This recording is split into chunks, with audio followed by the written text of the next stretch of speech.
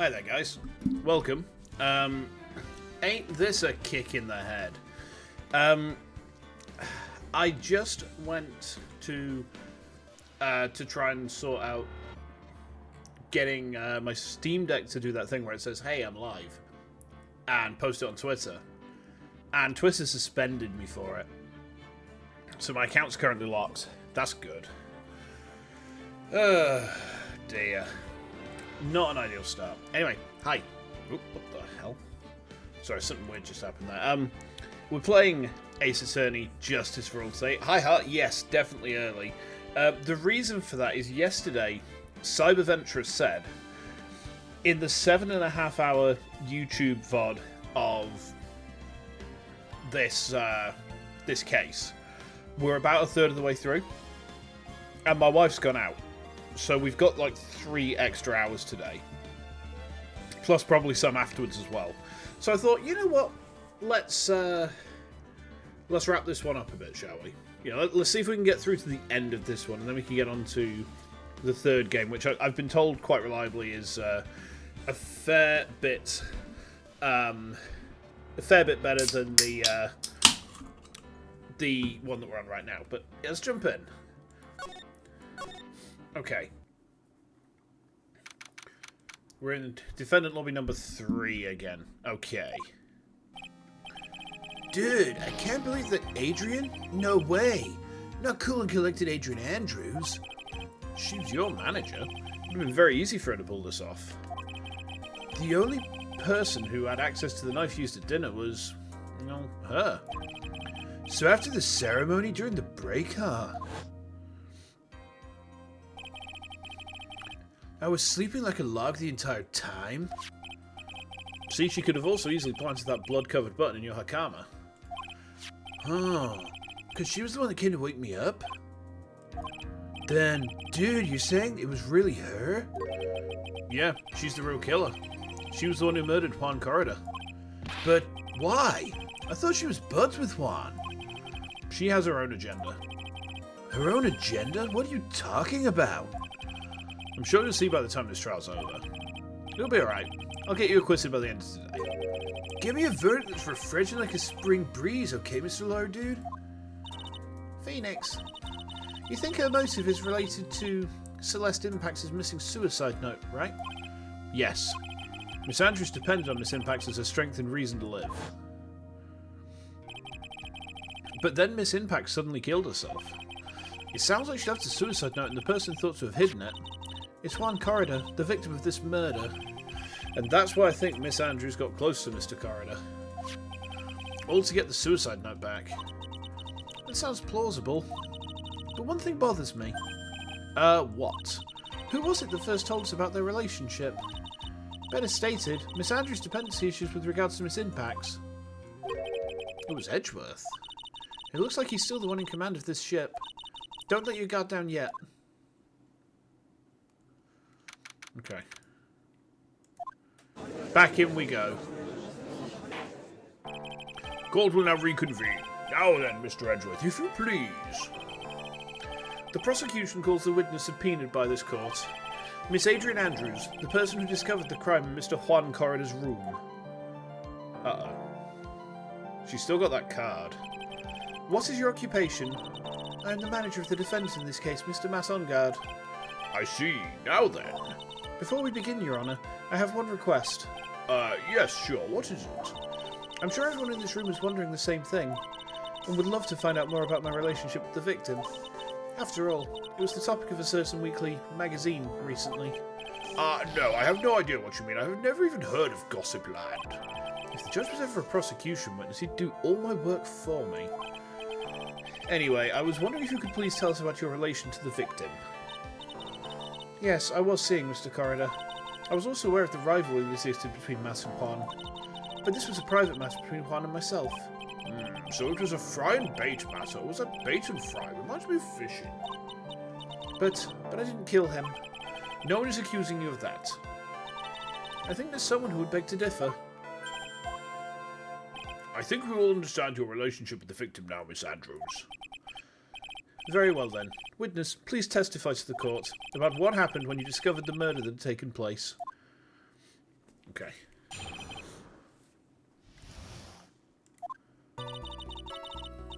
You were at the gym for the first time since you got sick. Nice. Hope it went well for you, man. Hope it went well. You're dead. Oh, God, I know the feeling. I'm going to be dead when I can get back to the gym at last. It was time for the show to start, so I went to get Matt from his room. After that, I went to Juan's room. And there was his dead body. I was in shock. What I saw was, naturally, the exact same scene as in the crime scene photo. I felt as though I was about to faint, so I poured myself a glass of juice. Bit weird. Probably just lurking. That's all good, man. Any amount of like presence is good. You poured yourself a glass of juice. Yes. Sadly, I didn't remember not to touch things at the scene of a crime. And I disturbed the crime scene by moving this one thing. And that is when the fingerprints on the wine glass were made, Your Honour. I see. Well, Mr. Wright, you may cross-examine the witness. Phoenix, she is one cool and collected customer, and she has the brains to match. Yeah, I know. In order to catch a person like her, you have to avoid head-on confrontations. You should disrupt her pacing. Disrupt her pacing? She's the type of woman who is easily thrown off by things inconsistent with her thinking, so you have to attack when she least expects it. The instant you let up on your offence is the instant this trial is over. Understand? Oh boy, okay. That's not unnerving at all. Alright. Crunch. Crunch goes my neck. So we press on everything. What was Mr. Ongard doing at that time? He was taking a nap. He was worn out from his mini performance as the Nickel Samurai during the ceremony. Mr. Ongard did say he was taking a nap. Then I guess you could say it could not have been taken out of his room, yeah?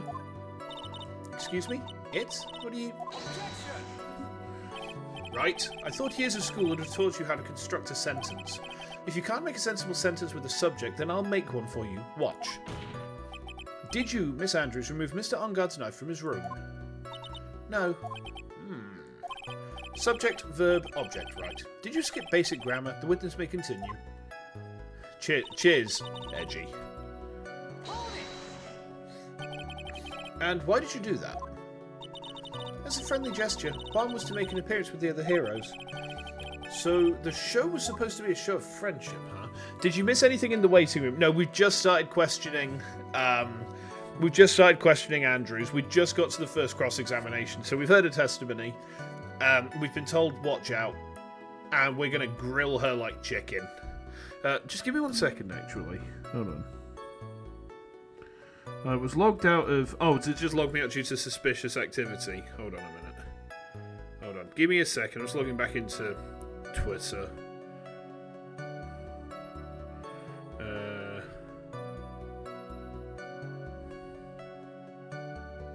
Log in. Nope. Looks like Twitter has actually suspended me. Great. That's not ideal. The show's supposed to be a show of friendship, huh? Is that the only reason? I beg your pardon, what are you implying? You had a certain goal in mind when you started to get close to him, correct? So perhaps you had a more personal matter to discuss with the victim. Sorry, but I didn't have any such intentions in mind at that time. I can't get her to talk without a strong piece of evidence, I guess. Maybe continue now. Witness, what did you see when you got to his room? Were you now? Were you really in shock? You were in shock? What? Was I not supposed to be? Miss Andrews is a very calculating person. Despite how close they were, I doubt she had romantic feelings for Mr. Corridor. Anyone randomly stumbling upon a dead body would be in shock, and you can't seriously expect that a young beauty like her would not be shocked. Somehow, I don't think beauty has anything to do with being shocked or not. I see.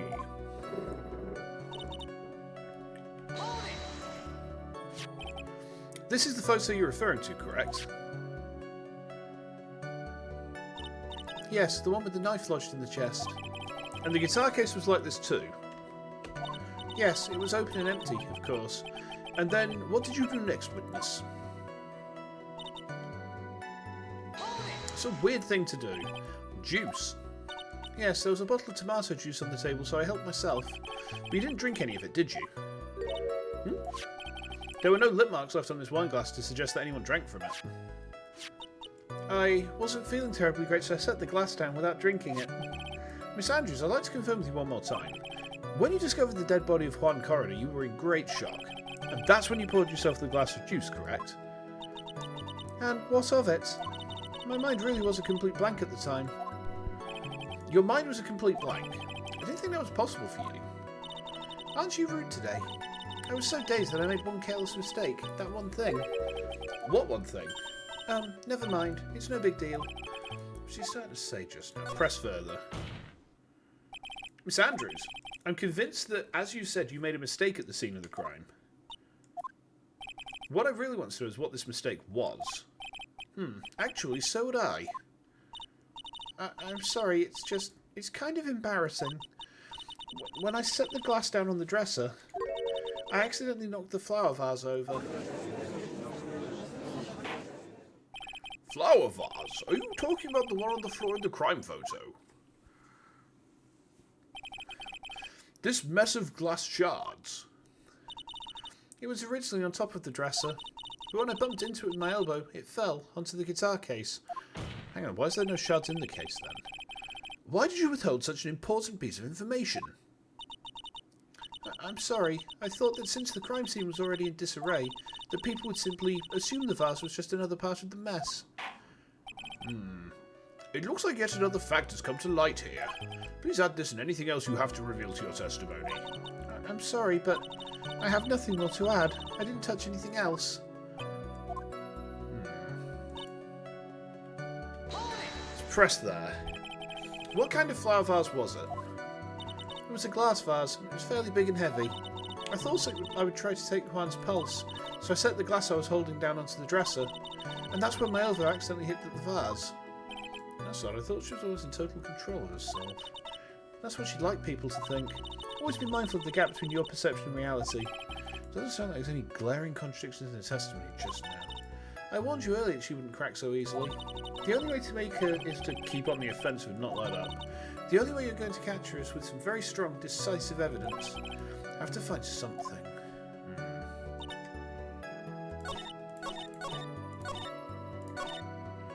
It fell onto the guitar case. Did it now?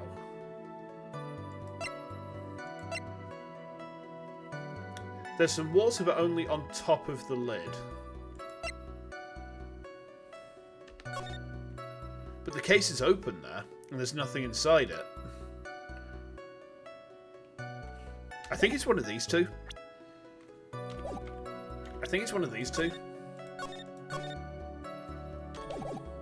Should we try and present the guitar case and see if that works? Ah, nice, it is.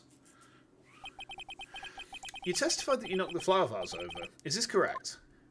Yes. And are you sure it fell onto the guitar case? Is there some problem with what I said? It's not some problem, it's a major problem. It's true that the top of the guitar case was wet with water. However, that's exactly what's so strange. Miss Andrews, you testified that the vase fell onto the guitar case. However, if that was true, the case should have gotten wet on the inside, not the outside. Oh boy. That's very true. I'm just have to swig of my drink a sec, hold on.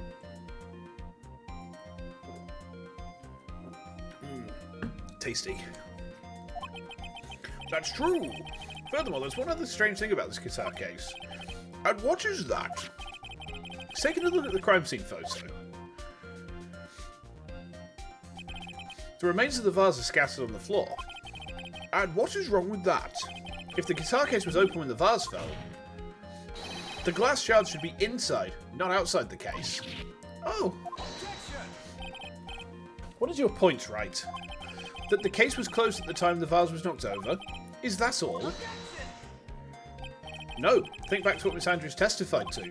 She said that other than the vase, she didn't touch anything else. Oh. Yes, that's right. She did implicitly say she didn't touch the guitar case. This whole matter with the guitar case is a dead end. The bright red guitar was found at the studio and has no bearing on this case at all. That may very well be, however... the empty guitar case does seem to have no relation to the case, doesn't it? It seems that there is no deeper meaning to the guitar case. Well, Mr. Wright, do you think we need to hear more details about the guitar case? I think we do. I think we do. Get her to testify. Do jazz hands. The empty guitar case. I believe this is a crucial piece of the puzzle. I always do, don't I? Yeah. Huh. I can't believe anyone would reach for straws like this, but it is you. Can't believe I'm doing this either. Alright, I'll follow along for now. Miss Andrews, please testify to the court about the guitar case. Yes, Your Honour. Okay. I don't remember too clearly because I was a bit dazed. I suppose I must have opened the guitar case after I knocked the vase over. It's not a big deal though, right? The case was empty after all. As for why I opened the case, even I don't know. But her fingerprints weren't on the case, but they are on the glass. Hold on. Pull over here a sec. Bears Andrew's fingerprints. Bears Corridor's fingerprints. If she's opened the case, this has her fingerprints. If she's opened the case, this would have her fingerprints as well. This wastefulness is such a familiar feeling by now that it's almost comforting. Anyway, I'll just go ahead and start the cross-examination.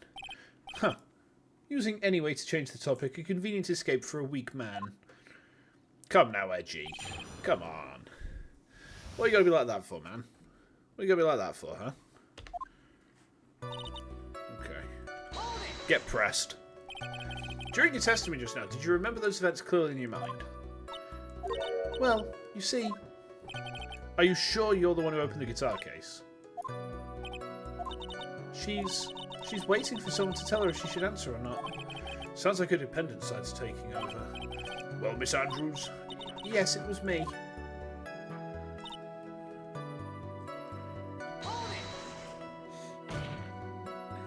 So, you opened the guitar case then? Yes, well, maybe. Why did you open the guitar case? Mr. Corridor's dead body was right there in front of you, wasn't it? I would think the first thing you'd do is call for help, not open a guitar case. As the witness has said multiple times when she found the dead body... Oh, 1 second, I'm just going to turn my light on a sec. My tracking is a little bit gimpy at the minute. This should help. This should help. Like there. There we go, that's a bit better, isn't it? Yeah, that's a little bit better. She was dazed. Maybe I was curious to know if the bright red guitar was alright or not. I thought maybe the criminal took it. Why would she care about the bright red guitar? But getting back on topic...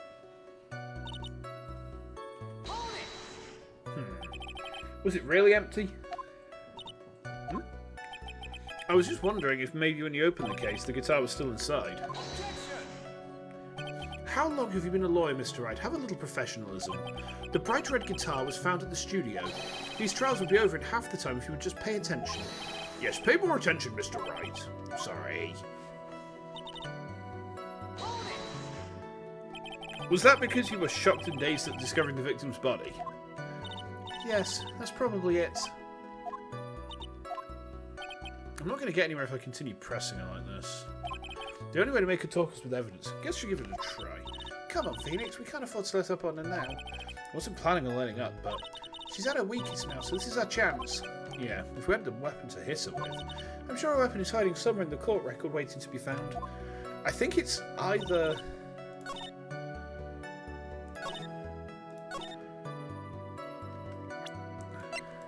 It's one of these two. I think it's actually the guitar case itself. Let's try and play. If it's not the guitar case, I think it's the glass.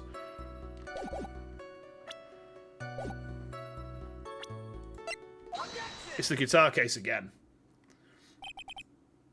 There's no way you were the one who opened the guitar case. Why would you say that? It's elementary, my dear. Because the only fingerprints on this guitar case are those of the victim. Oh. She's got a nice butt, hasn't she? What is it, Miss Andrews? You shouldn't assume that I must have left prints just because I touched the case. What do you mean? What if I were to tell you that I was wearing gloves at the time? Gloves? But why would you be wearing gloves at the time? It was the night of the awards ceremony, so of course I dressed up for the occasion. Yes, now I remember. I wasn't sure I was wearing a pair of thin gloves. I see. Well, Mr. Wright, it seems the witness was wearing gloves at the scene of the crime. Strange. You're wearing gloves, isn't that a little strange? Why is that strange? Do you have something that would prove I was not wearing gloves at the time? Yes, this. I have your proof right here, this wine glass. The wine glass? You left your fingerprints very clearly on this wine glass. Ah, Even if you took your gloves off when you poured yourself this glass of juice, wouldn't you think it was just a little strange that you put your gloves back on just to open the guitar case? Her glasses just blew off her face. Jesus. Order, order, order. Looks like you hit the nail on the head this time. What do you mean? I believe that guitar case plays a very important role here. It's just an empty case. I wonder if it really was empty, though. But the guitar, bright red guitar, was at the studio. Phoenix, drop all of your presumptions. Just give me a second, chat. I just need to put my fringe out the way again. It's really getting in the way. There we go. Is that done? Eyeball tracking? We got eyeball tracking? Yes, we do. What was in the guitar case was not the bright red guitar. You don't mean... It was a bright white... Wait, that's not right either. I admit it would be unnatural for someone to do that. So the witness was not wearing gloves, despite the fact that on the case... Your Honour, this is obviously the defence's usual misdirection tactic at work. Steer the court towards an unrelated topic and lull us all to his misguide. No, Your Honour. Please recall that Miss Andrews had testified that the vase fell onto the guitar case, which means the case was closed when the crime took place. However, it's wide open in this photo of the crime scene. I'm sure this guitar case has some relation to the murder. If you're so sure, right, then I'm sure you can somehow substantiate your outrageous claim, correct? I can certainly save my outrageous claim, yeah. Please, enlighten us as to why that guitar case has anything at all to do with this murder. Can you do that, Mr. Wright? Well, let's suppose for a second that the bright red guitar was not the only thing that could have been in the case. The bright red guitar not being the only thing? You don't mean to... So, you intend to push your theory that the case was not empty, is that it, right? I wouldn't say something I didn't intend to prove. Deflate that head of yours, you haven't proven anything yet. Now then, let's have it. What was inside this case at the time of the murder? Is it a costume? Is it the Nickel Samurai's costume? Let's play the costume. I mean, it's only one bar, right? It's one shred of a bar. It's like a 10%. Let's try it. This is a photograph. Yes, but what is important is what is in that picture, Your Honour. In this picture, it doesn't take a genius to see what I mean. What I'm proposing is, inside the guitar case was the Nickel Samurai, the hero's very own costume. What? Did I actually get that right? Okay, Mr. Wright, explain yourself. Right, so you're saying that the witness opened the guitar case to take out a costume? What insane point would there to be doing something like that? That insane point would be to wear the costume, of course. It was a random stab in the dark. I thought I saw where they're going. My brain is actually working today, so we might have a better time than last night.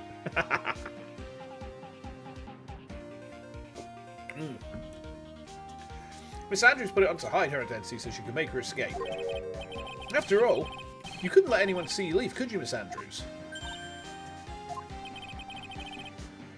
I refuse to accept your theory. See, do you want to know what I did? Do you know what I did there, Cyber? I thought back to the Steel Samurai case. Do you remember what happened with the Steel Samurai? Someone used the costume to disguise themselves as someone else.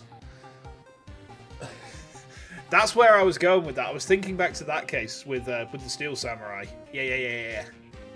Do you have anything to support such a preposterous idea? Just outside the door was an investigative photographer who was starving for a big scoop. Hey, Andy. Welcome. Happy unbirthday. I know. Wait. No. That's the wrong term. This is a term that you should never, ever Google, ever. Don't put that into Google, ever. Alright? And you'll see why Happy Unbirthday is, Oh no. Oh no. Yeah, exactly. Exactly. She could have poured the juice and then opened up the guitar case after she's knocked the thing over, got the costume out, and tried to go about it that way. And again, she managed to get this shot correct. You mean this photo? It's something your dad says after someone's birthday. Oh no.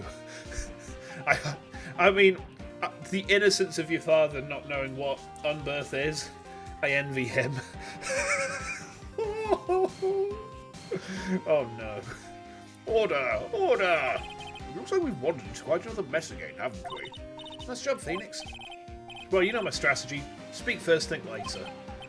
So the real murderer was hiding inside a costume. Wait 1 second, Your Honor. The Nickel Samurai's costume would have been Mr. Matt Onguard's. Why would something of the defendant's be in the victim's room? Why does the internet ruin everything? Because it's the internet, man.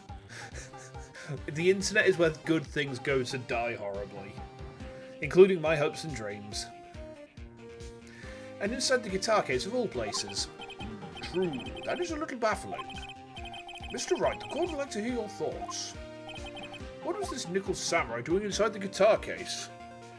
It's a spare costume. He was sleeping.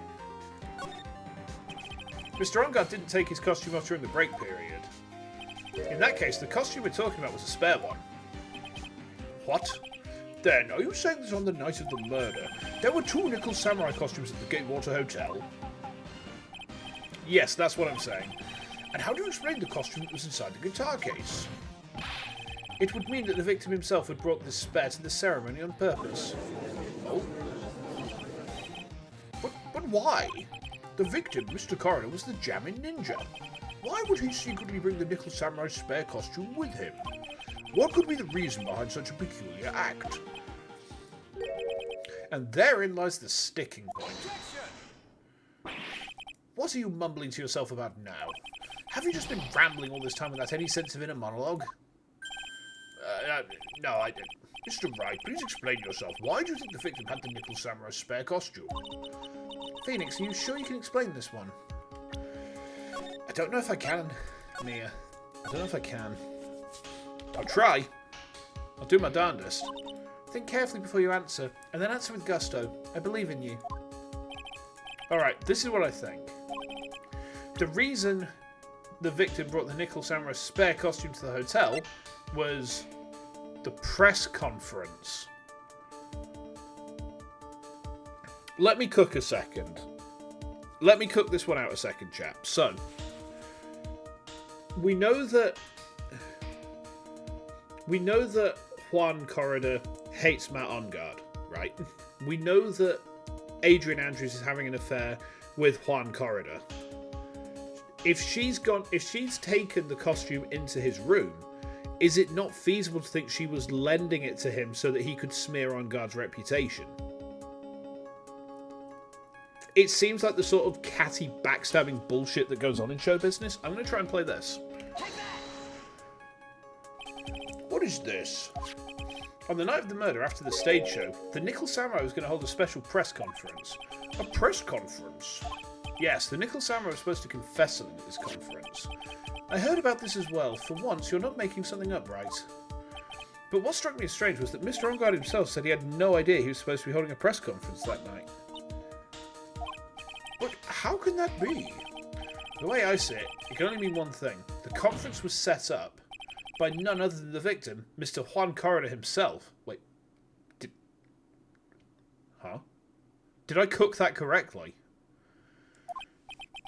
The victim? Yes. The spare Nickel Samurai costume was prepared for that very conference. Mr. Corridor was going to hold the press conference as the Nickel Samurai. Okay. I'll take it.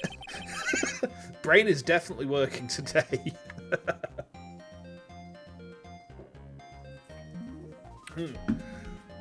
He was going to dress up as the Nickel Samurai and hold a conference. Why would the victim do such a thing?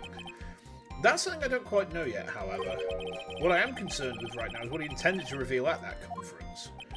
The Nickel Samurai was going to confess something. And by confess, I'd wager he was going to reveal something about himself. Maybe it's to do with that newspaper clipping? Which means that Juan Corridor, posing as the Nickel Samurai, was going to speak about Matt Ungard. Yes, I guess that is what it would mean. But if that's the case, that is not a confession, that's public disclosure. Huh. Miss Andrews, I can see why you're pros at what you do. Pardon me? Yes, just as you say, the press conference was set up by Juan. Oh. Miss Andrews, please offer an explanation for this. I was the one he asked to help set it up. And the person who prepared that second costume for him, that was also me. You? Juan had bet everything on the Jammin' Ninja this year. And if he lost the Grand Prix, he was going to make sure Matt was going down with him. That's what he thought anyway. He was going to ruin him, huh? It looked like somehow Juan had in his hands a secret so powerful that it would destroy Matt's acting career had it been revealed. What? And do you know what the secret of Mr. Ungard's is, Miss Andrews? That's something only Juan knew. I don't know what it is. Ah, I see.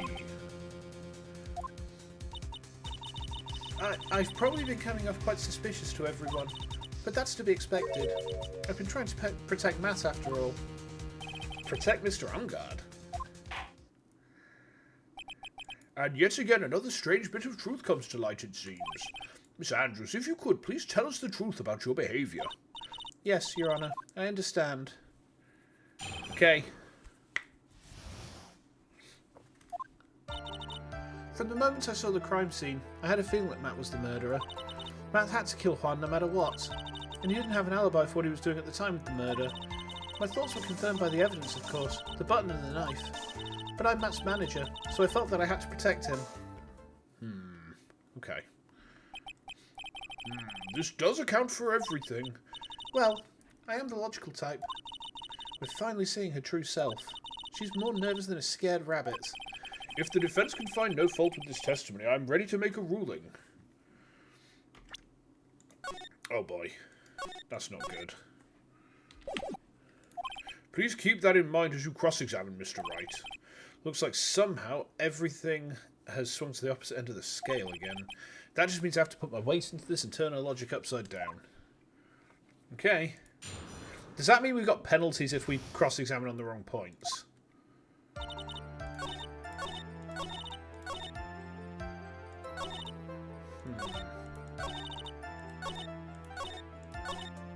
Let's test that theory, shall we? Surely the game wouldn't mow us twice, right? Would you say that was your intuition speaking to you? Don't confuse my methods of reasoning with your own. Oh. If you want to prove that someone did something, you need three things. Three things. A motive, an opportunity to commit the crime, and finally, decisive evidence. Oh, it's not top hat, white roses, and cloak this time then, huh? Okay.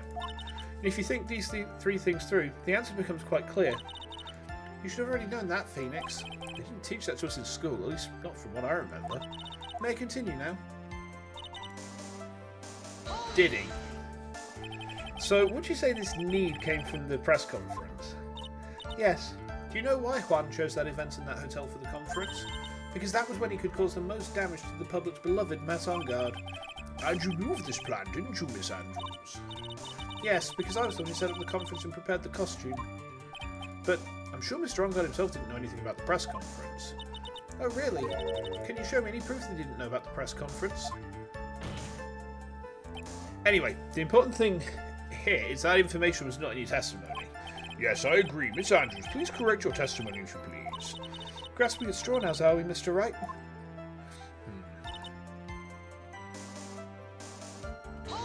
What was his motive? Has Mr. Ungard done something to hurt or betray you personally? Why'd you ask? You were the one who helped Mr. Corridor with his press conference. And that event was supposed to bring down Mr. Ungard, yet you still helped out. The The person on trial right now is Mr. On Guard, right? What the witness was thinking helping the victim of this plan is none of our concern. In any case, this means the defendant had a motive to kill. Why do I keep doing this to myself?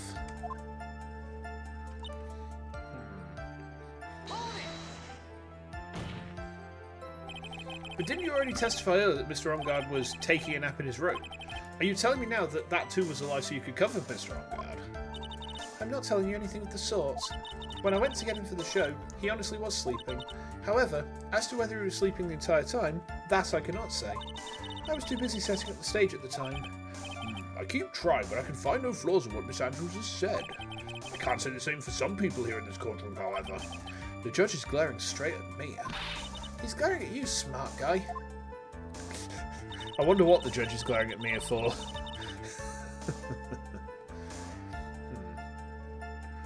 Confirmed by the button and the knife. Wait, hold on.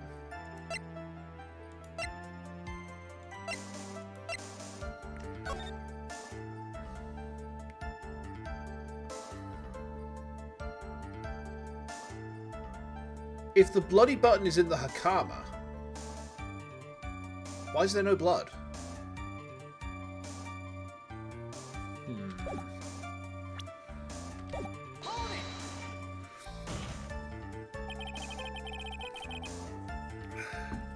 You can hardly call the knife decisive evidence. The fingerprints on the knife could very well be a clever camouflage. Then, what about the button? The button? It's clear from the crime scene that the victim and his murderer fought, and during the fight the killer ripped the button from the German ninja's costume. You're talking about this button, correct? That button was found in the pleats of Matsukama, isn't that correct? I would think that makes it very decisive evidence. Looks like you were outfoxed again, Mr. Wright. Anyway, the knife doesn't prove a thing. Please fix your testimony. I can't stand the sight of a man who can't gracefully accept his defeat. Thank goodness Mia can still look at me. With an icy stare, yes. Miss Andrews, for Mr. Wright's sake, please add this information to your testimony.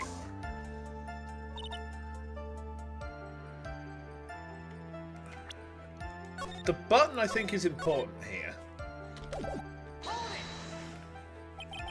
And how do you know that?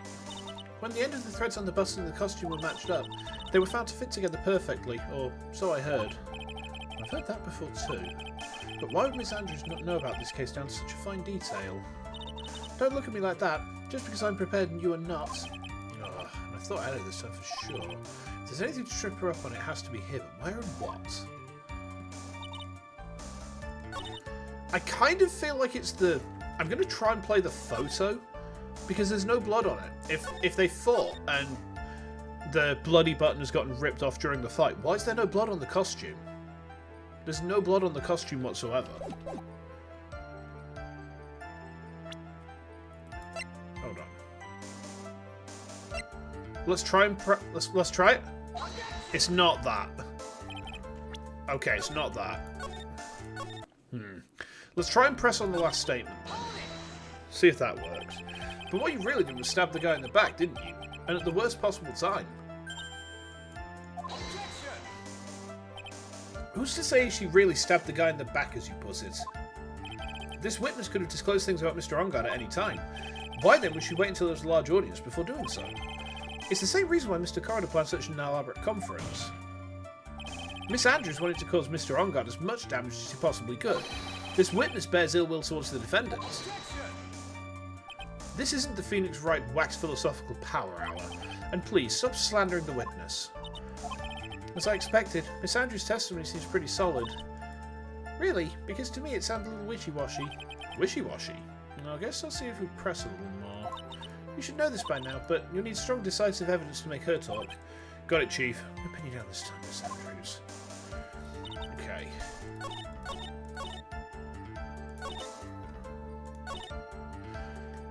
So it's not the picture. We tried the picture before and it wasn't that. Should we try the button?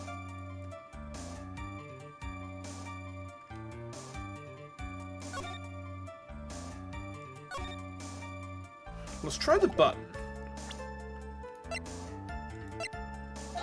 It's not the button. Hold on.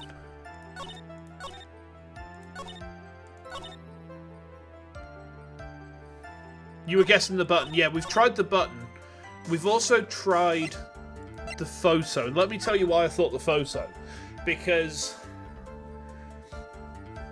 there's no blood on this costume. Although, if we're assuming the costume is her, it's the other costume that would be bloody. So,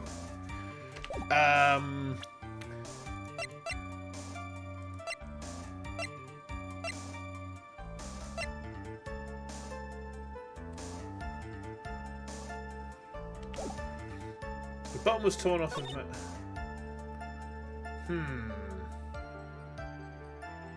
There's something. There's something in here that we need to throw at her.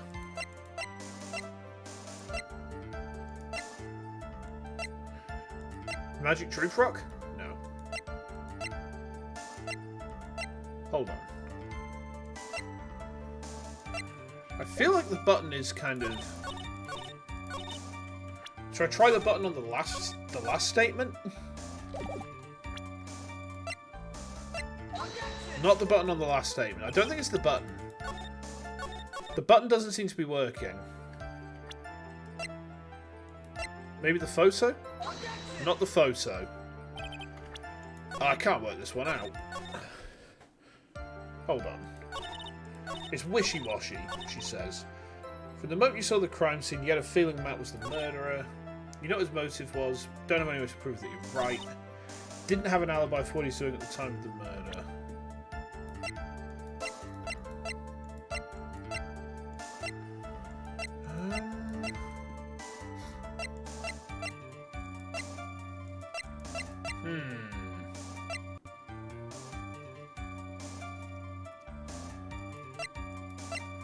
Is it the photo here?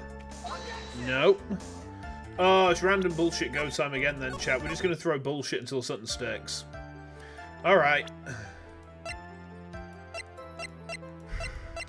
I dislike that this case has made me go the random bullshit route. Like, this is like the 4th time we've not even got to day 2 of the trial.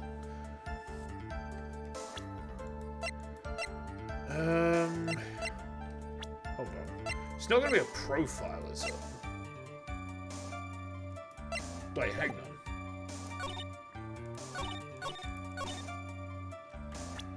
Should we try and play Celeste at this point?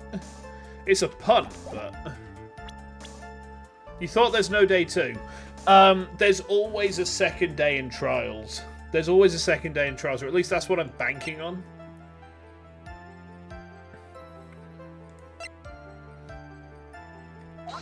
No, it's not Celeste. Alright. We're just throwing shit at the wall until something sticks then, chat. Alright, here we go then.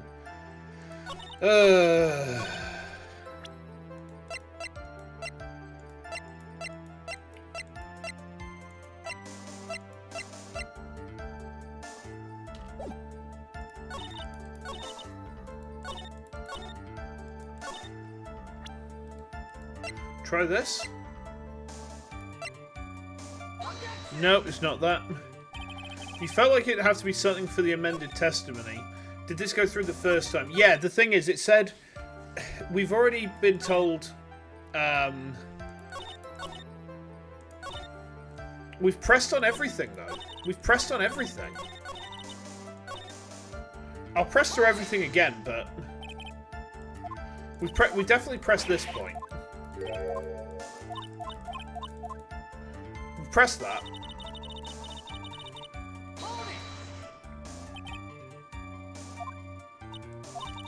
We've pressed this. Yeah, we've pressed on every point, so the presses are not like the thing, because as soon as the new things came up, we pressed on everything.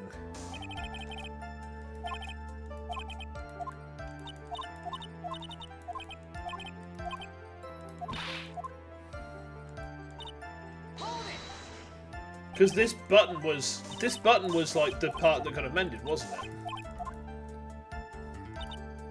See, look at this. Look at this. Let's go through this bit again.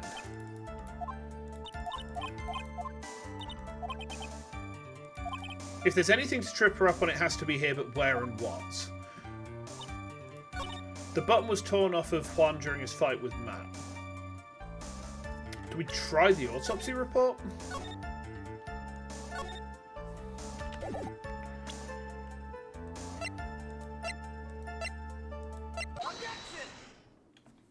There was nothing that would have led me to that conclusion. There was no pathway my brain was taking to reach that conclusion. And I'm actually thinking pretty clearly today compared to yesterday. Case 2-4. No. This is the victim's autopsy report. It clearly states that the cause of death was strangulation by a scarf. Strangulation? The knife stab to the victim was done after the victim had already died. And what does that mean? Let's examine the evidence. The button has the victim's blood on it, which would mean that it was ripped off of the costume when? After the knife was stabbed into the victim.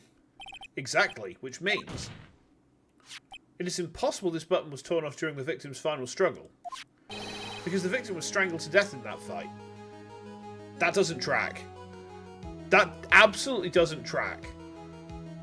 Like, there are so many ways that that button could have gotten torn off and bloodied after the fact. You know, or during, you know, it could have been torn off during, and then the knife goes in, and then, you know, blood splatters onto it. This doesn't track at all. Come on. Ah. That's right, Miss Andrews. There is no way this button was ripped off during the struggle. There are several ways. But, alright, game, if you want to railroad, fine, whatever. This button was consciously pulled off the victim's already dead body. I dislike this case at this point. I don't like it.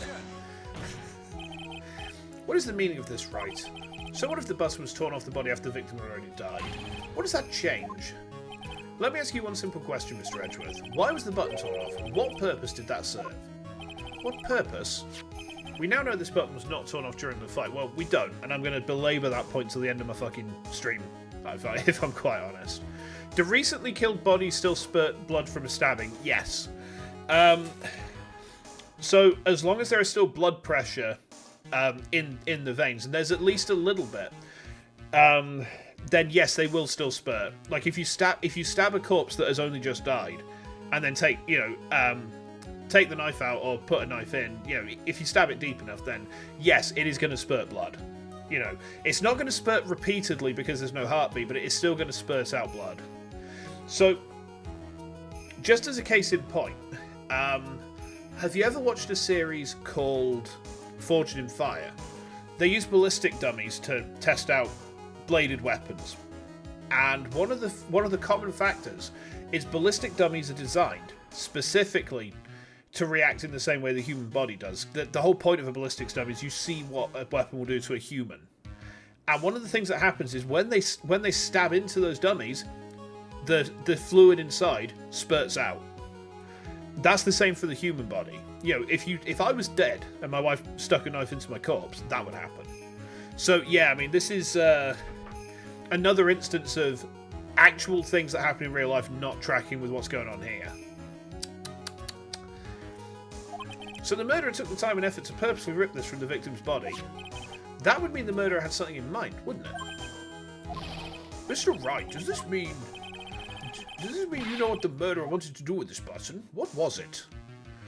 Not enough homework done for the writing on the case. I mean, that's been kind of painfully obvious to me so far. This case has probably the weakest writing since Case 2-2.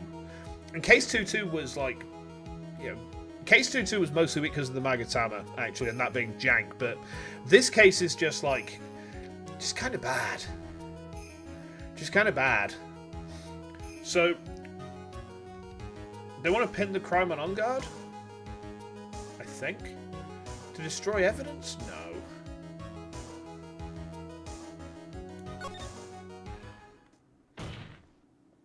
There's only one logical reason for doing something like that.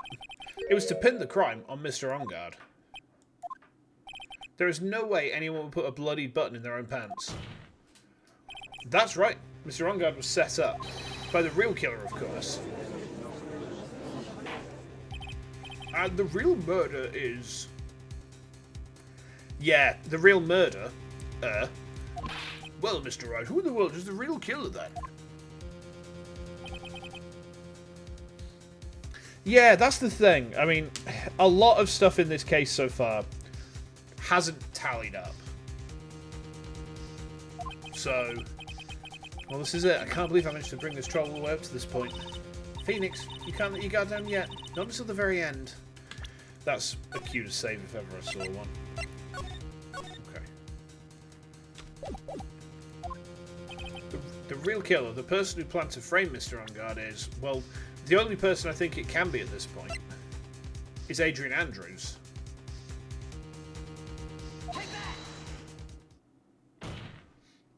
Miss Adrian Andrews, I choose you. You're Mr. Corridor's killer.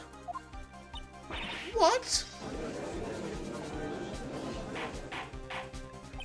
Order, order, order. Mr. Wright. This is a very grave matter. Do you have any evidence to support your charge? Any evidence? All of the evidence points to Miss Andrews. How preposterous. You can't stick any of that on me. I can't, can I? Would you care to test me? Then what about this knife? The knife was used to stab the victim after he'd already been strangled to death. It was used to throw suspicion onto Mr. On Guard, naturally. A knife covered in the defendant's fingerprints could only be taken from his room. And the only one who had dinner with him and knew which knife to take was you. Ah! Then, what about the button that was found in Matt's Sakama? This button was removed from the victim's body after he'd already died. The only people who could have done so were the person who found his body or the killer. However, if Mr. On Guard was the real killer, there's no way he would have put such incriminating evidence in his own Hakama. Oh dear. Her glasses keep blowing up. She must have a very expensive prescription. The only person who could have put this button into Mr. On Guard's Hakama is the person who went to wake him from his nap, which is you, yet again, Miss Andrews. I see. What about the empty guitar case? That is also another piece of evidence that incriminates Miss Andrews. That costume was used to hide the real killer's identity as they fled the crime scene. Nice back. Now, who could have known there was just such a costume inside the guitar case?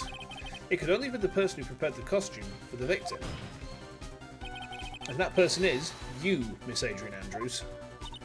No, I... But Miss Andrews' fingerprints were nowhere to be found on the guitar case. And it was you who proved that she was not wearing gloves at the time. That's right. That's because she didn't intend on leaving any prints. If anyone had found out that she had touched the case, they would have asked her why. So to avoid leaving any prints, she used a towel or something else to open it. But the glass of tomato juice is a different story. Just give me 1 second, I'm going to swig again. Miss Andrews purposely left her fingerprints on the glass to show that, yes indeed, she was the classic dazed discoverer of a dead body. Oh, there's pair number 5. And to top it all off, there's this photo. A photo of the killer as they exited the scene of the crime. No reasonable person on Earth can believe that this nickel samurai is Mr. On Guard. He'd be much too short for his own costume if it was him. Speaking of how tall people are, Miss Andrews, you're also kind of short in stature, are you not? Please, stop.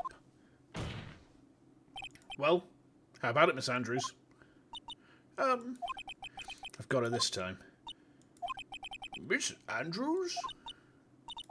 I refuse to testify. What was that? There's a law. It says I can't be forced to testify about something if it can incriminate me. There is.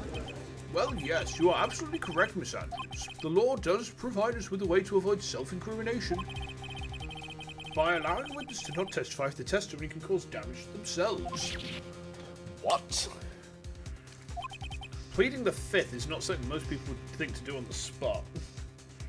Oh, is that what plead the fifth means? Okay, I see. Actually, thinking back to yesterday, Mr. On Guard's room. Adrian Andrews. Yes? Think hard about what we just discussed. Understood? Alright. I see, okay. I understand. That's it. That's when Francisca planted this idea into her head. So is this one of those amendments that you Americans have? The Fifth Amendment breaks down into 5 rights or protections: the right to a jury trial when you're charged with a crime, protection against double jeopardy, protection against self-incrimination, the right to a fair trial, and protection against the taking of property by the government without compensation. Right, okay. Okay, understood. She must have told Miss Andrews to not testify if things look bad. You did a good job at proving everything up to this point, Phoenix, but there's still one thing you haven't done. Something I haven't done. He sniffs his finger. What's wrong, Wright? Are you finished already? Run out of evidence?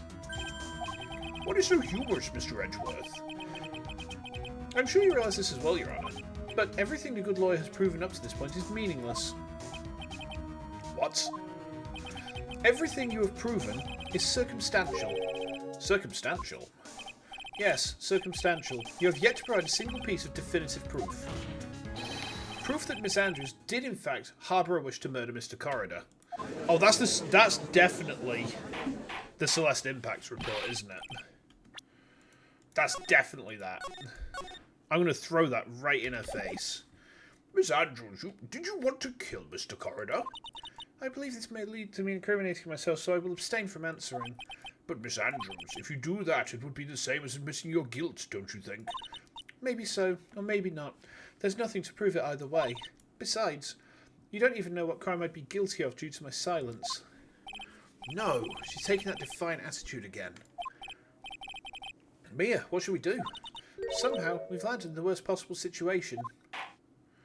I think we've reached a certain conclusion at this point in time. Miss Adrian Andrews has refused to testify, and the defence's theory that she's the actual murderer has not been fully substantiated with solid, definitive proof. But that's not true. In this situation, there's only one thing this court can do, and that is to declare a recess. Recess? I request that both the prosecution and the defense look further into this matter. And tomorrow's trial. Tomorrow? We don't have a tomorrow. If we don't get a not guilty verdict today, then... Please wait, Your Honour. That's not necessary. Please continue the trial. What are you sweating for? Your client is getting one more day to live, isn't he? That's not it. This isn't about that. Edgeworth, I know you know who the real killer is. Please, let the trial continue. If I don't get the verdict, then Maya... But it's impossible to continue as long as the witness refuses to testify. Now then, this court is... It is not impossible for this trial to continue. Mr. Edgeworth, what are you... It's true Miss Andrews holds the right against self-incrimination. However, if the topic of conversation was something unrelated to whatever she may be guilty of, then she has no right to withhold testimony. Yes, that is very true, but... Actually, there is one little thing I'm curious about. Miss Andrews, when you found the victim's dead body, you poured yourself a glass of juice. Yes, and? I can't help but think how unnatural that is. Usually when one finds a body, they're shaken up, not stirring a glass of juice. So my actions were unusual, but I've already... Before you speak, I want to say that if you have a reason behind your actions, I would like you to testify to that effect. Testify? Your Honour, I would like to request that the witness testify again as to what happened when she first discovered the victim's body. Whatever we find out in this testimony should in no way implicate the witness. I don't know what it is about Edgeworth today, but I can't get a good read off of him. Is he friend or foe? I just don't know. The court acknowledges the prosecution's request. Miss Andrews, if you please.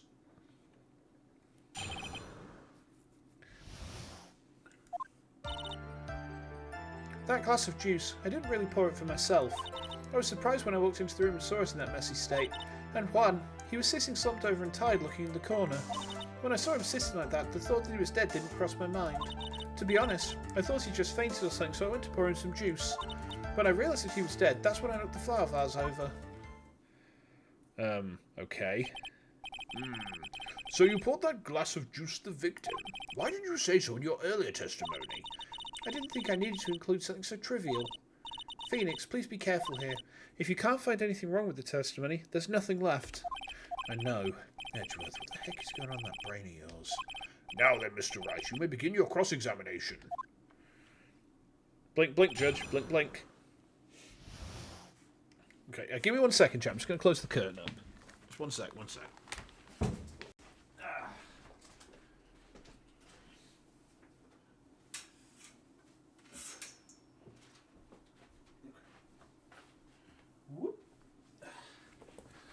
I'm back.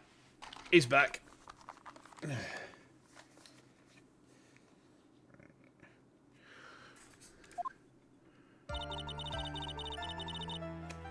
Okay. We've got to be careful here, I think.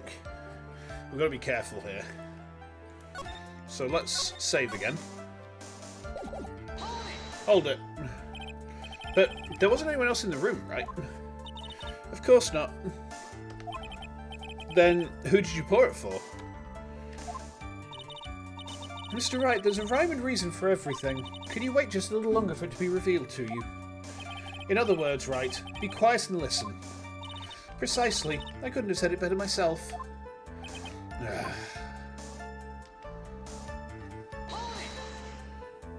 So, it was a mess. Are you sure it wasn't messy because of your fight with Mr. Corridor? I understand your frustration about not being able to prove your theory. However, before you go accusing people of crimes, go find yourself some evidence. And then, what did you see next, witness?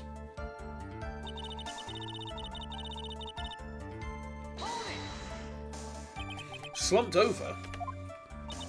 Yes, he was just sitting there with his head tilted forward, eyes closed. He really looked like he was sleeping. Is it just me, or did that right there sound a little odd? Let me unpin this a sec, hold on. There we go.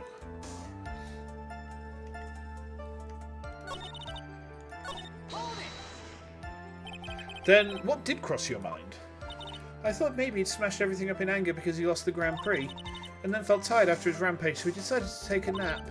Anyway, that's what I thought up. I see, so you didn't think he was dead at all?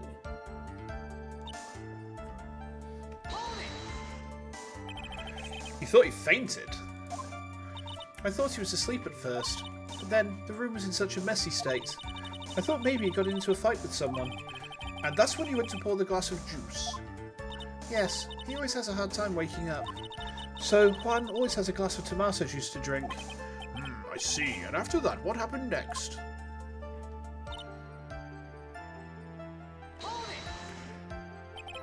And how did you come to realise that he was in fact dead? I shook him over and over, and I never got a response. So I set the glass down on the dresser and tried to take his pulse. I was shocked and staggered backward. I knocked the flower vase over, so that's what happened. Hang on, that's fucky, because if she's put the glass down and then knocked the vase over, surely the glass goes over as well. This is what it all comes down to. This is the absolute end for both sides, and Adrian's letting her guard down. Phoenix, now's our best chance yet to kill the prosecution's case. Isn't that a bit harsh? Miss Andrews, will you tell us the truth this time?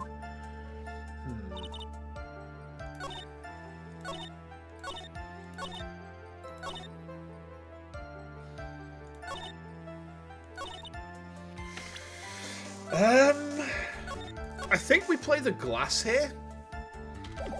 Because she just said in the press on that, she said that she put the glass down and then she's knocked the vase over. That can't have happened because we already know that's not the case. We already know that's impossible. So let's try it and see. I don't think it's going to be that, but we'll see if it works. No, it's not that. It's not the obvious thing that actually does provide a contradiction that we've already established. Okay. What's it going to be then? Let's have a look at the crime photo. Is it maybe the photo? And there's a knife in his chest. Hold on. I thought he just fainted or something. Should we try and play the photo there? Oh, it is the photo. Alright, okay. So you honestly didn't think he was dead when you found him? No, not at all. Even though this is what you saw when you discovered the body. Ah! What is the meaning of this? Isn't it obvious, Your Honor? There's a knife sticking straight out of Mr. Corridor's chest. Anyone who saw this scene would have immediately thought here was a dead man. That's, well, you see... I think I overthought that point. I doubt a single person in the world would mistake this for someone who fainted, and then so nonchalantly go pour something to drink. Your point is, Miss Andrews, your testimony just now is all one giant lie. That's 6, and your lie has proven one thing very clearly, that you are the real killer. Oh, she's crying. No! Oh, I feel bad now. It looks like the defense has somehow brought the ugly truth to light. The defendant, Mr. Matt Ongard, is not guilty after all. That's impossible, you're wrong. Miss Andrews, try to have some composure. It wasn't me. It wasn't me, I tell you. It was Matt, I swear it. He's the one who killed Juan. But you were the one who refused to testify. And your reason for not doing so was that you might end up incriminating yourself. That's because... Miss Andrews, I will give you one last chance. What exactly are you hiding that may incriminate you? I refuse to testify. Guilty! She's guilty as fuck. Then there is no need for this court to continue any further. Mr. Matt Ongard's innocence has been clearly demonstrated. Is it over? Have we found the truth at last? What's wrong, Phoenix? Usually the real killer confesses his or her guilt. And now that I think about it, this is the first time someone hasn't. Now then, I would like to hand down my verdict for Mr. Matt Ongard. What? Your Honour, the prosecution feels that it would be premature to pass down a verdict at this time. What? The reason is quite simple. This witness has yet to speak the absolute real truth. The absolute real truth? What do you witness? Don't you understand yet? Huh? I don't know who planted this silly idea in your head, but as long as you protect yourself through your silence, Matt Ongard will go free, and in his place, you will become the guilty party. That's a lie. I don't believe you. What? I was told if I spoke, then it would be all over, and Matt would never be declared guilty. What in the world is she talking about? She lost it? I can't speak about it. I'm too scared. It's Francisca von Karma. Huh? Don't you remember, Phoenix? Miss Andrews lives by gripping tightly onto the words of another, because she doesn't have the strength to believe in herself. Then, right now, Miss Andrews is... Yesterday, she was tossed a lifesaver by Miss von Karma. Don't say a word, no matter what happens. If you do, Matt Ongard will be acquitted. Miss Andrews undoubtedly believes in those words right now and is clinging on to them. Then, what should we do? This is the first time I've ever come across anything like this. But Miss Andrews has to be the killer, right? All we have to do now is get our not guilty. That's my only priority. It wasn't me. I'm begging you, please believe me. I didn't kill Juan. Help, please. Someone help me. Mr. Wright. Yes, Your Honour? The court can't continue on like this, therefore I'd like to hear what you intend to do. What I intend to do? What am I supposed to do? What am I supposed to say? Right, I suggest you think very carefully about this. Say very carefully about this. Give me 1 second. Just gonna have a quick swig of my drink again, chat. Okay. Okay. Hang on. 1 moment.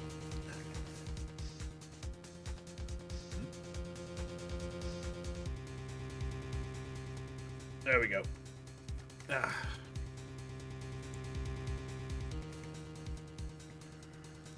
Think about what this witness did and what she did not do. And think about who is the real mastermind behind this crime. Who's the real mastermind? Isn't that obvious? There's no one else it could be except the woman crying over there. Right? Come now, what will you do? What kind of man are you, Mr. Phoenix Wright?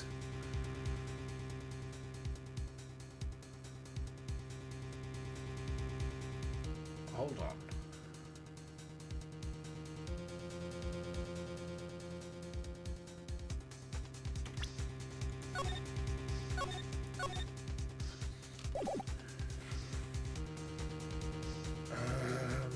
if we force her to testify, doesn't Maya die?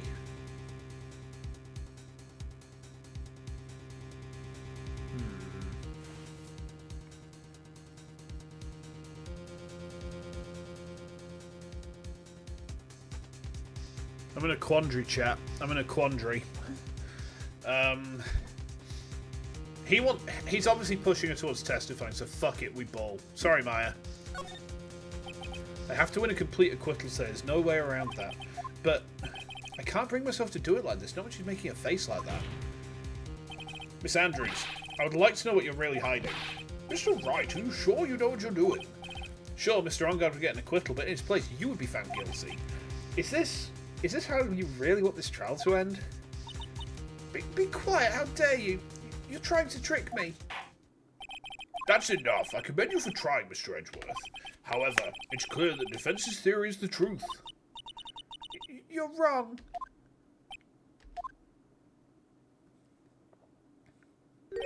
What a shame.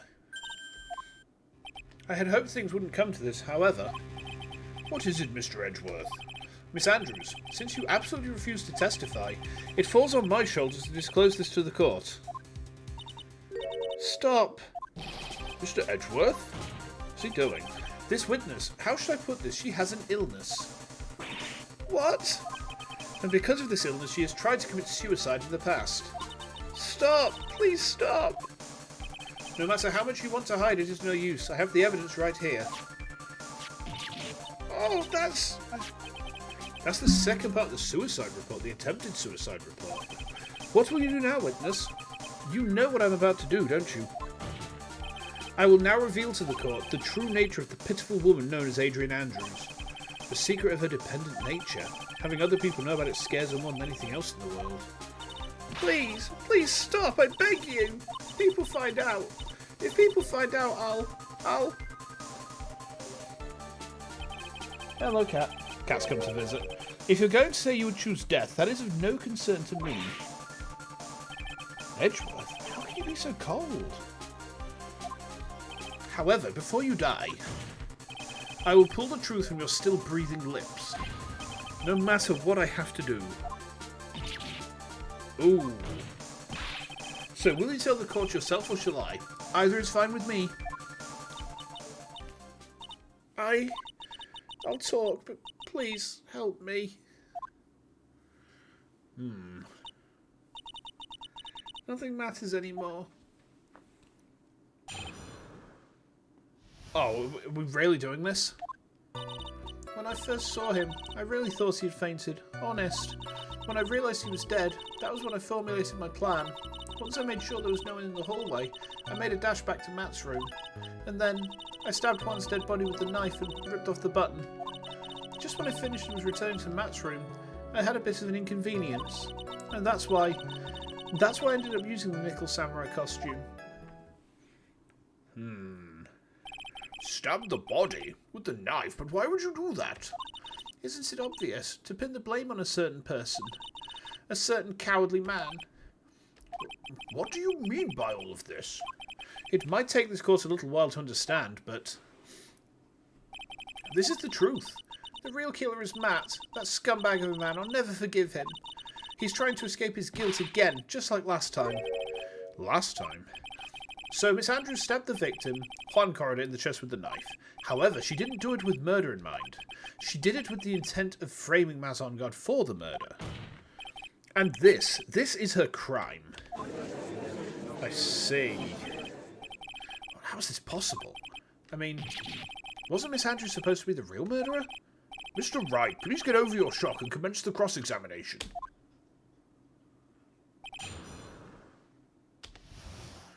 Okay. This is a long court section. Gee whiz. But you could tell from the state the room was in there must have been a fight. Are you telling the truth when you said you didn't know he was dead? He had a scarf tied around his neck, but that scarf is part of the Jammer Ninja's costume, so I didn't think anything about it was strange. His head was also tilted down a bit, so I couldn't see his face that well. That's why I thought I'd wake him up and went to pour the juice.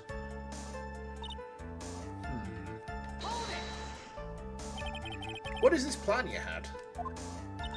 I knew right away the murderer was Matt.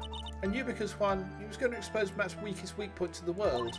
So Matt did this to stop Juan and silence him for good. That's when I thought I should forge some evidence and pin this crime on Matt. So the forged pieces of evidence were the knife and the button. The first thing that came to mind was to plant the knife.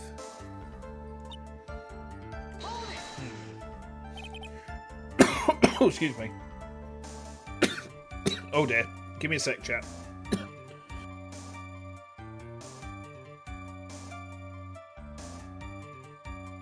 We good? I think we're good. Okay. That was so you could get the knife correct. The knife Matt used at dinner had his fingerprints all over it.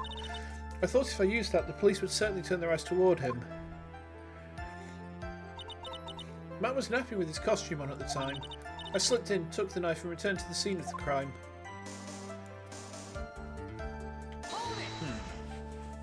So, you were the one to stab the victim with the knife?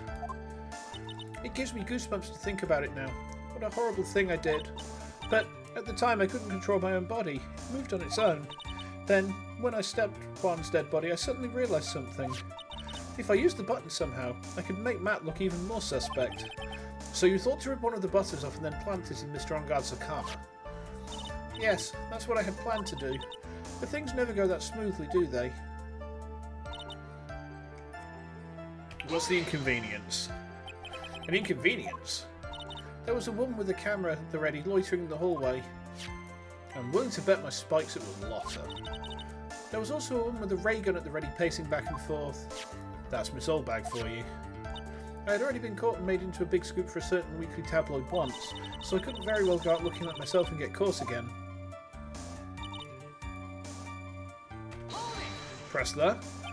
You were the one who prepared that costume, weren't you? Yes, I took it from Global Studios. I also put it in Juan's guitar case the day before the awards ceremony. You did this in preparation for the press conference, correct? Yes, Juan wanted to wear that costume and hold a press conference in it. He was going to disclose Matt's big secret there. And what is this secret? That I don't know. Anyway, I thought that if I were to leave Juan's room in the Nickel Samurai costume, then people would think that Matt was the real murderer. I was very careful not to leave any fingerprints when I opened the guitar case. I absolutely did not want anyone to know about the costume.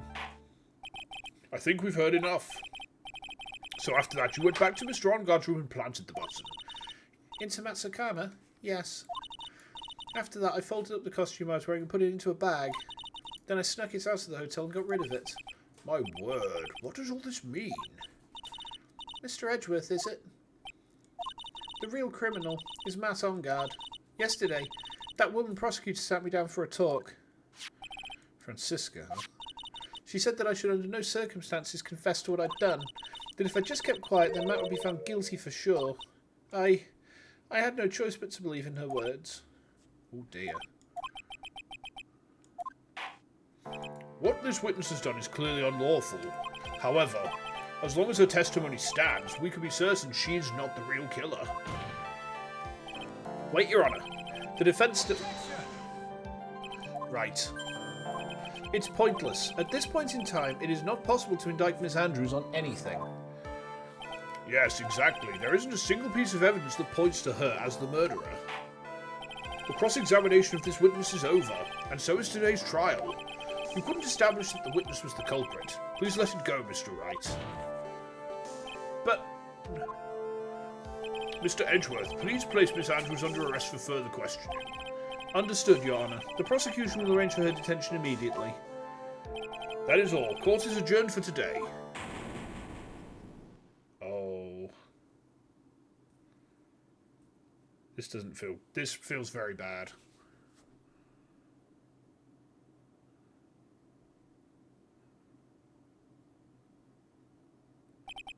Today's trial is over, and I didn't win an acquittal. Witness, would you mind if I asked you something? Edgeworth? What is it?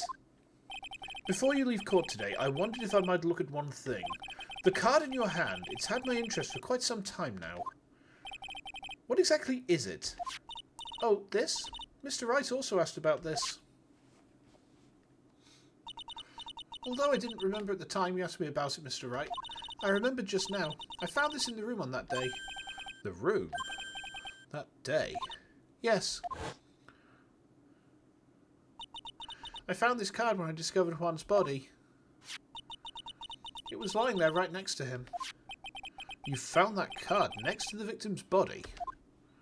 I suppose I must have unconsciously slipped it into my pocket. But it's not as if this card has any relevance to Juan's murder, right?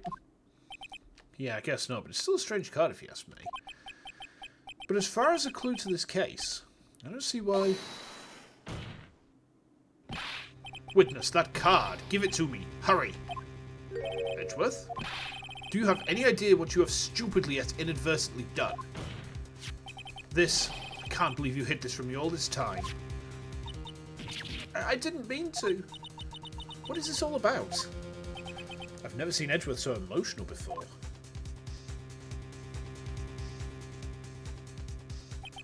That card, what in the world is it, and what does it mean?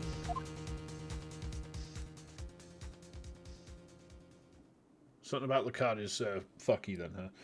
Alright, Smudge. Hello. Cat's here to say hi. There you go. Get fussed, nerd. She's cute. She's very cute. She's a very cute cat. Okay.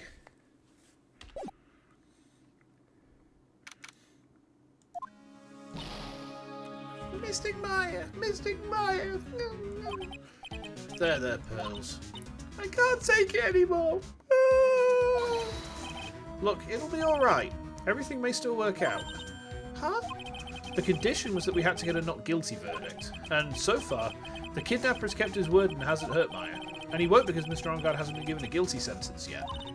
Oh. Get out from under there, please.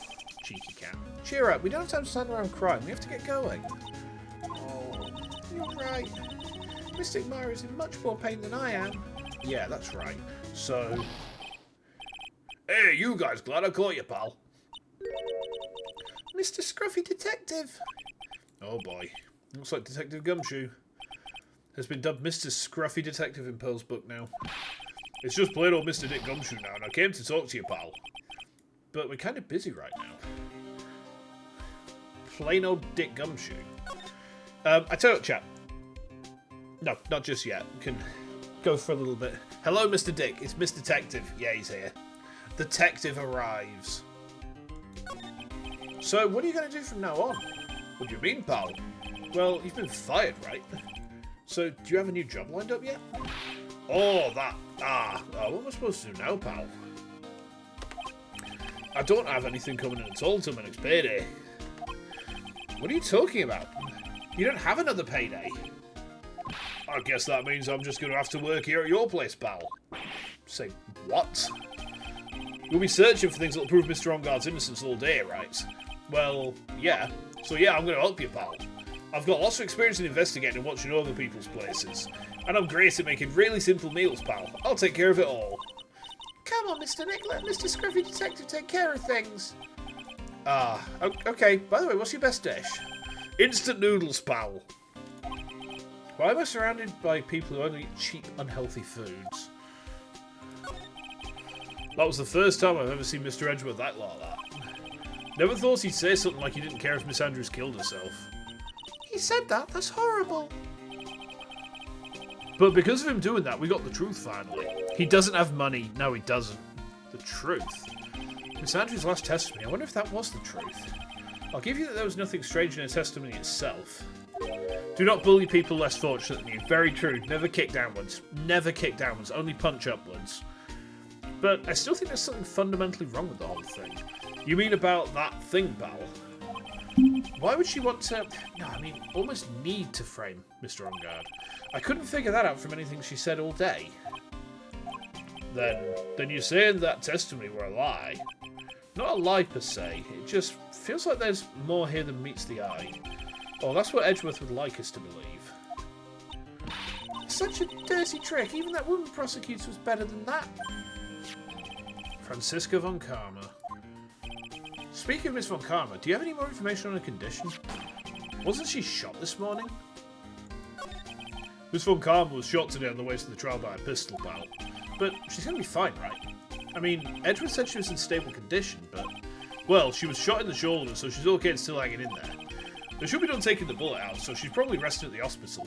Which one? What, are you going to visit her, pal? No. Well, I'm kind of thinking about it. You've actually got heart, don't you? She like she was being tortured to death not being able to go to the trial today, so maybe it'd be good for her if you went and let her whip you for a bit, pal. Let's go let her whip us, Mr. Nick. What a statement. I don't think you quite understand the ramifications here, Pearls. Now I'm definitely not going. Let's see. The name of the hospital. Oh, yeah, the Aussie Clinic. That name sends a chill down my spine. Well, I guess it can't stop by to, hurt to stop by and say hi. Alright. Should we go to the detention centre and maybe speak to Matthew? From what the guard told me, sounds like along with Mr. Ongard, Miss Andrews is also being detained here. Then we should talk with them since we're here. Yeah, but both of them are still in questioning. Oh, we don't have time to waste. Yeah, visiting hours are almost over.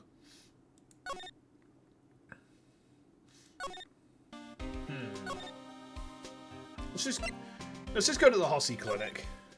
Maybe Director Hossie's going to help us out.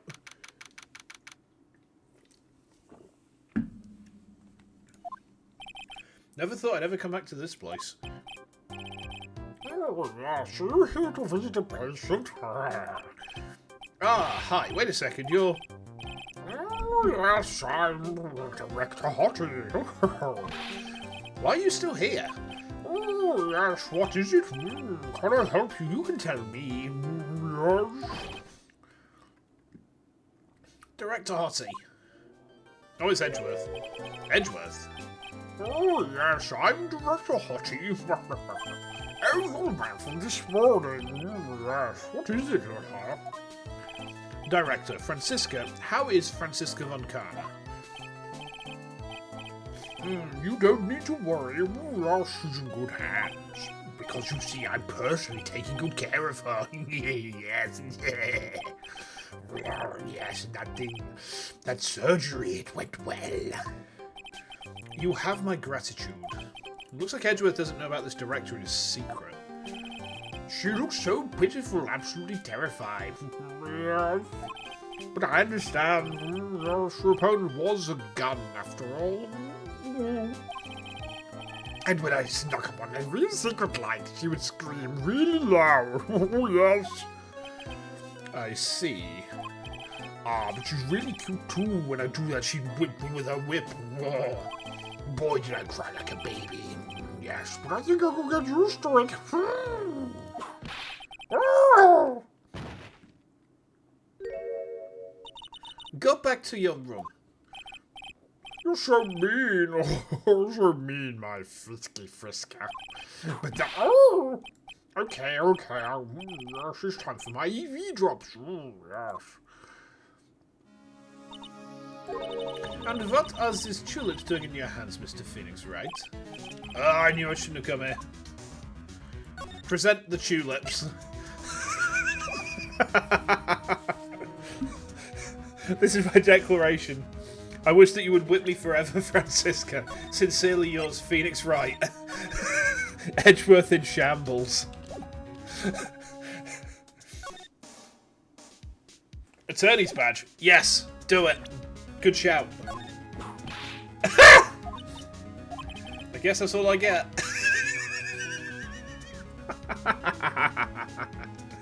Oh. Worth it. Worth it. I was shot in front of the courthouse in my right shoulder. Huh, but it's no big deal. This sort of thing happens all the time. I even had full intentions of running the trial this morning. There goes Rick. That's such an amazing redeem.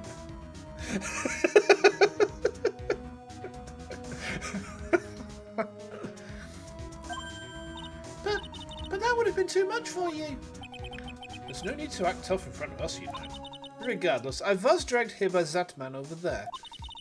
He was so unyielding, one has to wonder if he was simply interested in stealing my case. It was the only logical course of action given the bullet was still lodged in your shoulder. But by taking over the case, I found myself having to clean up after you in that irresponsible deal you made. I think I know what deal he's referring to. Miss Von Karma, you made a deal with Miss Andrews yesterday, didn't you? I don't know what you mean. In order to make sure you got your guilty votes on Mr. Ongard, you told Miss Andrews to not testify in court today. Huh. I don't know what you're talking about. Do you have proof I made such a deal? You're denying it? Von Karma did have a bullet in the shoulder for decades. She could have walked it off. I mean, possibly. You know, the thing is, thinking back to that case, Von Karma had a bullet in his shoulder, but he took like 3 months off of work to like rehabilitate himself. Ow! Oh, ow! That was a ghost leviathan. It looks like you were lucky, Mr. Phoenix Wright. If I had been in court today, this trial would already be over. All while hiding Miss Andrews' own crime? That isn't my problem. Whether she had tampered with the evidence or not, I have only one objective: to find Ongard guilty of murder. The end justifies the means, Mr. Phoenix Wright. The end justifies the means. Miss Von Karma, Adrian Andrews believed you when you said, if you don't tell the truth of what really happened, then Ongard will be found guilty. And what does that have to do with me? Because of that, she's now in danger of being found guilty herself. All because she believed in your words until the very end. That still has nothing to do with me. She's just a weak person, that's all. But you had to know she was. Ow! I think visiting hours here are about over, so if you'll excuse me. What's wrong? Why did she suddenly cut you off? Probably because she thinks I had the advantage in that argument.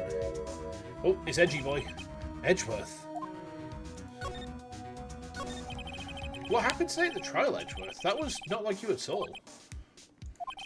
I mean, I know you knew about Miss Andrews' condition. You could have made her testify as many times as you wanted to go that far. But she wouldn't testify about that until I said something. Listen, Wright, the courtroom is a garden of judgment. I'm putting myself on the line when I stand in there, and that's why I made the witness do the same. It's only natural. Tell me about the card. By the way, Edgeworth, you were really angry in court, saying that's rare for you. Witness that card. Give it to me. Hurry. Do you have any idea what you have stupidly inadvertently done? This... I can't believe you hid this from me all this time. That card, what in the world is it? You mean this? Listen, Wright, this is top secret information. You absolutely cannot leak this.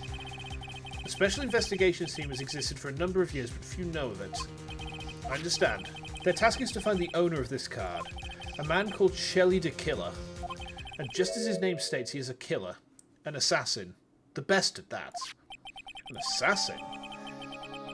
Ha. Okay. So, who is this Shelley the Killer? The Killer is the name of a long-standing line of assassins. Long-standing? The name first appeared about 100 years ago, I hear. Shelley is the professional name of the third heir to the Killer name. So because of his professional name is Shelley, he leaves the cards with a shell on them. He has a habit of making sure to leave a card by the body of his victims. Why would he do something like that? We think it is part of his duty to his clients. His duty? If he leaves a card, then his clients can be assured it was he who killed the victim. It also serves as insurance against any charge being pushed onto his clients. I see. The Killer values the trust between his clients and himself above all else. It seems that this is one honourable assassin with a moral conscience. I guess that even honourable assassins can exist. So you think this assassin... You think he's the one who did the killing in this case? It would appear that way. The discovery of the card basically confirms it, wouldn't you agree? Shelley the Killer, huh? I noticed something at the trial today. You were behaving in a very strange manner. Is something the matter? I guess I should just tell him. Maya has been kidnapped. Kidnapped? What does the kidnapper want? An acquittal. I see. I had no idea. I will prepare a rescue team as soon as possible and resolve this by tomorrow. Really? Did you hear that, Mr. Nick? Mr. Edgeworth's going to... Stop trying to console me, Edgeworth. I don't need your pity. Mr. Nick? There's no way you can find her. We don't even have a single lead to go on. There's only one way to save her. I have to get an acquittal somehow. It's the only way. Right. Listen, you need to know something. Juan Corridor was killed by Shelley the Killer, and the client who ordered the job is Matt Ongard, your own client. Please stop. I can't listen to you. I can't believe that. I see. Well, if you want to continue your investigation, you'll need this. What is it? The hotel right now is restricted to police personnel only, as we're looking for any clues that might lead us to Shelley the Killer. But if you take this with you to the hotel, I'm sure they'll let you enter. In any case, I must attend to the preparations for Maya's rescue team. We'll meet again if anything should happen. Now, if you will excuse me. Ha. He's really changed, hasn't he? He's really changed. Interesting. Mr. Nick, do you think Mr. Ongard hired an assassin? No way. I mean, he doesn't have a psyche log. Yeah, I guess not. Maya, please. All I ask is that you make it home, safe and sound. Oh. Haha, I guess even kidnappers can be a little clumsy. Clumsy enough to drop a card like this for me. And even though he said he was an assassin, I bet he's just making that up like how Nick does with everything in court. Anyway, let's try out the card trick with this card I just found. Sounds like I got the door open. Okay, time to go take a look around. I don't think we can see anything in here yet, can we? Too dark to see. Let's go outside. Ha. Okay. What is this place? I've got a feeling I'm not in the hotel anymore. Are those videos over there? Well, I'll worry about that later. For now I should be looking for clues.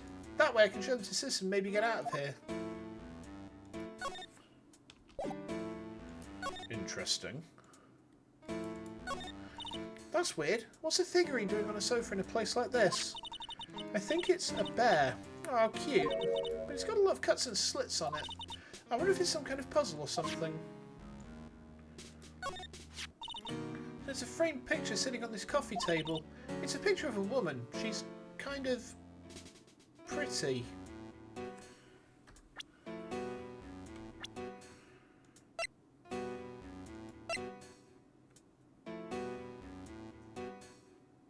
What? Eh? What? Why is... Hang on. Why's the kidnapper got a picture of Celeste Impacts on their desk? That's her, isn't it? Look. Look, look, look. That's her. Hey, looks like something's written here. Let's see. I think it says, with love, Celeste. Oh my god. I bet this could be a clue. Oh, hey, it's a computer. I've never really used one before. I've no idea where the power switch on this thing is. Drat, there goes my plan to use this time to get out of here. What is this thing? An antenna, I guess. And this is a VCR? There's sure a lot of electronic gadgets here. But what's an antenna doing here? Wow, I've never seen a TV this big before. Now, where's the power button? Phooey, it's busted. I would so die a happy samurai fan if I ever got to see the Nickel Samurai on a TV like this. Ah! I can't believe I just made a joke about dying, all things considered. I mean, you might yet, Maya. You know, nothing's set in stone just now. Oh, locked, of course. It doesn't look like I can use the card to open this door. There's a little hole at the bottom of the door. If only I was a little skinnier, then maybe I'd be able to crawl through there. Oh, this simply will not do. I cannot have you wandering around at will. Ah! It seems that your Mr. Right is truly concerned about you. He is? For now, I would suggest that you remain cooperative. If you cannot, there are ways in which I can help you. Ways? You mean... Dead men tell no tales is how the saying goes, correct? Dead? I'm almost certain that I told you in our first meeting I am an assassin. No way, you're lying. Assassin? People are not always who they appear to be. Nick! Well, that was terrifying. You're really bad at your job, yeah. I don't know. Have you ever seen the meme about the orc rogue with 20? The orc rogue who had 20 charisma, but no points in no stealth ability. Like the whole point of that character was he was an assassin, but when he killed someone, instead of sneaking in, he would just intimidate people into saying, "No, we definitely didn't see you. Please don't kill us." It can work, kind of, in a very roundabout way. Mr. Nick? Oh, yes, Pels? Got caught up on my thoughts about my situation. Mr. Edgeworth has left, you know. I guess for now I've got no choice but to believe in Mr. On Guard. But I think I should listen to his story one more time. Alright, let's get going too. Okay. I don't think there's anything for us to do at the clinic. I don't think there would be. This guy is still here on his crutches. Let's head to the detention centre then.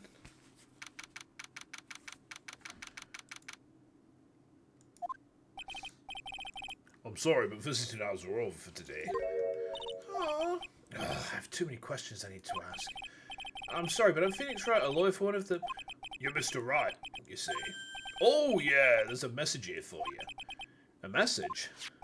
It's from Matt On Guard. Ah, here you are. What did he write? Is it something really important? I don't know. Let's see what it has to say. To Mr. Lawyer Dude, I've got something really important to tell you. Why do I feel uneasy all of a sudden?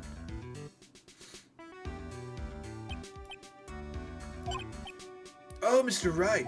So actually, I have a favor to ask of you. I have this cat named Shu. I didn't put out a lot of food when I left the house, so he's probably pretty hungry. You think you could drop by my house and feed Shu for me, dude? My house is just a little ways down from the hotel, alright?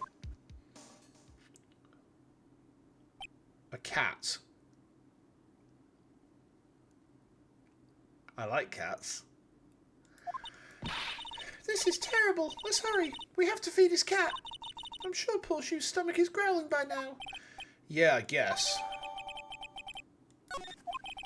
Oh, let me just crunch my spine back into place. Client's request is a request. Guess I should go check up on his cat. Okay.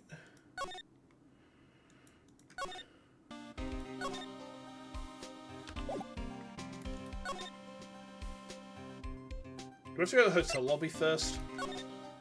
I guess so. Gatewater Hotel lobby. Alright now, Mr. Nick. Let's go look for clues. We have to, for Mystic Maya's sake. You shall not pass. It's definitely her. Yeah, called it. Miss Oldbag.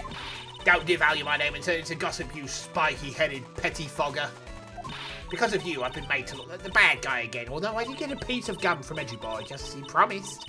But what I really wanted was something much more valuable, and Edgy Poo's heart wanted it all for me. It's all your fault. You've awakened the wild beast inside of this old bag. Oh. She is moist as fuck for Edgeworth. Ah, Miss Oldbag. Keep your hands off me. This helmet is airtight. No air gets in and no air gets out. Then why do you keep putting it on? Ha! Don't you think you can get me to move with silly questions? You're going to have to defeat me if you want to get by. I'm not hearing this.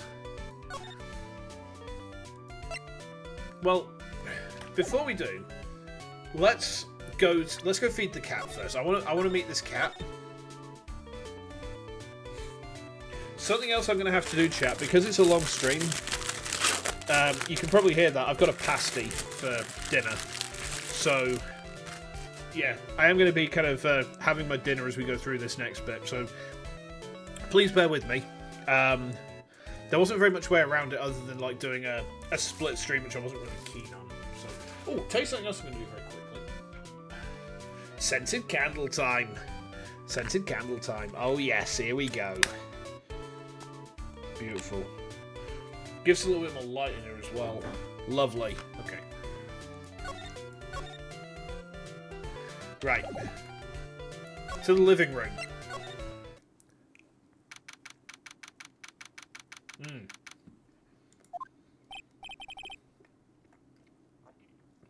Sure it's dark. I'll go turn on a light. Whoa. Wow, so this is what Star's house looks like. Must be nice to be rich. Come on, Mr. Nick, let's find Shoo the kitty cat. Shoo! Oh my god. So I guess this is Shoo. Oh, what a lovely cat. Hello, Shoo. If anything happens to this cat, then I will kill whoever's responsible, and then the entire world, and then myself. Tee-hee. The cat seems to like pearls. Pardon me.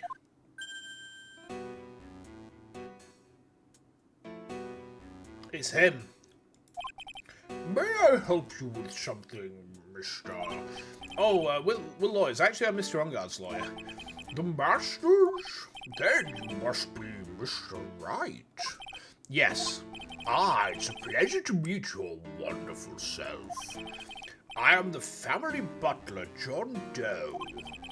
Nice to meet you. Right, let's have another munch of my pasty. Hold on, chat. Tasty.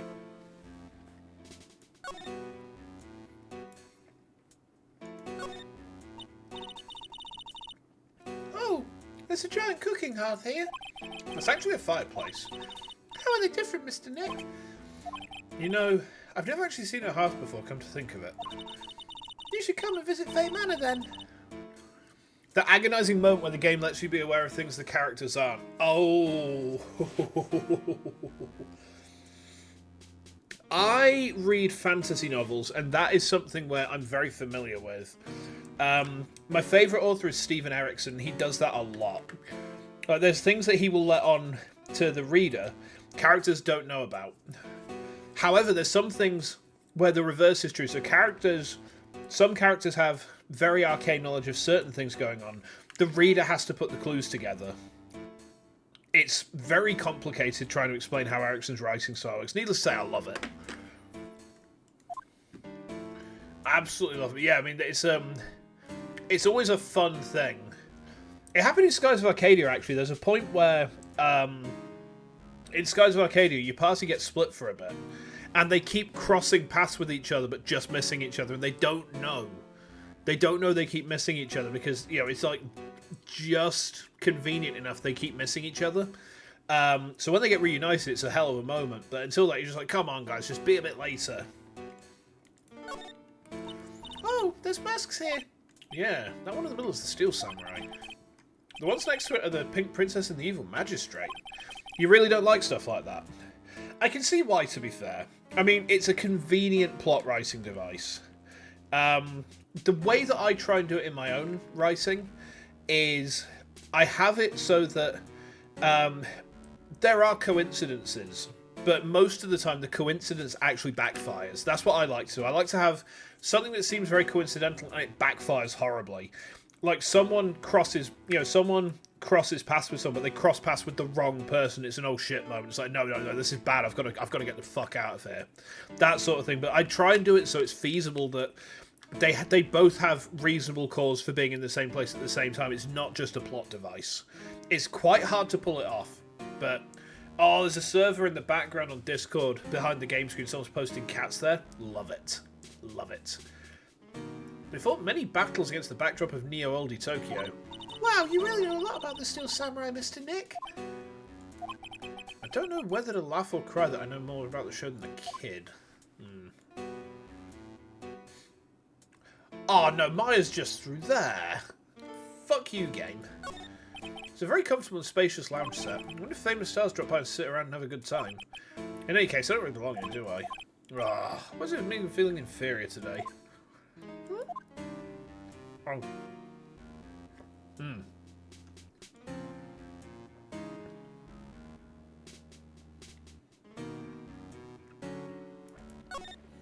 There's another door over there. You shouldn't go wandering off over there, Mr. Nick. Yes, Pearls. No, I know how Maya feels when I tell her to stop playing around. A giant bicycle is flying through the air. That bicycle, Pearls, is one where you don't have to pedal, and it moves on its own.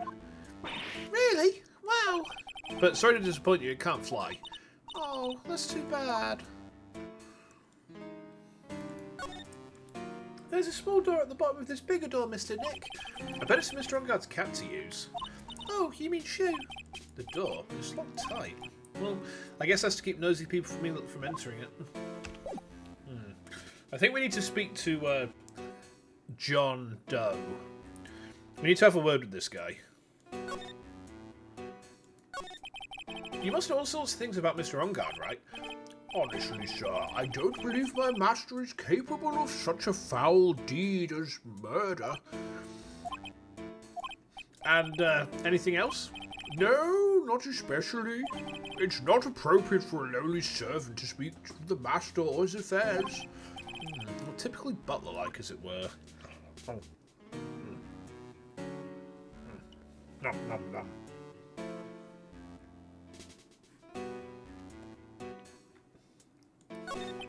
Mr. Doe, how long have you served at this residence? Well, sir, I would have to say maybe about 1 year. And anything else? No, not especially. It is not appropriate for a lonely servant to speak of himself and his affairs. You know, I would have thought Mr. Onguard would kind of have a maid over a butler.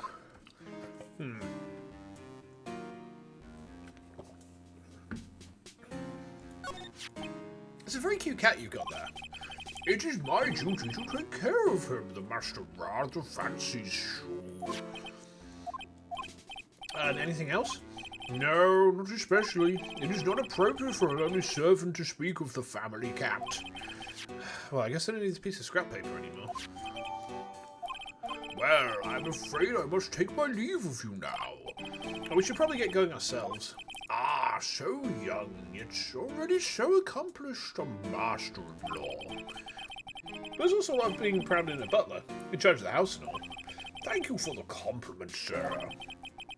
People are not always who they appear to be. Now, if you will excuse me. Aww. I love that cat. Right, I think we need to try and pry open the cold cheese sandwich that is Wendy Oldbag.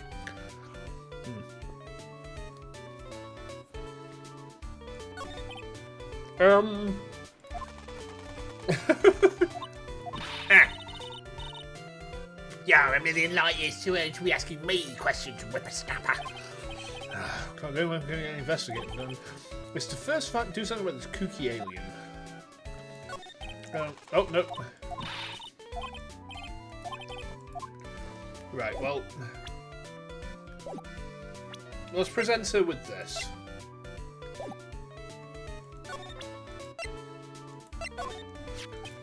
Maybe I'll show her this letter I got from Edgeworth. Miss Oldbag, if you would look at... What? You want me to look at this worthless piece of... That comment of yours really left an impression on me yesterday. Yeah, it was a mental image. It was a mental image and a half. Just like the cracking of the bread as the cheese kind of pulls apart, but it's solidified together and it's just kind of... Oh, edgy poo. Oh, is that a perfume? Pheromone d'Amour I smell? Ooh. Let's see here. Would you please allow this unsophisticated young person to conduct his investigation? Yours truly, Miles Edgeworth. Yours truly? That man's good at flattery. Fine, but only because Edgy Poo said so, you understand? I just thought of something I have to do. Remember, no messing around. You do anything bad and I won't let you off the hook. It looks like she has strong feelings for Mr. Edgeworth. That may be, but you know nothing's going to come of it. That's so mean, Mr. Nick. Feelings are meant to be told and shared. Ow. Every time we talk about love, I always end up with a handprint on my face somehow. Anyway, let's continue our investigation. Okay. Ah! What now? One little thing before I forget. You can't go into Onguard's room today. Why? The police's main investigation team is going to be in there all day, you hear? I wonder if they're the team in charge of investigating DeKiller. Who is DeKiller, I wonder? So don't go in there. Set one foot in there and you'll face the wrath of Wendy Oldbag. Okay, Wendy. If you say so. Oh.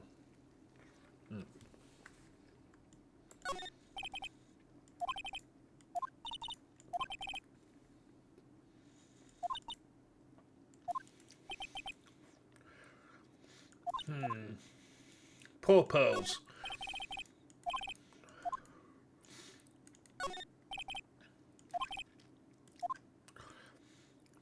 I don't think there's too much to be gained by looking at this stuff, but you never know. It gives me a chance to munch on this this beef chili pasty as well.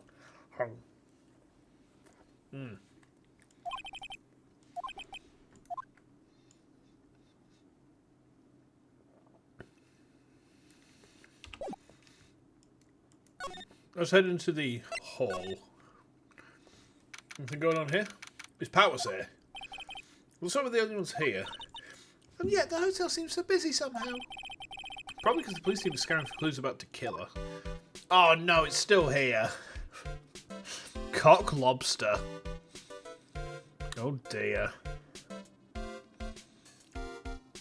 It's cock lobster. Oh dear. Okay. Anything in here? Uh-oh.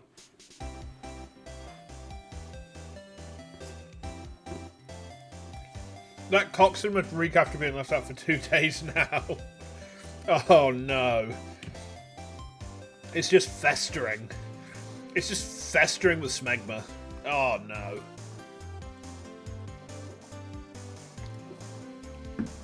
Hey, city boy. Oh, Lossa, you still here? Wrecking cars. An investigative photographer eats her stars in her ability to snap up the scoop, yeah? And this hotel just has that aura of mystery. You know, like something's always about to happen. But do you have a camera? Rick given. A photographer's gotta have cameras out the ear like corn to be a real pro, you know? So I'm hanging around here. Speaking of cameras and feeding them out, do you have mind, you bread thief? Why can't you drop that thief thing already? Let's save that. Let's give her the camera. I'm going to give her the camera and see if that helps. Here. Would you take a look at this? Nope. Sorry. No can do. Only thing I want to see is a steaming hand towel. What? A steaming hand towel? Need one for my eyes. This ain't a good day for my eyes to be looking at stuff. How convenient. I tried to give her her own camera back, which she told me to give back to her, and she's just like, nah, fuck off. Don't want it. Don't want it.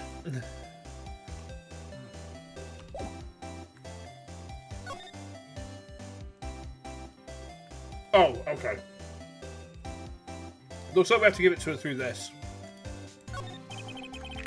Well, let's get about the night of the murder. What? You really gonna chill out the bugs for the info I got? Lotta, you were loitering in the hallway the night of the murder, you know? Well, kinda, but brace yourself, Phoenix. Here it comes. I didn't exactly hang around here the entire time, you know. Followed a few stars around. Got a few autographs, shook a few hands, had a soda pop with a few of them too. Looks like she wasn't in the entire time that night.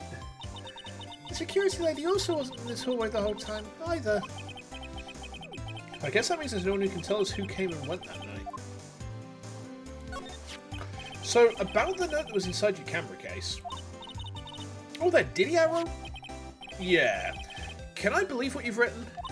You mean the stuff about Ungard shoving his manager lady on a corridor? Yeah. Ah, well, I reckon you best not be believing that. What?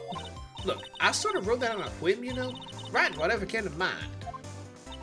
Whatever came to mind? Yeah, when you get down to it, it's just a lot of random bull-dooders. Hey, what's with you? Why are you staring at me like my grandpa used to? Hey, why'd you look like you suddenly got... Oh, hey, why'd you look like you suddenly got older, too? Am I just shrinking here? Camera? Ah, my baby. My $1,600 baby. What's with that red-coated prosecutor anyhow? The guy told me it was evidence and refused to give it back to me. Well, that's kind of how it is. Hey, you're that redcoat's friend, ain't you? So put in a few good words for me and get me back my camera. You want me to do what? Listen, nag the guy real good for about 5 hours and I guarantee you'll give him back. Why don't you do your own dirty work? Well, I reckon it's time for me to get going. A tabloid photographer without a camera is just a tabloid, huh? Yeah, I guess so. Keep yourself together out there, you hear? I'm coming to see you in court tomorrow. Okay, see you then. You too there, little one. Keep up the good work, okay? Okay. Don't be picky about your food now. Hold on, someone tried to call me. Oh, it's just some scam call. Okay. In fact, let me just have I'm just going to quickly look up this number. Give me a second, chat. That's got to be a scam, surely.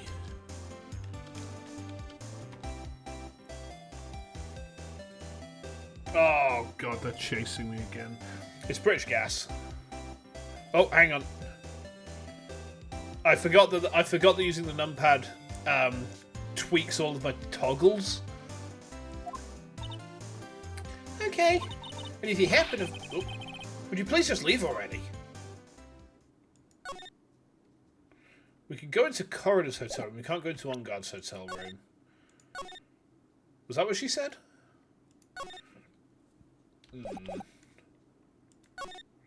Well, in we go.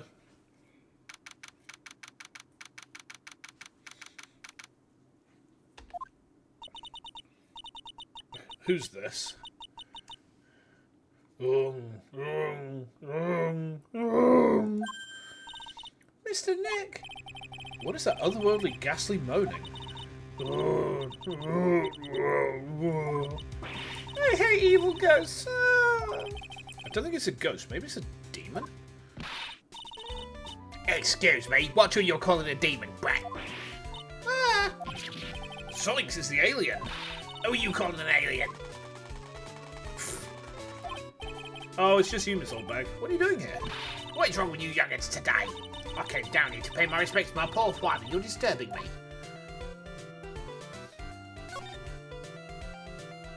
I was wondering if you'd tell me a bit more about Mr. Corridor. He was the most popular star, you know, especially where it counts in my book. But I heard that he was lagging behind in the polls against Mr. Ongard. Oh, well, that's just a recent thing, bad luck and all that, you know. But he was going to become an even bigger star than he used to be. Look, just look at this mountain of presents. It's a shower with the mountain of feelings all his fans had for him. Yeah, the mountain's pretty big and certainly nothing to shake a stick at. Mr. Nick? Hmm? What is it, girls? The presents, they're all bears, right? She's got a point. There isn't a single thing in here that isn't a bear. Please talk to me about the night of the murder just one more time. I talked about it plenty at the trial. I was fooled, tricked, deceived by that fraud of a photographer and her note. She was loitering around here with that imbecile look on her face. With an imbecile look on her face? Okay, got it. Now hold on a second there, you little pipsqueak.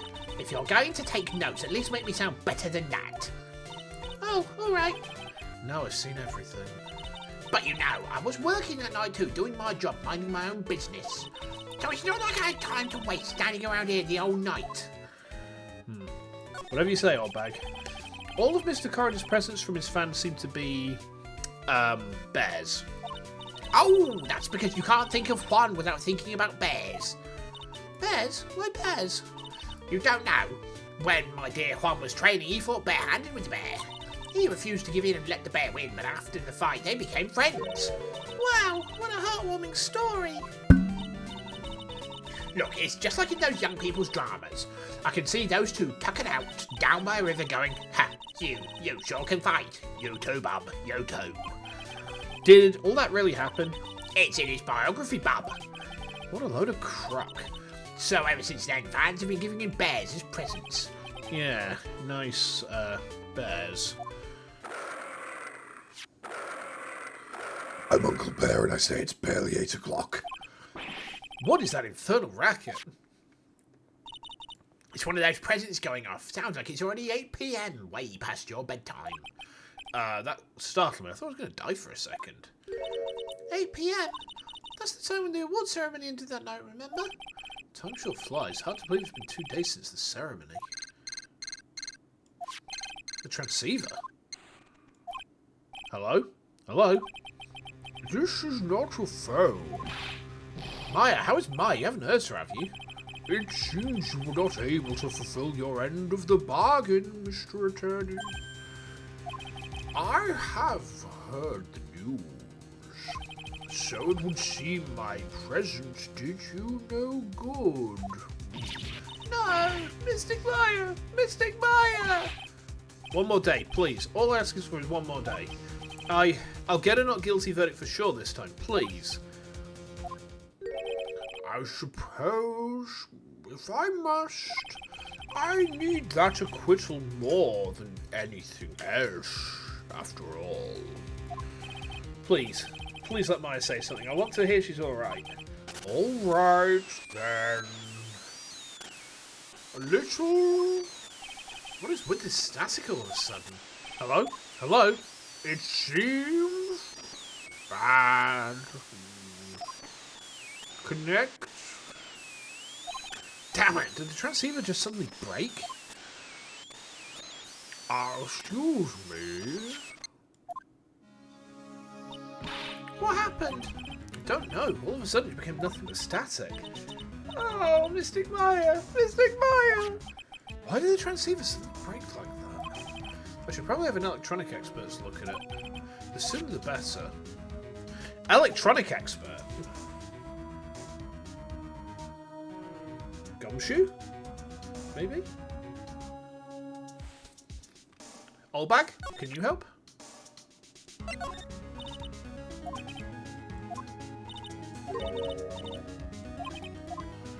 Okay, so it's not, Olbag can't help us. That's to be expected. I don't think there's anything else really to be gleaned in here, is there?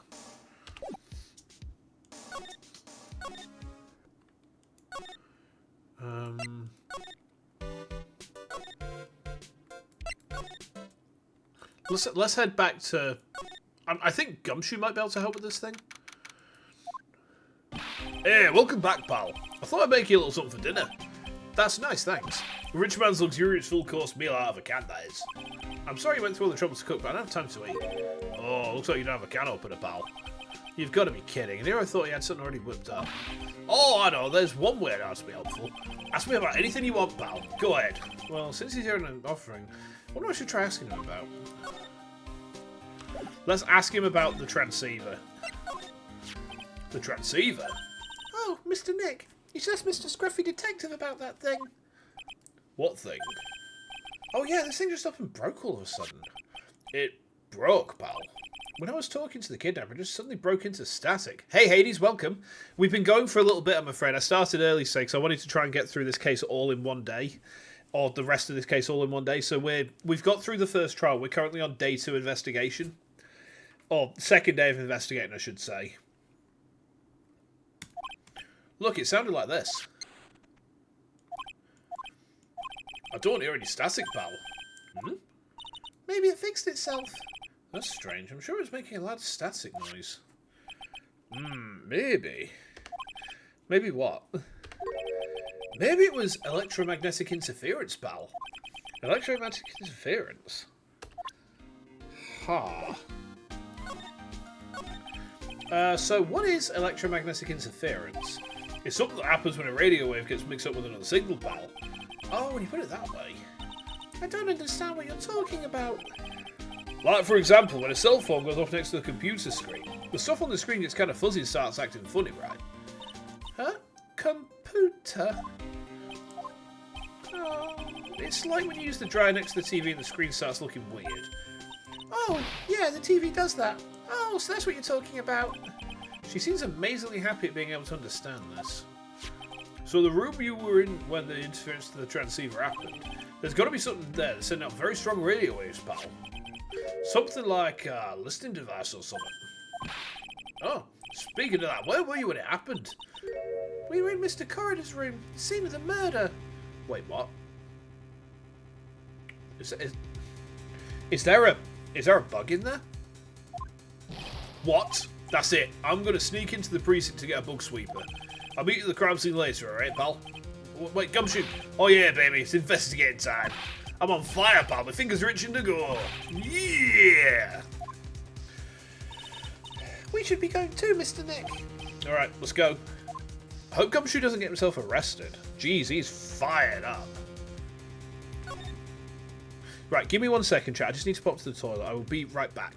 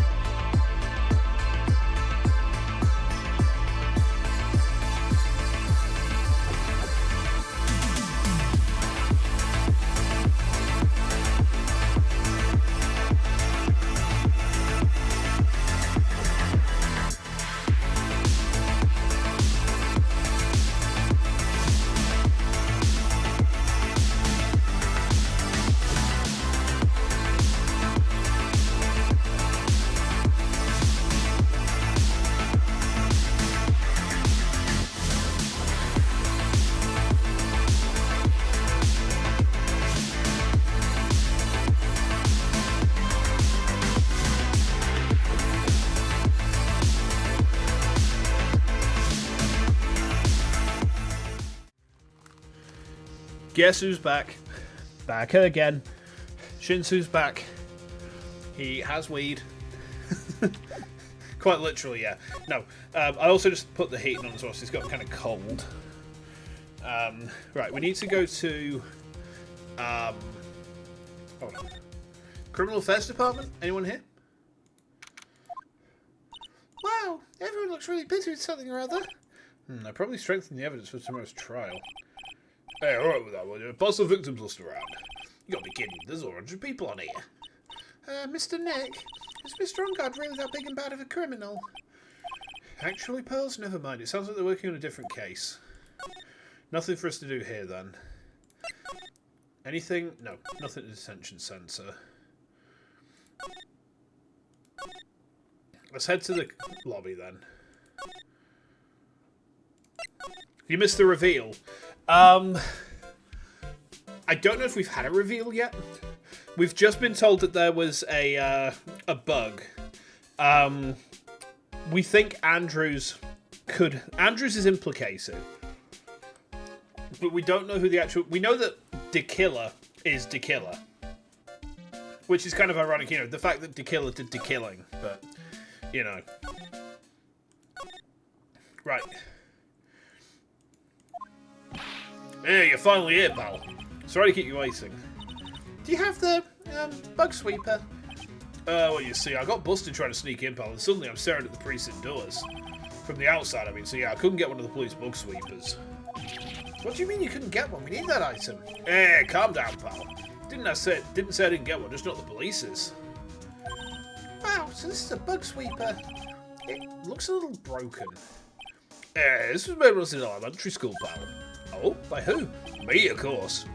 Seeing this sure brings back memories. Don't look down on it, pal. Sure, it looks a little beat up. But I put my heart and soul into building this puppy here. Your heart and soul? It'll work, trust me, pal. It'll do the job, but you can't set the sensitivity, so it's going to beep at anything that gives off electromagnetic waves. But isn't it better that way? Well, anyway, since I brought it all this way, might as well give it a whirl, right, pal? I'm getting that sinking feeling again. Okay, now I'll tell you how to use this baby. There's a listening device or some other sort of bug in this room, pal. So we're going to find it, right? Right, now first, let's turn the sweeper on. Next, move the sweeper around the room to give the room a real thorough look-see, pal. The sweeper will let you know how strong of a signal it's picking up, so keep an eye on it, okay? Once you find something that gives off a lot of radio waves, press the enter to lock onto it. There's a lot of things in it that give off radio waves, so let's take a look at everything and anything that seems suspicious. Okay, pal? Alright, I'm going to stand outside and keep an eye out. Give me a yell if you find the bug. Got it, pal? Sure thing, Gumshoe. He certainly seems like he... Well, the phone is the most common place I'd say for a listening device, but let's take the receiver apart first before we get ahead of ourselves. He should have been an engineer. Yeah, definitely. Wow, you sure do a lot about electronics, don't you, Mr. Nick? Yeah, I know tons, especially when it comes to taking them apart. It's my specialty. I'll leave the fixing part up to Gumshoe. So, is there a listening device in there? No, I really thought it had to be in the phone too. A cell phone? Nope, no bugs in here. A cell phone? What? Don't tell me you don't know what a cell phone is. I'm sorry, I've never seen one before. Now she mentions it, my cell phone couldn't get any reception while I was staying in Kurumi Village. And Pearls has never lived outside of that village, so, well, I guess I can't say it's impossible to live without one.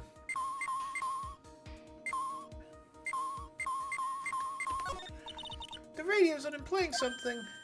Oh, it's Kid's Question Corner. Professor, why is the Earth round?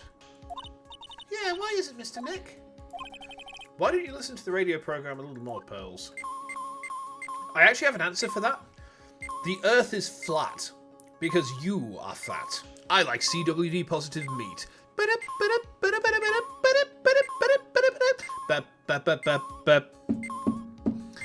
That's a clown core reference if you don't quite get that.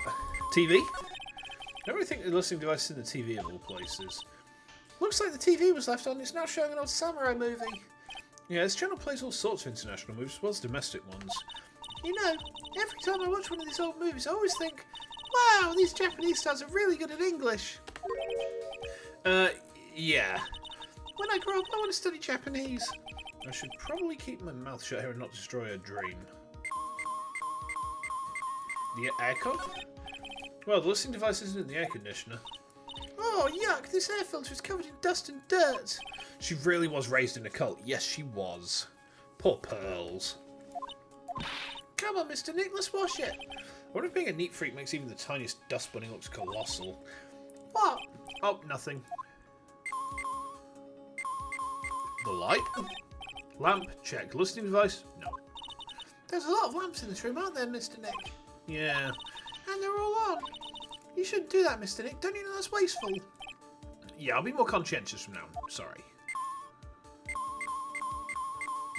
We've already checked that lamp.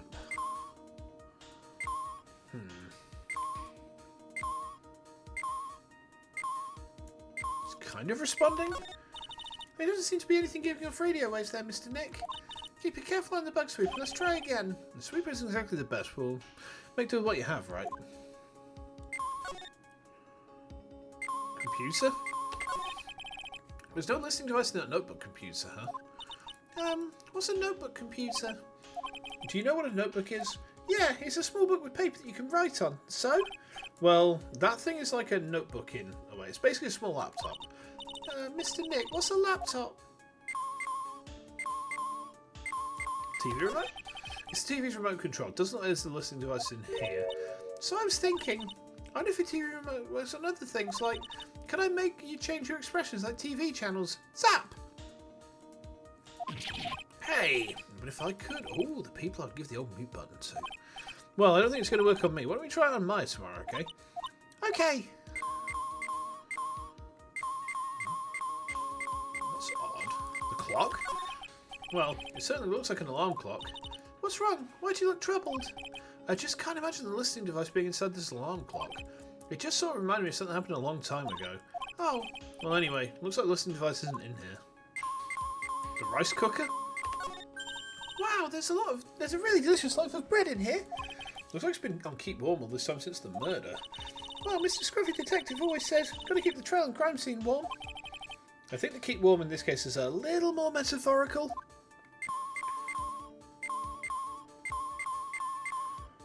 Hairdryer? And here we have a dryer. Nothing unusual here, I think. A dryer? Oh, if you use it next to a TV, it'll make the screen look all weird, right?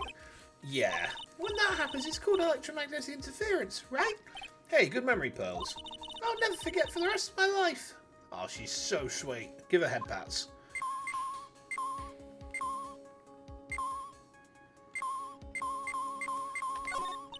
Oh, the water in this hot water pot has run out. I'm going to get more water for it. Okay, sounds good. Pat, pat, pat, pat, pat, pat. Yeah, we give Pearl the pats.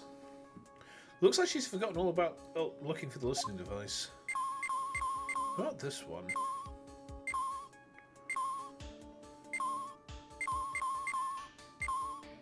That's odd. That responded kind of strongly. This is just a giant stuffed teddy bear, right? It's the biggest one I've ever seen. Eh, so did you guys find it yet? Listening device, I mean. Not yet, but this bear's eye is. Let's see. Perfectly normal stuffed bear with some really strong radio waves. Sounds like you found the device to me, pal. Let's dig this big fella's eye and see what we got. No, you can't. Such a violent act. Ooh. No!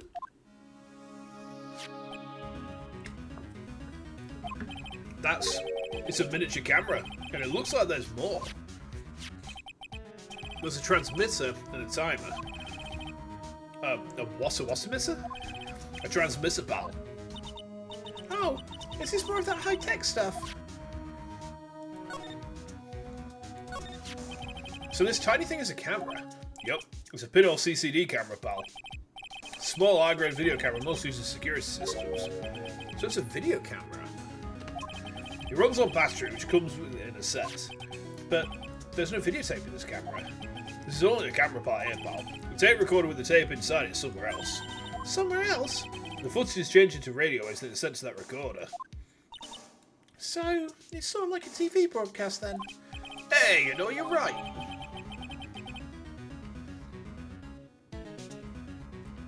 Set to record the victim's room from 8 PM for 1 hour, was running at time of murder. Okay, interesting. So, what's a transmitter? It's a device that sends the footage the camera took to a specific destination. It's like a video version of a listening device, pal. It looks like it's attached to a small clock-like thing. Oh, that's a timer, pal. You can set it to turn the camera on and record at a certain time with it. You can set it for a certain time? Yup. Let's see. This looks like it was set to start at 8 PM and go on for 1 hour. 8 PM? What's the time the awards ceremony ended? There's no date set, so it's been recording every night, I'd guess. Mr. Detective, how long's this bear been here? I'm pretty sure it's been here since the night of the murder. Then maybe... Maybe this camera caught the murder on tape. What? And if you think about the angle the bear's at, it's bound to have had a clear shot of the old crime ball. So there was a camera in this bear's eye. It was disguised as a present. And I'm sure it was here on the night of the murder, pal. It's pretty big, so it stands out pretty well in my mind. But who gave Mr. Corridor this present? I don't know, pal. But this means that someone out there's got a video of what happened here that night. Isn't there any way we can find out who that person is? It's impossible, pal. One unbearable setup. Oh, no. That's terrible, Hades. Terrible. Radio waves can be sent to almost anywhere, so there's no real way to find out. Oh. Is there really no way to find out? I got it. What? Here, pal, let me borrow this mini camera for a bit. What are you going to do? I'm going to go around the electronic shops to see if I can find out who bought this. That's impossible. I mean, it's already 9 PM. Leave it to me. Even if I have to search all night, I'll find your man, pal. Oh, yeah, baby. It's investigating time. I'm on fire, pal. My fingers are itching to go. Yeah! Gumshoe is really moist for investigation, huh? He's gone. Yeah. But Mr. Scruffy Detective sure is a nice man. He's pushing himself so hard, all for Mystic Maya's sake. I'm assuming that this is Edgeworth. It's a mystery how you always manage to do things in the most inefficient ways, right? Ah! Called it. You'll have to excuse me. I heard your conversation just now. Edgeworth? What are you doing here? A rescue team has been created and deployed. I can't say I'm optimistic, but we have to move forward one step at a time. I see. Thanks. Don't thank me yet. We still have to find her. So there was a spy camera hidden inside this stuffed animal, huh? You are one lucky man, right? Do you know this stuffed bear, little girl? I have no idea. Huh. Of course not. The maker of this bear is a very expensive luxury brand from overseas. It's completely handmade and only a small number of these are exported here. What? The camera and transmitter that Scatterbrain Detective took with him are dead ends. Things like these can be bought anywhere. However, this bear is different. By tracking how it got into this country, this bear can tell us who the buyer is. Can you really do that? Mr. Nick, can you really? Well, I guess so. It's 9 PM. I think I can still make it in time. I'll be taking this for now. I'm sure you have other things you have to do. See you soon, right? Do you think Edgeworth's taking that away for a cuddle? Wait! What? Why are you doing this? I have no interest in explaining myself to someone who cannot comprehend. But besides that, right, until court reconvenes tomorrow, you should concern yourself with this question. Who was the person that murdered Juan Corridor? The real killer. Do you really still think it was Adrian Andrews? To be honest, I don't know anymore. You still have a little time left. Find the truth, right? Everything begins with the truth. Edgy sold a giant multiple dozen pounds bear all on his own. Juan Corridor's real killer. Miss Andrews passed. The kidnapper whose sole condition is an acquittal for Mr. Ongard. And this card, Shelley the Killer.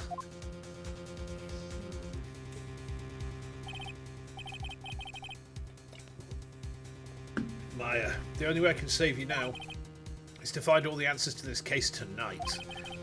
I don't understand what your real intentions are, Edgeworth, but as you said, all I can do for now is find the truth. Oh, okay. Incredible shrinking nap. Yeah, it's because, like, I've got a can of energy drink. Let me take a sip of this and watch what happens. I don't know why it does that. It's one of my settings on VTube Studio. Okay. It's past... Wrong voice. It's past 9 PM already, isn't it? I wonder if Mr. Edgeworth has already found Mystic Maya. These things take time. I'd say probably not. The police are professionals, Pills. They'll find her, so don't you worry. If we can win a not guilty vote tomorrow, everything will be okay. You're right. So the real person who killed Mr. Corridor was... That assassin! Mr. Shelley did kill her, right? And the card Miss Andrews found at the crime scene seems to be proof of that. But if that's the case, a new question comes to mind. Who was the one that hired the killer to begin with? Who is his client? You mean, who asked for the murder? That person didn't want to dirty their own hands in blood.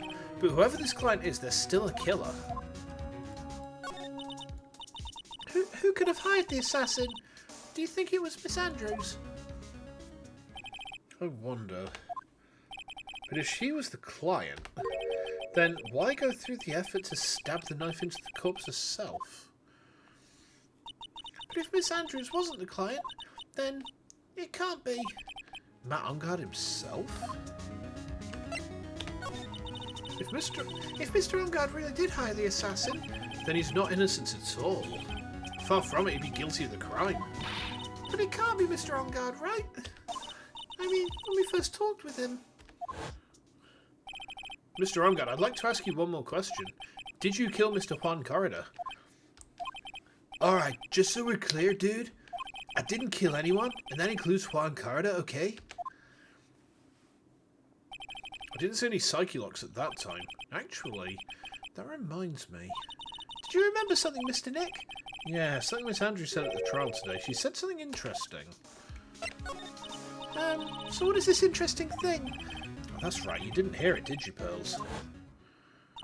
Juan had bet everything on the Jammin' Ninja this year, and if he lost the Grand Prix, he was going to make sure Matt was going down with him.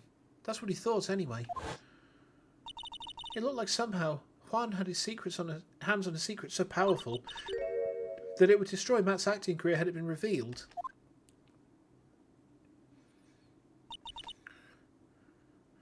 Mr. Ongard's secret? What is this secret? I don't know yet, but for now, let's think about it this way. Mr. Corridor was going to reveal this secret. That means Mr. Ongard had plenty of motives to have Mr. Corridor silenced.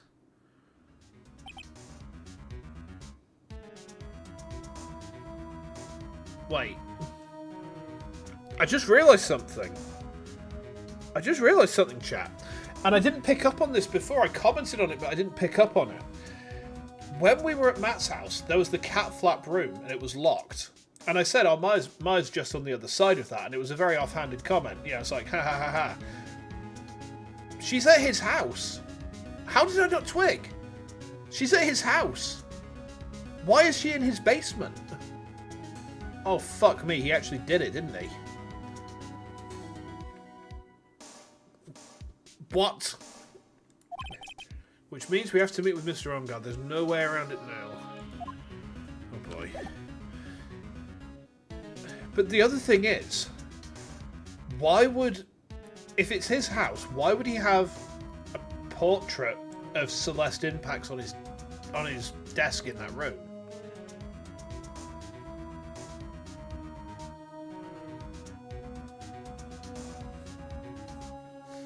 What the fuck is going on here?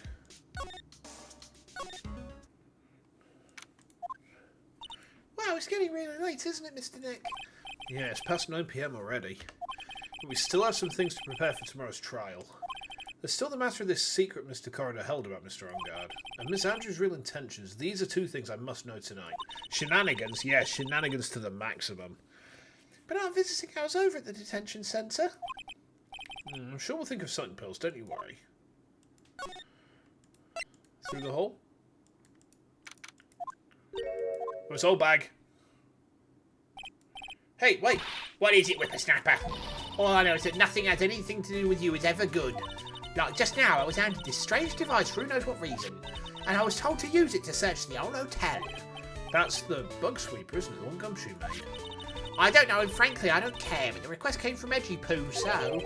Edgeworth. And he said, If you feel angry, direct your anger at that unsophisticated lawyer. so I'm going to feel free to direct all my anger towards you. Ugh, gee, thanks a bundle, Edgeworth. What a pal you are. This is absolutely top secret, so you better keep it to yourselves. I heard they found a spy camera in one of the presents. Very interesting. I'm sure it was, you know. It was to catch poor one in the middle of a scandalous meeting. Scandalous? What's that? It means, well, you know, that gossip that's been going around about my dear Juan. Oh, you mean that thing about Miss Andrews? But I'm sure she must have had some reason for getting close to Mr. Corridor. I'll let you in another secret, young'un. I know who planted that spy camera. It was that obnoxious, puffy-haired photographer girl, the nerve of some people. Spying on people by herself as if I wouldn't want to see it for myself too. Wow, the alien actually admits her true intentions for a change. I don't know what you're thinking exactly, but I can bet it's nothing good. I didn't say anything. So, you want to know about Juan and that manager, right? Actually, as I hear it, there was something of a refreshing pair, those two. Oh? I tell you, Juan really welcomed that manager with open arms, I heard. That manager? Who are you talking about? You don't know that manager woman Juan had. It's a shame she killed herself, though. Oh, you're talking about Miss Celeste Impacts. Miss Andrews' mentor, right? Yes, that's the one. That Celeste girl. She was supposed to get married, you know. Married?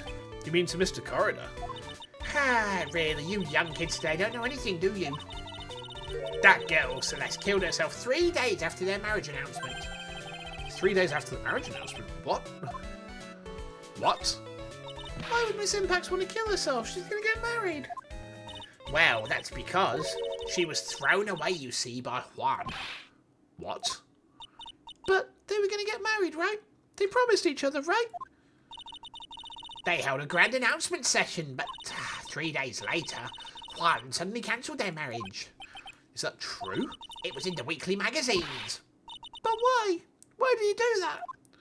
That was not in the magazines, unfortunately. I see. That night after Juan called off the wedding, that manager Celeste killed herself. How terrible. I wonder what happened between those two. Should we try and present it with Celeste's profile?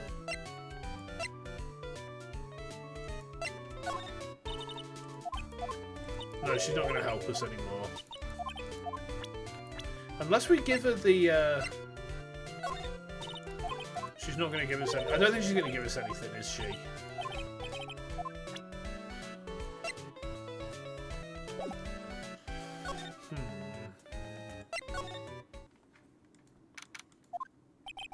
Well, no, there must have been at least a few hundred people here.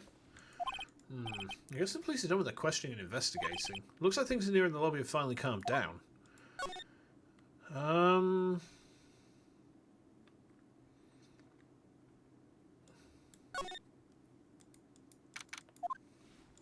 It doesn't look like Mr. Scruffy Detective's here. Well, he's out there with that camera asking around at all the electronics stores. Then I'll make some salad for him for dinner. Looks like Pearls really appreciates what Gumshoe's doing for us. Mr. Nick? Yeah? Where's the lettuce? I don't think I've ever bought lettuce before. Oh, I guess I have to give up on making a salad then. Guess the lack of lettuce is kind of a problem. We've already talked to Pearl about everything, haven't we? As you say.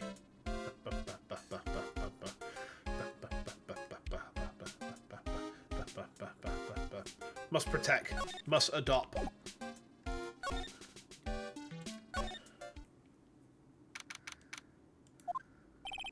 Visiting hours ended a few hours ago. Looks like we're not going to get a chance to talk to Mr. Ongard tonight. But isn't what we have to ask very important? Yeah, but I don't think that matters to the guard. Okay. Criminal affairs, maybe? Anything here?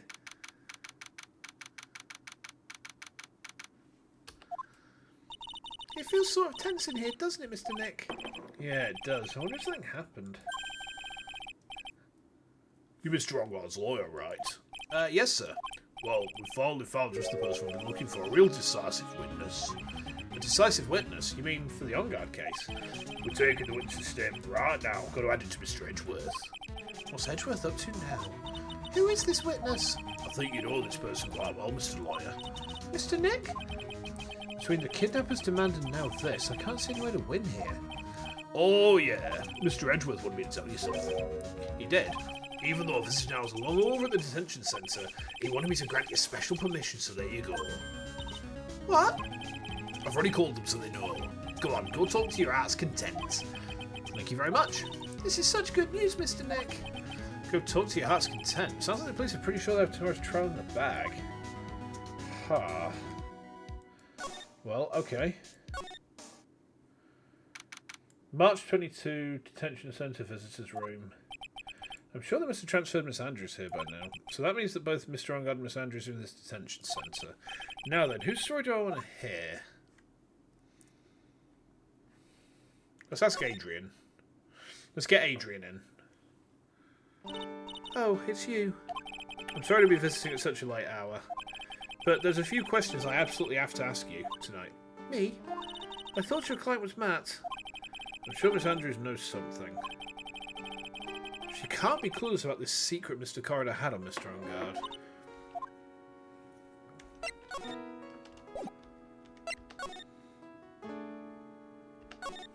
I'd like to ask you about Matt Ongard, if you don't mind. Mr. Wright, you still don't know, do you? The real him, I mean. You seem to bear a lot of resentment towards Mr. Ongard. If that's the case, then why did you become his manager? And why would you become intimate with his rival? That has nothing to do with this case. Nothing. About Miss Celeste Impacts. I'd finally put her death behind me. And now, thanks to you, it's all come back to the surface. I'm sorry. They're showing us this picture a lot, aren't they? Yes, I was shocked by her suicide. And it's true that when I had heard the rumour that Juan was the one who had hidden her suicide note, I began to draw close to him. I wanted to get her suicide note back and to burn it. You wanted to burn it? But why? I didn't want it to spread like just another piece of gossip. But I never held any murderous intent towards Juan. I would never do something so stupid. The suicide note, huh? I wonder what it said. Why frame him? Why did you try and frame Mr. Ongard? That's simple. Because he's the killer, that's why. Isn't it the duty of every good citizen to inform the police? But there had to be another way. The police are excellent at doing their job, so they'd figure it out, right? Yes, they're so good that they couldn't figure out the real truth behind Celeste's death. Ow. Miss Andrews. Well, I know that you're not the type of person to do something without reason, so please tell me why you did what you did. Revenge. Huh? Did you just say something just now?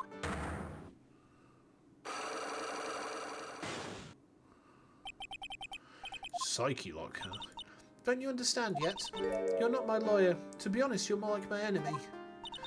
But I'm sure I just heard Miss Andrews say revenge. Okay, chat. You know what question I'm about to ask. Do we have what we need to bust this thing open? Can we pry this lock open?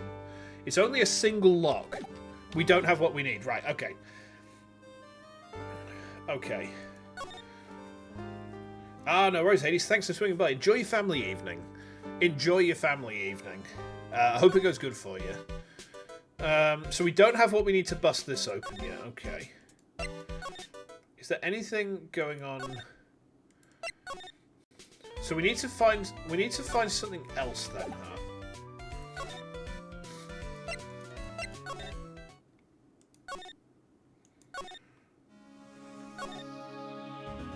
I don't think there's anything. I think we need to get like stuff from talking to people at this point. Okay. Probably come back in here for no reason.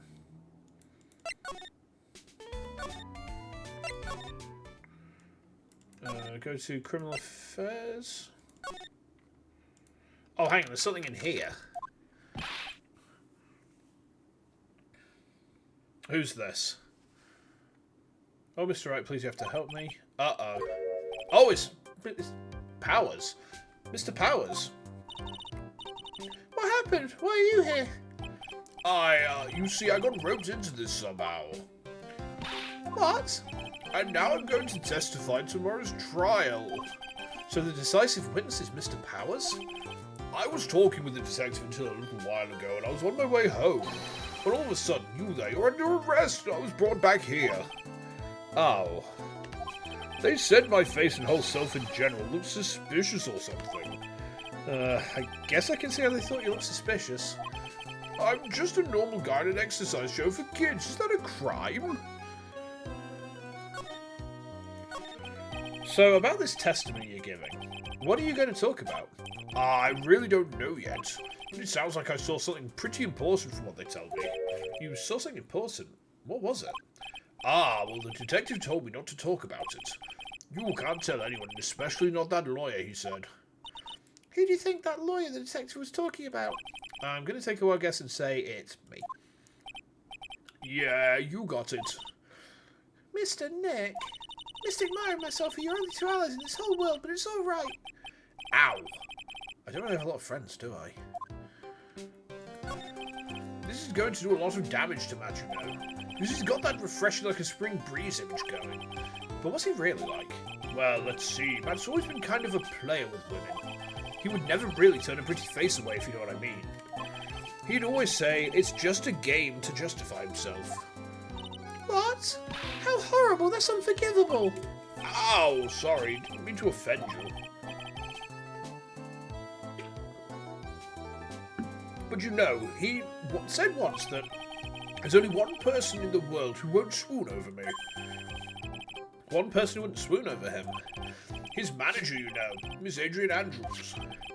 Why is Mr. Powers suddenly looking kind of energetic? You see, I'm actually a sucker for gossip. I mean, celebrities in their world have this dazzling sort of image, right? A dazzling sort of image, but aren't you part of that dazzle, Mr. Powers? No, I'm more of a hairy, sweaty, smelly, brutish kind of a guy, you see. But it's okay, really. I get to hear plenty of gossip about a lot of the other stars around me as things happen. Well, that's true. Oh, hey, so did you hear about this yet? About Miss Andrews' mentoring her suicide? You mean Miss Impacts? We heard something about how her wedding was cancelled. Yeah, that's what I'm talking about. I thought about it a little the other day about the mysterious death. Hey, Mr. Wright, why don't you ask me about that? Go on, go ahead. Mr. Powers is so charged up his skin is practically glowing with electricity. Oh, so he's a Rajang. Okay. Hey, so have you heard this? Celeste left a suicide note. And they say that Juan went and hid it. We heard about that in court today, but there wasn't any actual proof that she had left his note. Well, this is what I think.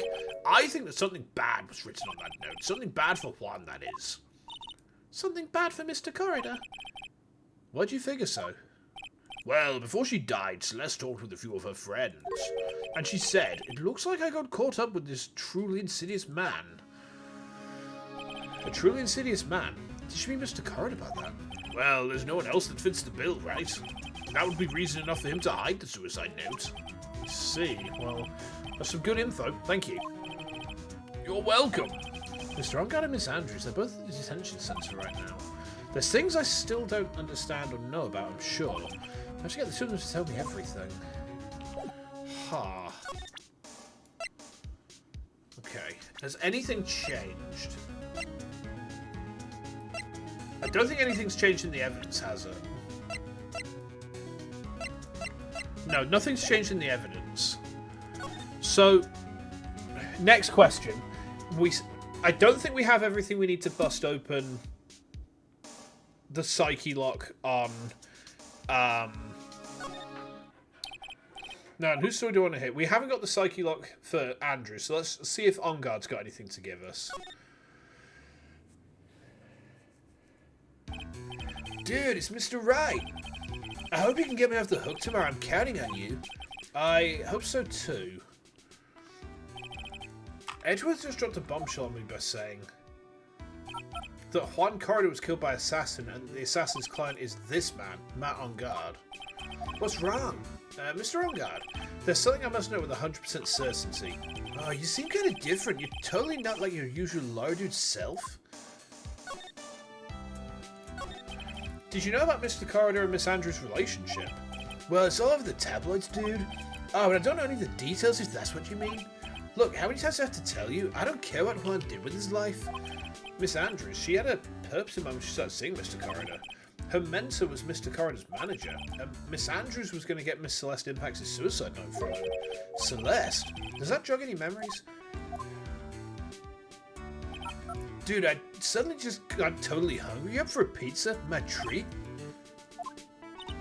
Mr. Nick, what's a pizza? Is it like a kind of pea, like green peas? Let's go eat one at later, okay. Oh, I just got cut off by the pizza dude at the shop? That's too bad.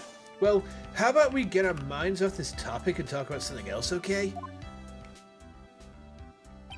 Mr. OnGuard, are you connected to Miss Impact's suicide in some way? About the press conference. You mean the one where Juan was going to dress up as the Nickel Samurai? Yeah, I heard a lot more about it from Miss Andrews. It looked like somehow Juan had in his hands a secret so powerful it would destroy Matt's acting career had it been revealed. Could you please fill me in on what this secret is, please?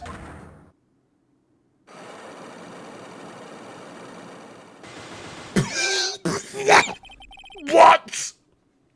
Oh! No! What? What?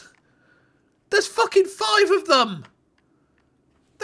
I know I can't! Look how many there are! Look how many of these fucking things there are! I know I can't!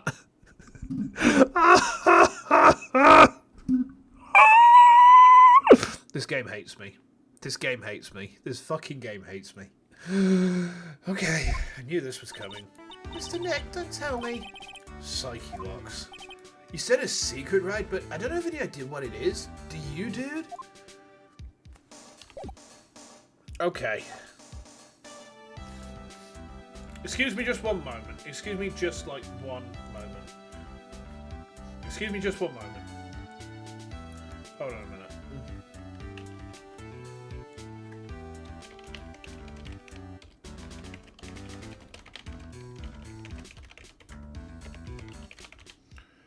There we go. Sorry, I just had to loudly complain to someone for just a second. Oh no! Why is there 5 of them?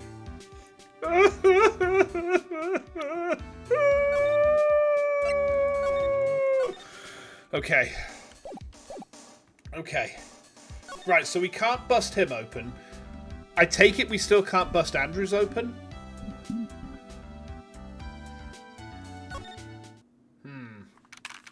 I'm going to just assume we can't for the time being.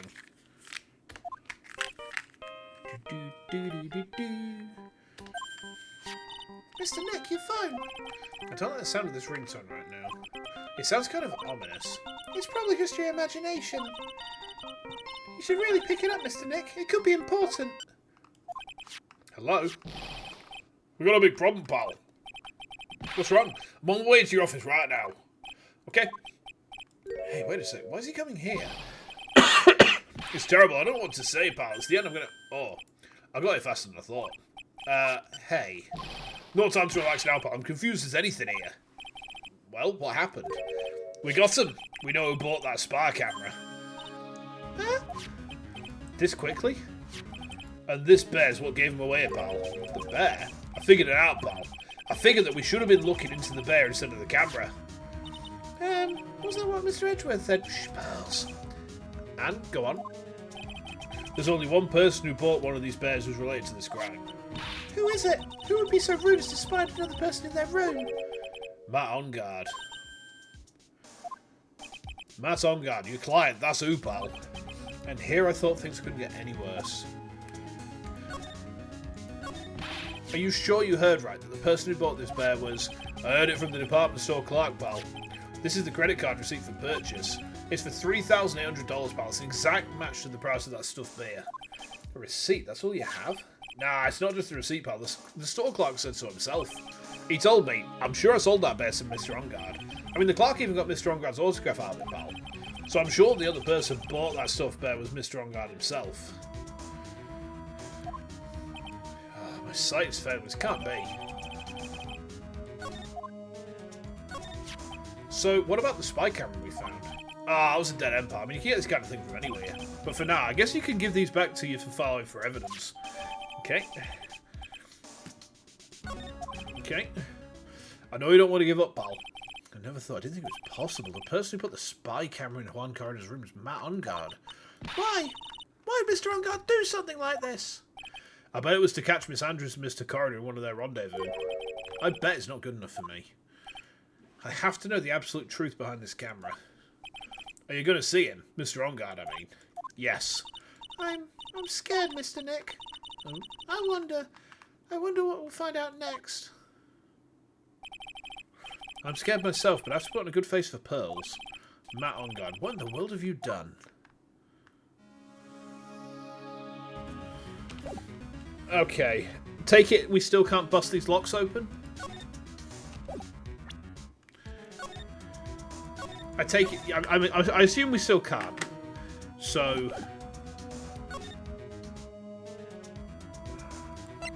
check the evidence list. Yes, I can do that.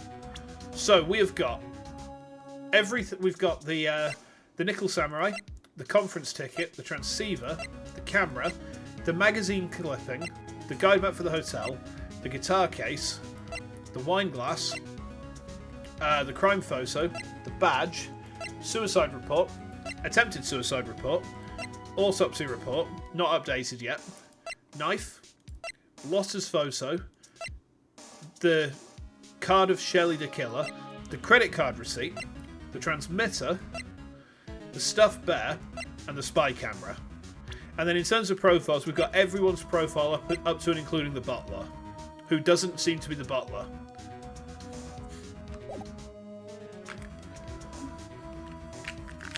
I can do on guards locks now, oh boy. And I guess once we do on guards lock, does that allow us then to bust open Andrews as well? Oh boy, this is gonna suck. You're working really late, you know. It's already past like 10 PM, dude. I think it's time you told me the truth. I think it's time I save.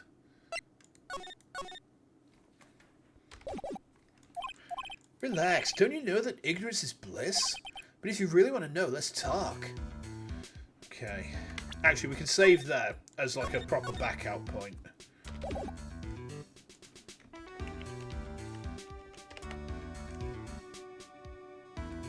What happened there?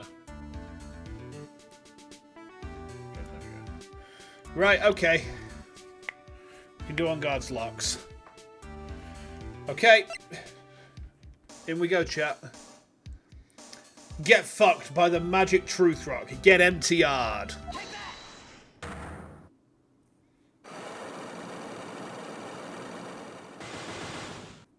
Jesus, I'm fucking scared. Since I have two people's locks to break, you can lose all credibility here and regain it as long as I don't mess up Andrew's one. Right, okay. Noted.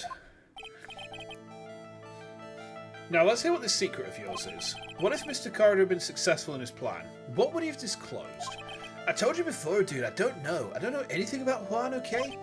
Look, Mr. Rat, I can keep on saying it till I'm blue in the face, but I totally didn't pay Juan any attention the whole time that night. I mean, come on, I was in the middle of a nap. Don't lie to me. Huh? I know you paid close attention to Mr. Corrider, especially on that night. 5 locks, I know, Hart. I've actually, like, my computer chair is just full of poo right now, because I've shit myself that many times. I go onto Forest and look at what I pinged Ara for. Oh, no. It's the bear, isn't it? Or the spy camera. I know you paid... It's one of these two, isn't it?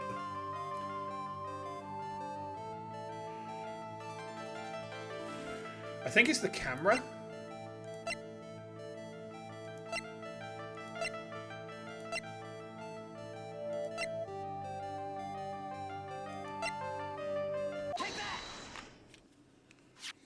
Someone used this camera to secretly film Mr. Corrider's room the night of the murder. Secretly film? What? And then sent the images the camera took with this transmitter. Wow, but dude, where was this camera you're talking about hidden? It was in the bear. The spy camera was hidden in this bear's eye. A bear that was supposed to be a present from a fan. Oh, there goes one of them. Huh, I guess why not a few of those kinds of fans too, huh, dude? Actually, I wouldn't say this bear was a present from a fan. Huh, you sure, dude? Who else could it be from? The person who gave this bear to Mr. Corridor was, well, you. Was you. Mr. Ongard, don't you know this bear from somewhere? I don't think I've ever met Mr. Bear before, dude. But he says he knows you. How could you forget such a great friend? What else did the bear tell you?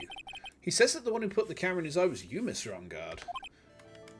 If I didn't know how you work in court, I think I was in some serious trouble. Come on, this is all a joke, right, dude? You're pulling my leg. Looks like you're not ready to give up your secret yet. Well, do you have any proof you want to show me first?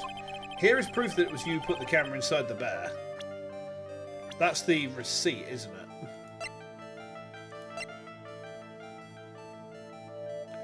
Has to be this. I have here one credit card receipt, Mr. Ongard. It's from when you bought that stuffed bear. Dude, all you can tell from this is I spent $3,800. I go to the department store all the time, okay? This $3,800, that could be the toothbrush I bought that one time. A $3,800 toothbrush. It's ivory, and it's got elephant hair for bristles. Ugh, elephant hair. Is that what rich people use nowadays? Anyway, the store clerk clearly remembers you and your purchase. After all, you even gave him an autograph, did you not? Dude, you should have said that earlier. Two down. So can I ask you one thing? Yes. You're my lawyer, right, dude? So if you are, then why are you looking into stuff like that? Because if I don't know the truth, I can't help you. Sounds more like stupid lawyer talk to me. Hey, let's stop talking about this, okay? No, not yet. I haven't asked you why you set the camera up yet. And what your secret is, of course. It would be strictly confidential. So, what are you going to do now? I'm going to find out what I want to know because I must. The reason you hid this camera in Mr. Corridor's room and filmed it in secret is...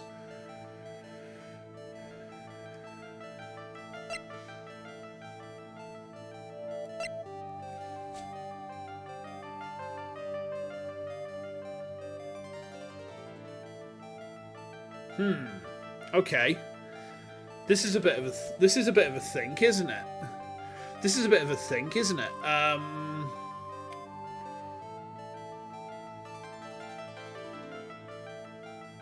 What do I play here?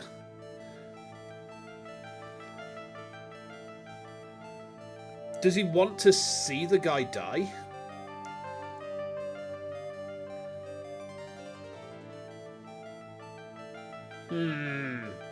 Come on, think, Shinsu, think. Think.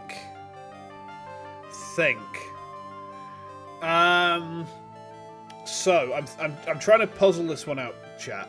So he's hidden the camera in the room and filmed it. Now, there's three possible reasons I can think of. So one of them is he wants dirt on Andrews and Corridor. Yeah, that's the obvious one, but he's already said very clearly he doesn't really give a shit. So I don't think it is that. Now, the other option is he wants to see Corridor die. He wants to see him die. He's getting jolly off the death. The other thing that it could be is he wants to make sure the person he has hired does the job. In which case, I think it would be this that we need to play. I think we would need to play this. Placed next to the victim at the time of the murder, Miss Andrews was carrying it. What is this card? Maybe he doesn't know about the card. This is a certain man's calling card. The man's name is Shelley the Killer, and I'm sure you know of him, don't you? Shelley the Killer? That's ridiculous. Why would I know some shady scumbag like him? If you really don't know him, then why are you acting so jumpy all of a sudden? This is it. I'm finally starting to get to the truth. I can't afford to make any more mistakes now. Mr. Matt Ongard. I know why you know Mr. the Killer. It's because you're his client. Since you're the one who set up that camera, that means you knew. You knew exactly what was going to happen in that room. So, how? How would you know something like that? It's because you're his client, that's why. You hired Shelley the Killer to assassinate Mr. Juan Corrida. The real mastermind behind this whole murder is you, Matt Ongard. And here I was trying to be a good boy for you, dude. I thought if you didn't know, you'd be able to do your job without feeling bad. Well, that's what I thought anyway. Mr. Ongard, you really did? Hold on a sec. I'm going to consult myself, okay? Consult myself? Well, I guess it's probably about time anyway. About time for what? I think it's time for you to meet him now, Mr. Lawyer Dude.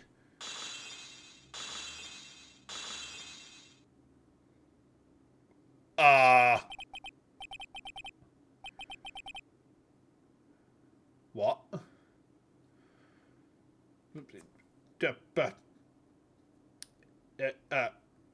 What?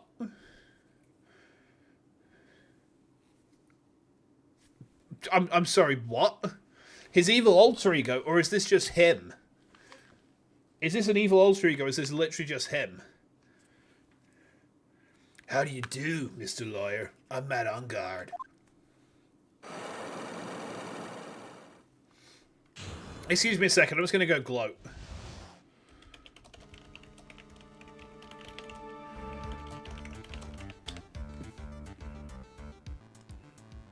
Where do you get the glass from? Who knows? Who knows? Just let him enjoy it, I suppose. Why? Why would you kill Mr. Corrida? Because he was about to sling so much dung on my beautiful public image. Scandals are a little annoying, aren't they? This is all because of that press conference, isn't it? If Mr. Corrida had been able to give it, Mr. Ongard's secret would have... Ah, well, that's what we call taking advantage of the situation, you know. I had no interest in doing it, really, but bit by bit, it crept up on me. And then the situation just presented itself perfectly. How beautiful, I thought. And that's how Mr. Corrida ended up dead. Let me tell you something. I'm not like Adrian. I don't depend on anyone. People are simply things to be used and thrown away. Put on a sweet innocent face and people will swallow anything you feed them. Adrian fell for it, the assassin too. Oh, and how can I forget? Even you fell for it, Mr. Lawyer. Everyone all working their butts off for me, Matt Ongard. Oh, did that leave you speechless? What a shame. This fucking guy. This motherfucker. Pearl's about to throw hands. I would be very scared if she did. Because she's probably stronger than she looks. I don't know if, like, she is or not, but it wouldn't surprise me if she could, like, knock a man out.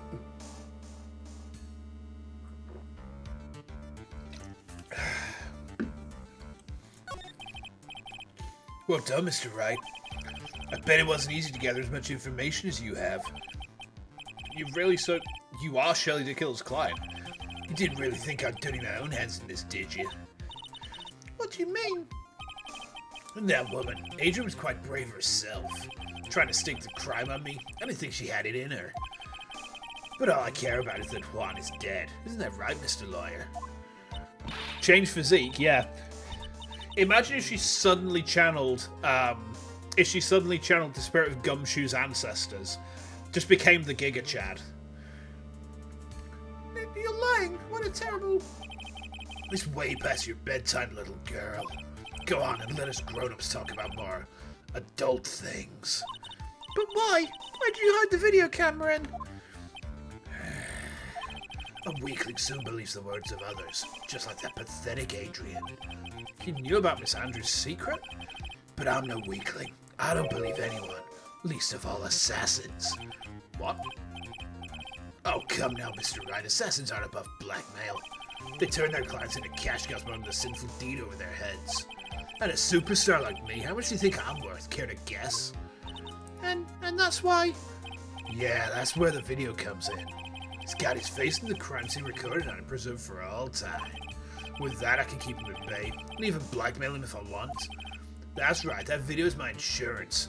Isn't that what they call it, Mr. Wright? Why would you do something so wrong? Oh, he's literally Diavolo Doppio. Oh shit! Yeah. Oh no. Oh no. Oh no. Why did you have to say that? Why did you have to say that? Now I've got sticky fingers. He even calls... Yeah. Because I'm a grown-up and I can't. Good enough an answer for you, little girl. What's wrong, Mr. Lawyer? You've grown awfully quiet. How could I have been so deceived by you all this time? When we first met, I asked if you'd killed Juan Corrida, and you answered very clearly you hadn't killed anyone. Hey now, I never told you any lies. The person who did the killing was that tequila guy, right? All I'm guilty of is taking a catnap in my room. You killed Mr. Corrida? Ha! I dare you to say it in court tomorrow. Oh, but too bad, you can't. You're my lawyer, after all. Aren't you?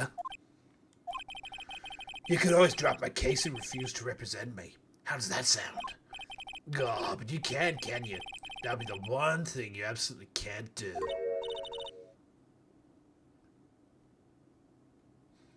You were certain it was a fucked up framing of him because he didn't set off the Magatama. Yeah, I mean, that's the thing. He didn't set the Magatama off, but it looks like he's played it masterfully in the sense that from a technical standpoint, he's truthful. Like, he hasn't killed anyone. He ordered someone be killed, but he didn't kill anyone himself. Mystic Maya. You wouldn't want to test a killer. He's a man of his word, or so I hear. You could end up getting a certain friend of yours rubbed out if you lose. You scoundrel. So if I were you, Mr. Wright, Esquire, I think I'd give him my all tomorrow. Remember, everyone likes a happy win-win resolution. I'll get you for this. That's such a cliche phrase. Juan said something just like that if memory serves. Of course, well, we all know how things turned out for him, don't we? Good night, Mr. Lawyer. Yeah, he foiled the magic comma. He foiled my magic truth rock. The MTR stone. The MTR stone. Let me just... Literally the MTR stone. He fucked it. He fucked the MTR stone. Hold on, can I change my... I don't know how to do that. Oh, it's fine. Also, what about the guard in the back? He's just a guard. He's just some guy. My, what am I supposed to do? He confessed to everything, but... And now you finally found it. Is this Mia? Oh, it's Edgeworth. The starting line of this case. Edgeworth? I don't care for the horrid atmosphere here. Let's return to the precinct. Hey, Mabel, welcome. Welcome. Well, right, what are you going to do? If you plan on changing your strategy... No, we can't do that. That's right, he's holding Maya hostage. What should I do? That's not something I can answer for you. Mr. Edgeworth. Right, only you can decide where to go from here. 1 year ago, at that time, I didn't truly understand what a prosecutor was, and that is why I had to leave the prosecutor's office. I felt that I couldn't stand in a course with law until I knew what a prosecutor really was. And now, right, it's your turn. My turn? What is this thing called a lawyer? What can you do as one? You must find the answer, and you must find it on your own. I'm a lawyer. But to fight for someone who's clearly a killer? Matt Ongard, that man is... It doesn't matter who, every person deserves a proper defence and a fair trial. Isn't that the basis of our judicial system? Proper defence? But what exactly is that? Is it where a lawyer forcibly and blindly gets an acquittal through shouting and trickery? Ironic that you of all people should say such a thing. Isn't that exactly how you fought for your clients up until now? Well, it might be true, but that's because I've believed my clients to be innocent from the bottom of my heart. But if I was to get on-guard and acquittal, that isn't a proper defence at all. I became a lawyer because I thought I could save people who were suffering and in pain. But when I look at this mess we're in, I can't even protect the person closest to me. Even if I win the case, I'll still lose in the end. I just don't know what to do. Right. Would you get a hold of yourself? You have it all wrong. We aren't some sort of heroes. We're only human, you and I. You want to save someone? That's something easier said than done, wouldn't you say? You are a defense attorney. You cannot run away from that. You can only fight. That's all you can do. People like you and Francisco Von Karma are always using all you have to pin me down. You fight to the very end even when you know the truth is not with you. But I'm not like you. I can't fight for a false verdict for a man I clearly know to be guilty. Francisca. She fights for herself. The only thing she fights for is a perfect win record, that's all. And isn't that the same as you? Isn't that why you ran away a year ago? Because your precious win record was destroyed? You're so petty! I see. Now I understand why you despise me so. However, you are mistaken. What you... Thanks to you, when you sealed off my path to a perfect win record, I began to realise the error of my ways. I realised that things such as a perfect record were meaningless. Oh. What? I don't believe you. Are you saying that's why you left the prosecutor's office? But then, why? Why are you here now? The answer to that is something you will find out on your own. I have faith you will see it before the verdict is read tomorrow. But if you can't, then you will be powerless to change the ending of this story. Mr. Nick, the transceiver! I'm sorry for what happened earlier. Now then, Mr. Attorney, do you wager you can obtain an acquittal tomorrow? My, what is the matter, Mr. Attorney? I don't sense your usual anger this time. Tell me, please, why are you holding Maya hostage for Mr. Ungard's sake? Why are you doing this for that cold-blooded killer? Right. Please don't misunderstand things. He is my client. Don't toy with me. A man who hires an assassin is just as much of a killer himself. I believe you were asking me for a reason as to why I am doing what I am. Yeah. This is what I like to call my aftercare. What the heck is aftercare? My name carries a certain amount of honor and dignity, Mr. Attorney. I take great care to ensure that no suspicion falls upon my clients for my handiwork. That is what is called client relations, and it is part of an assassin's duty. An assassin's duty? We were unlucky this time, and my client was arrested as a suspect. As a result, I did what I had to enlist your expert help, Mr. Attorney, and to ensure that you would do everything in your power to the very end. What is your name? I believe I told you once before, however. You did, but my name is the Killer. Shelley the Killer. You're Shelley the Killer? Please keep in mind you do not have much space to maneuver with me. As the killer, I always finish what I set out to do. If you fail to keep up your end of the bargain, Maya, it would be my duty as an assassin to see it she receives a nice long nap. Ah, no!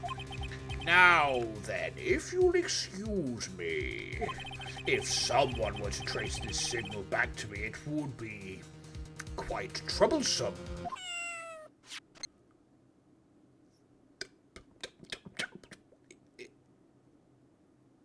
that confirms it. Mystic Maya! Mystic Maya! I don't know what to say. Edgeworth, did you hear that at the end of the transmission? Huh? Oh, that. It sounded like a cat. A cat? It can't be. What is it? I think I know where Shelley the Killer is holding Maya hostage. Edgeworth, have all police units head for On Guard Mansion immediately. Alright, you hurry over as well then. Don't lose hope yet, Pearls. The fight's only just begun. Yeah. We're going.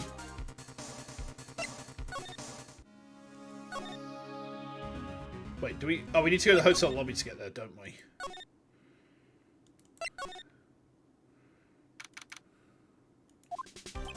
Maya! Please answer Answer us! Mystic Maya! We have this area completely surrounded. There is no way for him to escape. Assuming he's still in the area... I can't believe it. That butler, all this time, he was the killer. He and On Guard were working together all this time. I'm sure they'd worked out a contingency plan ahead of time. What's up with the bear? What's up with the bear? Oh. What's up with the bear? Oh, it's a figurine of a bear. But there are a lot of cuts in it for some reason. Okay. A bear? Isn't that more of a thing for Mr. Corridor? Why would something like that be here? Right, look down. There's a little pet door installed here. Oh, I'm sure that's for Shu. Do you think this came through that little door? Oh, this door. It's locked. Well, I'm pretty used to breaking doors down by now. Let's go, Edgeworth. Ah, there's no one here. From the looks of this room, I would say this is On Guard's private lounge. Look at this, right? An antenna for sending and receiving video signals on a VCR. Check inside the deck. If there's a tape, it'll be an important piece of evidence. If we're lucky, it'll have the moment the crime was committed recorded on it. I'm sorry, but the tape deck is empty. There's no tape to be found. No, but there's no mistake that someone used this to record something. It looks like someone took the tape we're looking for and escaped with it.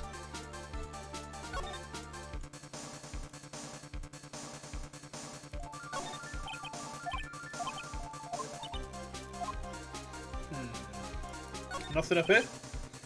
Large collection of videotapes, On Guard tape full of his own shows. What a dick! What a spacious sofa. I bet 10 pearls will fit on here. I don't think 10 of you will fit, Mr. Nick. You sure, Pearl? There's a little door for Shu in this big door. I'm sure Maya used this door to shove this out here. I'm sure it was her. Every time you give me some piece of evidence, it's always the most crucial piece. This time too, I'm sure. Okay. So On Guard's computer. We're going to use this to get help. Mr. Nick, where's the power switch? Oh, okay, that's what's happening. You can find the power switch. Can we go into the wine cellar? We can. We've searched all over, but it looks like he got away. I'm sorry. It looks like he slipped out of our grasp this time. And now we've lost our only lead. Don't give up yet. That little girl's looking to you to be a pillar. Yeah, you're right. We're close, I can tell. We've already set up checkpoints along every route leading out of this district. Leave the rest to us. Maya. Can we see anything? Light doesn't filter in all the way, so it's hard to see. It looks like there are crates and cardboard boxes tied up with wire here.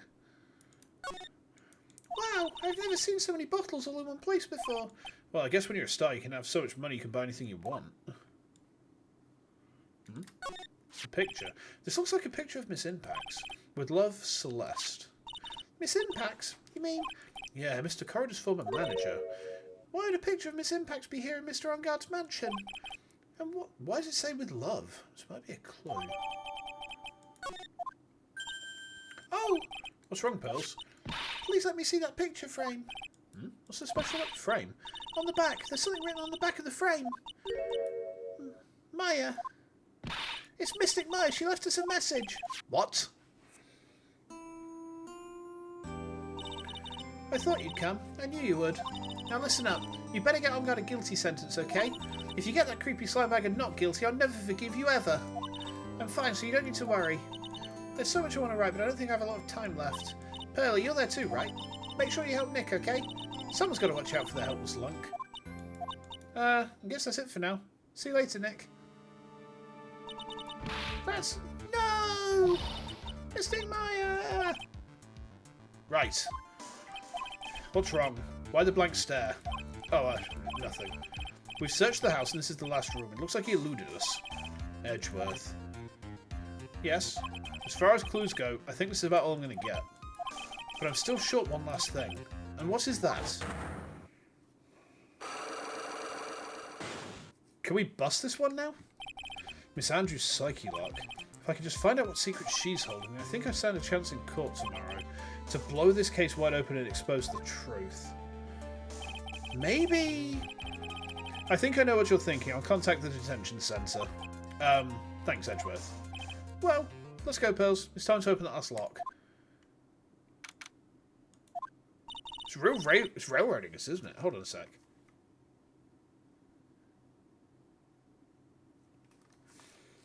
Okay. It's probably going to be that picture, isn't it? Okay. Good evening, Mr. Wright. What's wrong? You look ill. Still going? Yeah, we're going to try and finish this one tonight, mate. Miss Andrews, I've come to remove your psyche lock. Psyche lock? I want to know, and you will tell me. Ow! Your secret. Fine, go ahead. Try to break me if you can. You're just in time, Andy, to watch me fuck this young lady with my magic truth rock.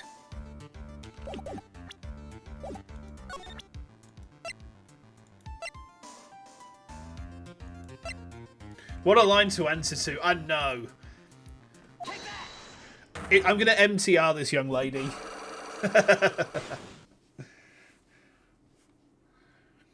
Why frame him?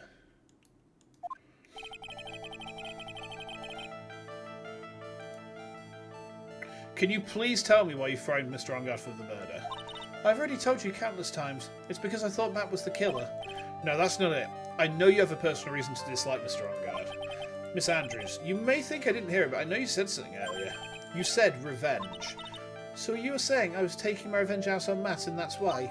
What an absurd idea. I don't have anything I want to take revenge for. Miss Andrews, a woman who lives by being dependent on other people. There is something or someone in her past that would make her take revenge.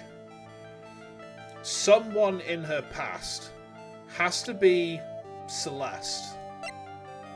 Doesn't it? Has to be Celeste. Celeste? There's only one catalyst that could cause such strong feelings and even revenge, and that is Miss Impact's suicide. What are you trying to say? Celeste was Juan's manager. On top of that, the one who hid her suicide note was also Juan. What does all this have to do with Matt? You're right, you haven't mentioned him yet. But for you to hate Mr. Ongard, it would mean that he must have had some relation to Miss Impact's and her suicide. Can you explain to me this relation between Celeste and Matt? I think it's that picture.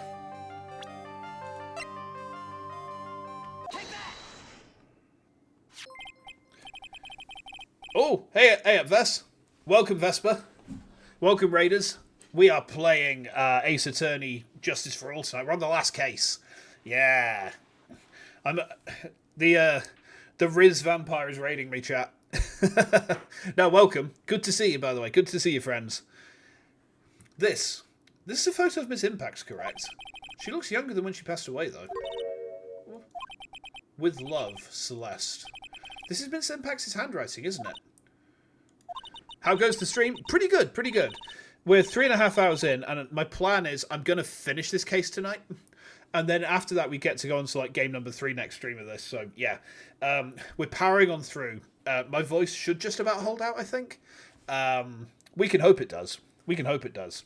But we'll see how we go. We're quite close to the end of the case now. I think we've got one trial left, and then I think probably another sort of few hours, and we'll be able to get it sorted. So, yeah.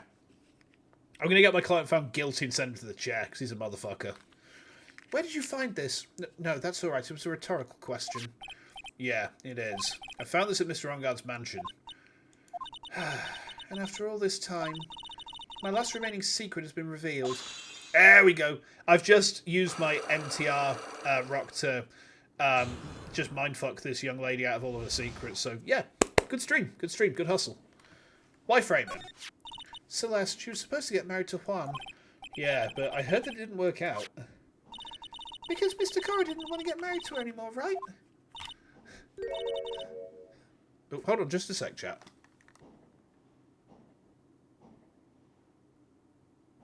Is that fireworks? Give me just a second, guys. Give me just a second.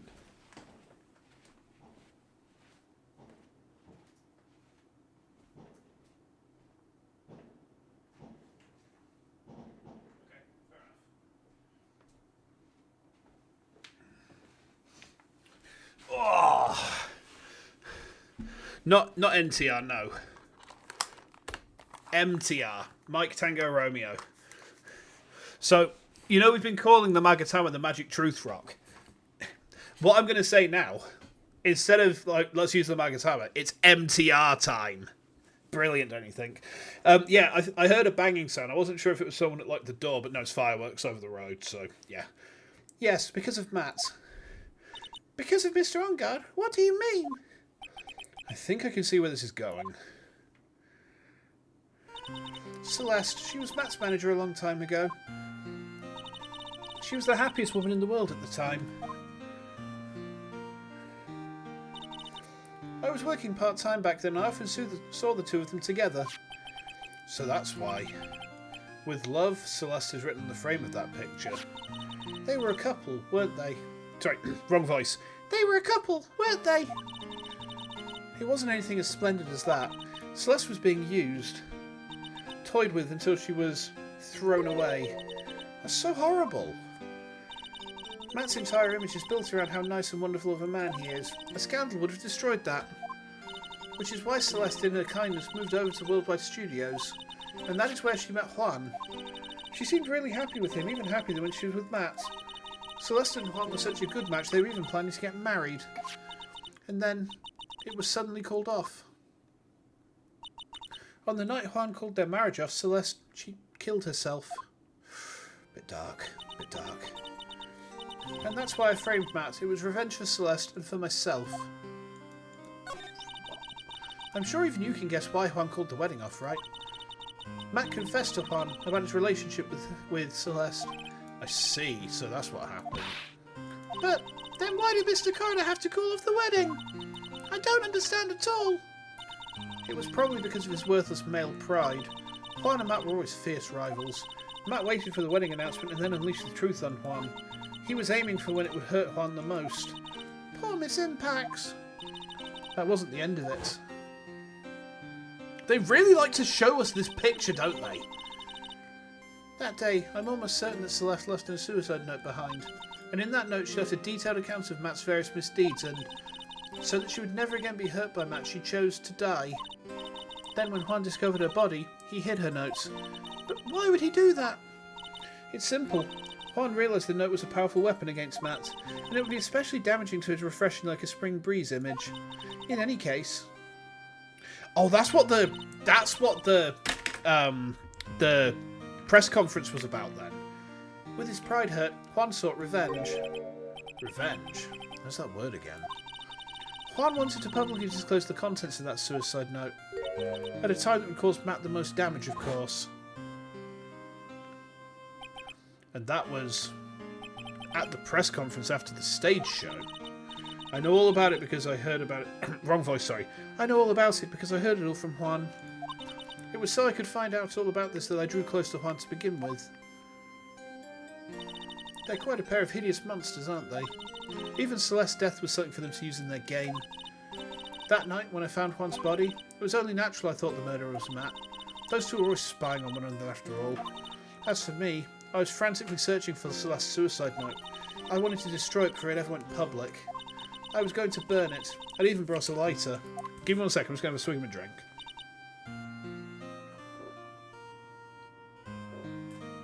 There we go. But I couldn't find the suicide note, and that's when revenge crossed my mind. Yes, I was going to bring them my own kind of cruel revenge. Celeste was killed by the two monsters, so when I stabbed Juan's body with that knife, I didn't feel a single shred of guilt. And that's all I have to say. Well, Mr. Wright, even knowing all this, are you still going to help that man? I'm a lawyer. I see. What a foul profession. Thank you very much for your time and for talking with me. It was no big deal. I couldn't sleep anyway. I can't sleep either. Not with my situation or with what I know now. Now, I have just spotted, chat, an absolutely massive plot hole in this case. Do you want to know what it is? Maya could quite easily have busted herself out of her imprisonment at literally any time she wanted to. Assassin or no, because she has the mightiest weapon in the entire game at her disposal. She literally has an unstoppable nuclear force at her fingertips at any given time. She has the Japankler. She could literally just take off one of the getter and slap the killer with it or lob it towards him. He would instantly die. Instantly die. Oh, why have we got Toccata and Fugue? The Japankler. It's like Lashankler, but like, so you know Maya's got like Japanese wooden clogs? They're sandals. Oh, how did I get this far? That's far enough. You can't run forever, Mr. Phoenix Wright. Let me type it into chat a second. What have I done wrong?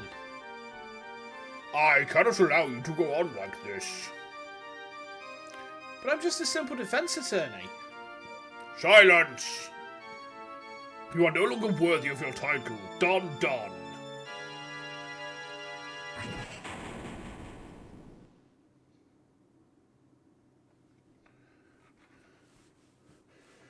I've had this dream before someplace some time ago.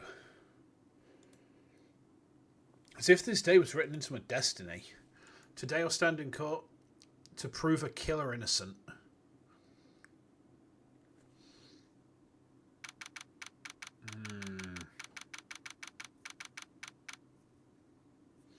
Okay.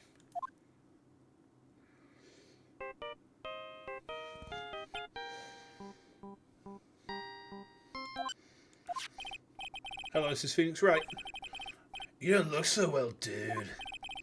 You gonna prove me not guilty today, right?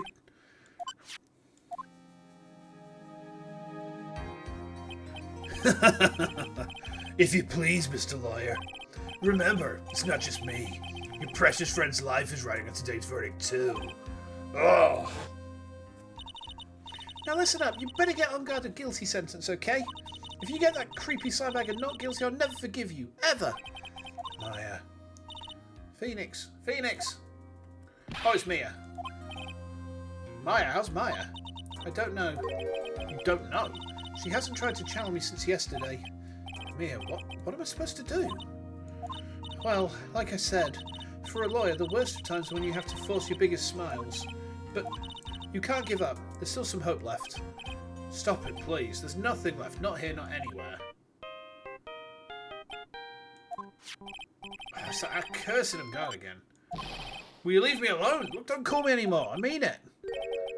You really mean, pal. Oh, Gumshoe! I'm really, really sorry. Where are you?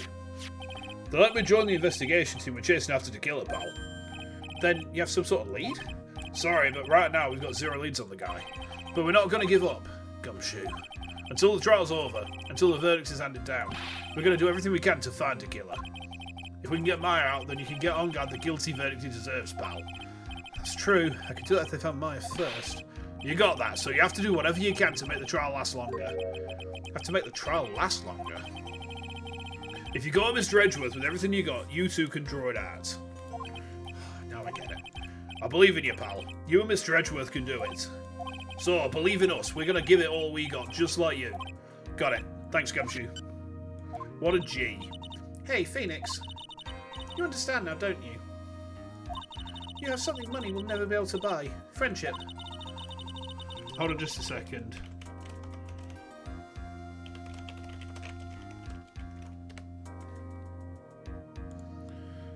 It's the strongest weapon in the world and you have it in abundance. Yeah. Looks like we're coming to the end. I have to make the trial last as long as I can. Gumshoe will come through, I know it. Gumshoe's a fucking G. He's like maximum level G. He is the Giga Chad.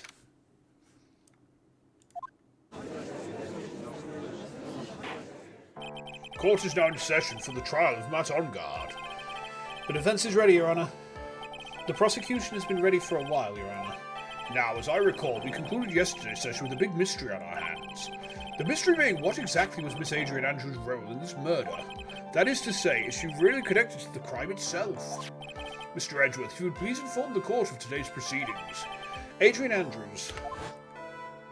She forged evidence that threw suspicion onto Mr. Ongard, and then proceeded to escape the crime scene by wearing a nickel samurai costume. The guilt of these actions are those from which she cannot escape. And then you're saying that she is guilty after all. 1 second, one more second.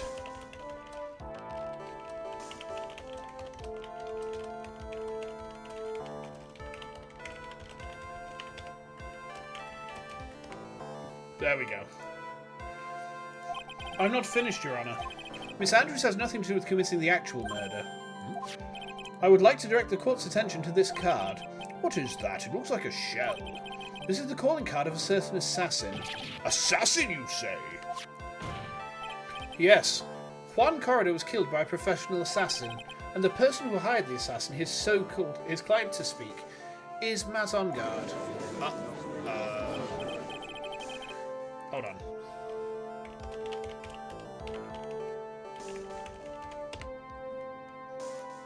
What a surprising turn of events. I would think it's become commonplace by now, Your Honour. Oi, behave, Art. But yeah, I do speak from experience. I know what's going on this time. So I know everything Edgeworth has said is true. But we still have to hold out as long as we can. At least, until Maya's safe and sound. I wonder how the trial will turn out today. Now then, please call your first witness, Mr. Edgeworth. The prosecution calls the defendant's mentor, Mr. Will Powers, to the stand. Oh, he looks so scared. Now then, witness, your name and occupation, please. Okay, I'm Will Powers. I'm a poor underpaid action star. And what is your relation to the defendant? Well, I guess I'm sort of a lousy mentor to him in a way, yeah. Mr. Powers, please, you don't need to put yourself down so much. Oh, sorry, well, I'm just kind of a nothing sort of guy. On the night of the murder, you visited the defendant's room. Is this correct? Yes. I didn't know that. He did, yeah. But you know, I didn't actually get to see Matt when I went. All you need to do is answer what you're asked. Now then, I would like you to please testify about when you went to Mr. Onguard's room. Okay, sure. I feel so sorry for Powers. Okay. After the award ceremony, I went by myself to Matt's room. Matt was standing there in front of his room, still in his nickel samurai costume. He was talking with someone. At first, I thought it was the bellboy. I watched the two of them for a while, but then I gave up and went back. I had guests with me that night, and I couldn't make them wait for me. Excuse me. Nothing sounds out of place in Mr. Powers' testimony. And talking with the bellboy is no big deal. If one assumes that the person Mr. Onguard was speaking with was an ordinary bellboy. What are you implying? Sniff, sniff. Well, Mr. Wright, let's have your cross-examination, shall we? Looks like we're in another sticky situation. A trap. Can't you smell it, Phoenix? But for us to find out more, we're just going to have to charge in head first, right? Okay.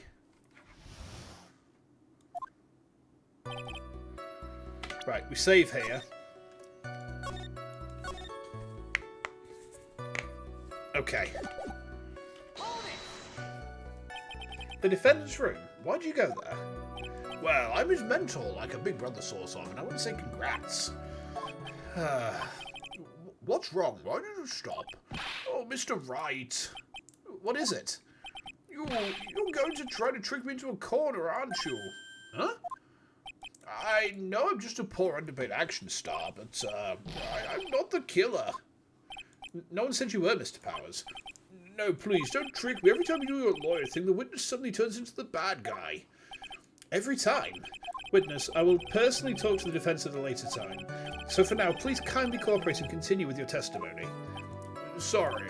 So you went to the defendant's room, and then... Hey, wait a minute. When and how did I suddenly get turned into the bad guy here?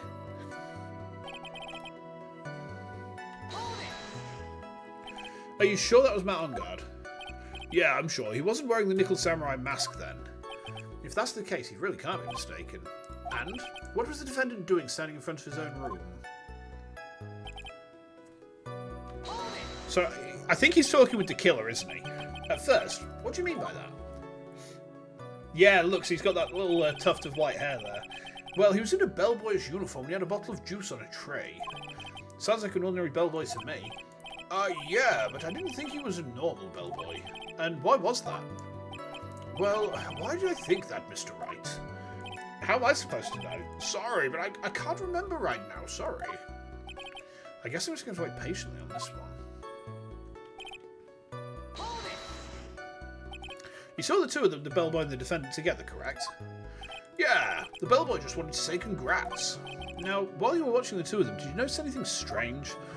I did feel something weird. I think it was because he gave the bellboy a tip. A tip? But that's a perfectly normal thing to do. So, how long did you watch the two of them? Not more than a minute or two, I think. So who are these guests you're talking about? You guys, of course. You and Maya and Little Pearl. I thought it'd be really rude since I invited you guys if I disappeared on you. So I went back to my seat pretty soon after seeing Matt in the hallway. It's like squeezing water from a stone. It's probably pointless to press further. The rich don't give tips. They're too good for that. Oh, God, yeah. Don't get me started on the wealthy, because we will go full on. We'll go full on into angry net mode. Do you remember this incident? Did Mr. Powers leave his seat that night? I don't remember that happening at all. Maya was making such a racket in her hyperstate. I ended up focusing on her. Yep, that's me. I see. In any case, from his story, he probably wasn't gone for very long. Hold on. So, he went by himself to Matt's room.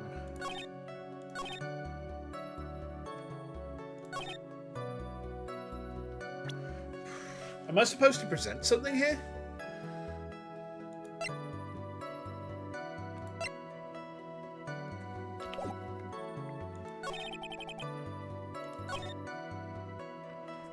Am I supposed to present something here?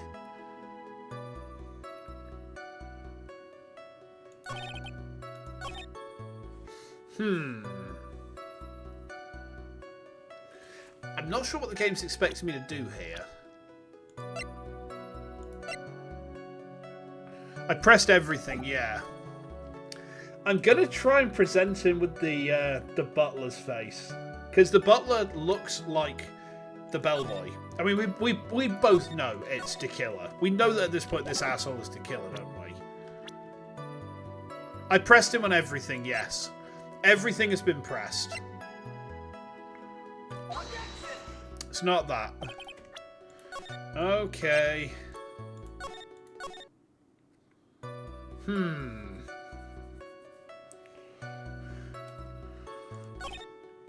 Let's see. What is it Mia said? Do you remember this incident? Did he leave his seat? Don't remember that happening. He wasn't gone for very long.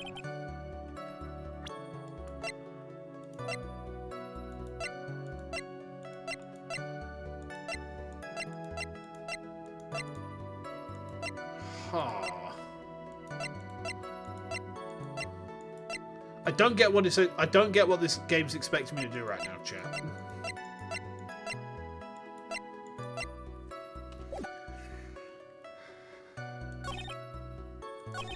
He was talking with someone, heard the two of them from a moment back, couldn't make them wait for you.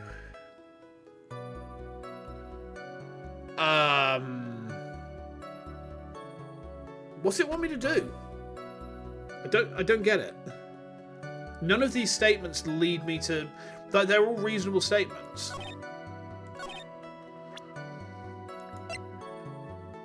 They're all reasonable statements. But yeah, he's been pressed on everything.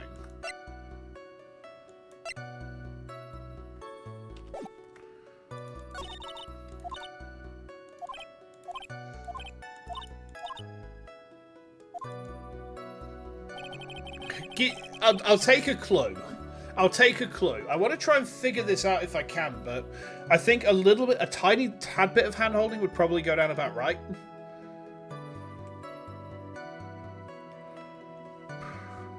Hold on.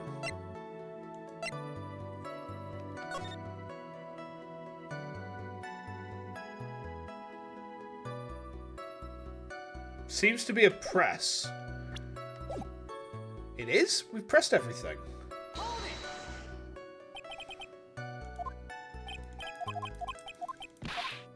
Yeah, we've already pressed everything. He doesn't add anything to his testimony.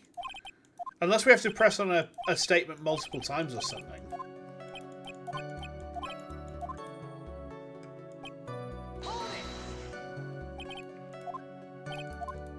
We've gone through all this. We've gone through all of this before.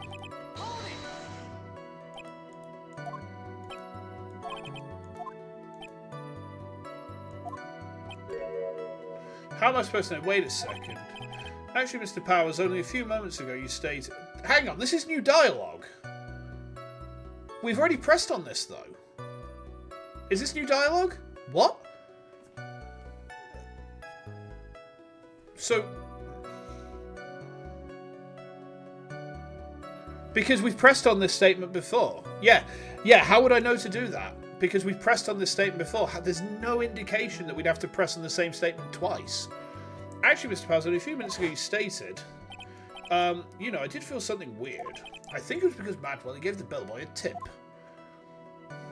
Could it be that you felt something strange about the tip-giving incident itself? Ah, yeah, that's it. You really know your job. Mr. Edgeworth. Yes, Your Honour. This bellboy, he wasn't an ordinary one, was he? Perhaps we should let the witness tell us. Very well. Mr. Powers, please amend your testimony. You mean about the bellboy, right? Yeah, I don't get how are we supposed to know that we had to press the same statement twice? That's weird. So he gave the bellboy a tip. What's so strange about that? You see, Matt's not a poor penny pincher like me. I was trying to figure out how much it was because the tip really shocked me. How much it was. But that's when something even more surprising happened. The bellboy was putting the tip he got in his pocket. And that's when I got my first good look at the guy's face. I was really shocked. I'm afraid I don't follow at all. Sounds like Mr. Powers was surprised twice by this event. I wonder which of his shocking ones I should ask about. Ask about the face. What was so shocking about the bellboy's face, Mr. Powers? Well, he wasn't exactly a boy, more like an old gramps. I hope you know that discrimination towards old men is a no-no in my court. No, that's not what I meant at all. In the smack middle of the guy's face, there was a line of stitches. A line of stitches? The dialogue doesn't open up until you press the last testimony piece first. What the hell? That's weird as fuck. Yeah, it went straight from the tippy top of his head to the bottom of his chin. Almost like if that thread snapped, all the stuff in his head would come spilling out. Oh, he was there at Onguard's house. He was that butler.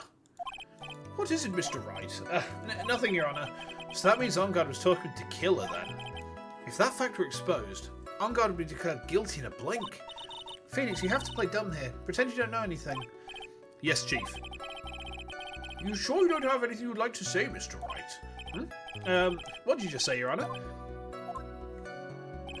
Nothing, Mr. Wright, nothing. We're just going around and around in circles. Now then, Mr. Powers, please continue with your testimony.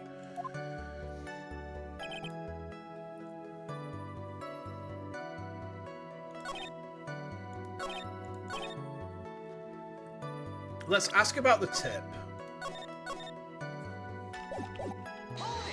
Let's ask about the tip then.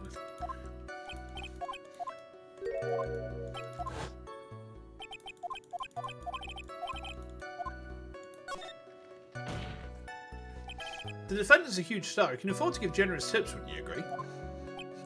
Sure, but giving him that much is maybe a little too much, I think. A little too much? Would you please clarify for the court about how much would you say the defendant gave to the bellboy? Honestly, I don't know. I can't even begin to guess. And why is that? Because he gave the bellboy a really, really fat roll of cash. A roll of cash? Ah, well, how interesting. That certainly was a very generous tip, wasn't it? A very fat roll of cash. That can hardly be called a tip, Your Honour. The judge is beginning to look awfully suspicious of us. I think we have to raise an objection here.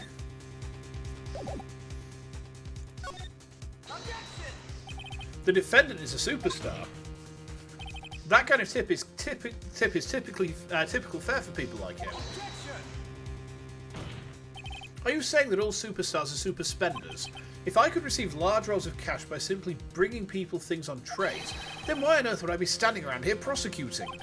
He's got a point. I don't even get paid, let alone rolls of cash for all my hard work. You should do, Phoenix.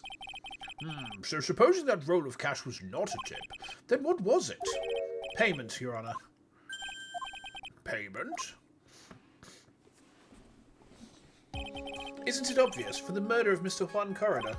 Then the bellboy the witness saw. Yes, he was the assassin. Hold your horses now. Mr. Edgeworth, you don't have any proof of this, do you? Have I ever been unprepared to support my claims, Your Honor? I have here the card Shelley de Killer left at the scene of the crime. Shelley de Killer? He is the person the police's special investigations team has been chasing for ages. I am certain that the person the witness saw was this very assassin, Shelley de Killer. Really? What's wrong, Mr. Powers? No, nothing. Something just clicked in my head, and I think I just figured something out. Oh? Actually, I saw that bellboy again later on that night. What? Mr. Powers, please testify with jazz hands. Tell us what you saw. Yes, sir, right away.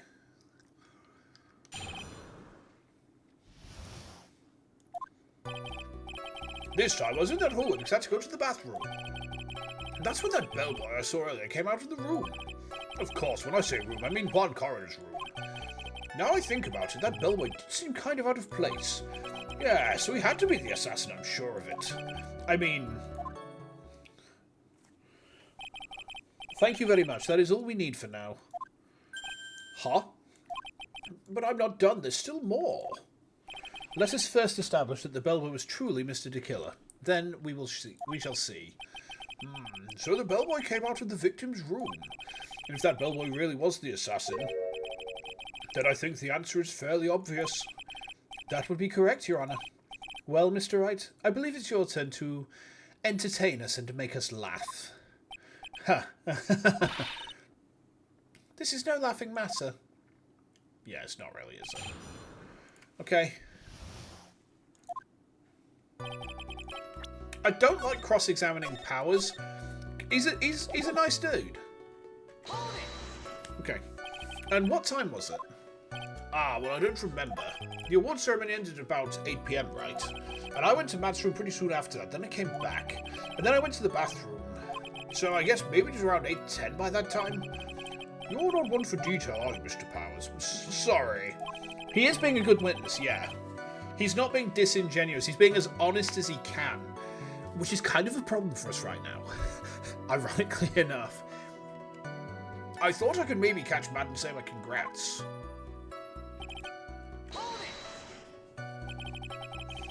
Are you sure it was the same bellboy? Yeah. And how could you tell? All the bellboys wear the same uniform after all. But you see, well, he had those stitches in his face. So I'm sure it's the same guy that was talking with Matt. So which room did the bellboy come out of?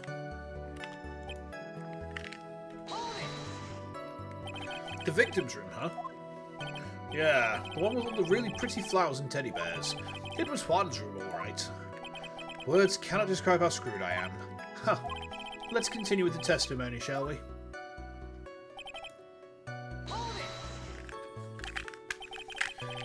So, what exactly was so out of place about him? Right.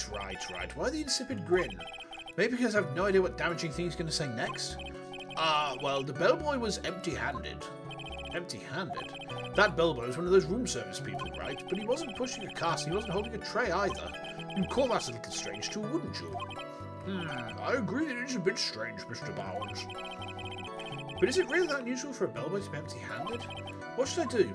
Should I let Mr. Powers' testimony slide, or... Try and pull a fast one. Try and pull a fast one?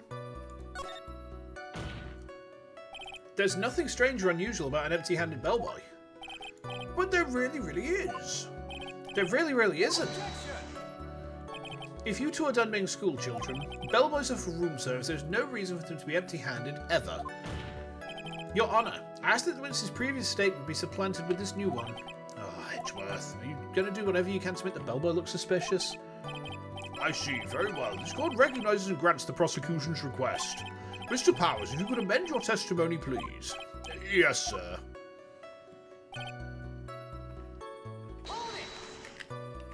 So, you're saying that it's suspicious for him to be empty-handed?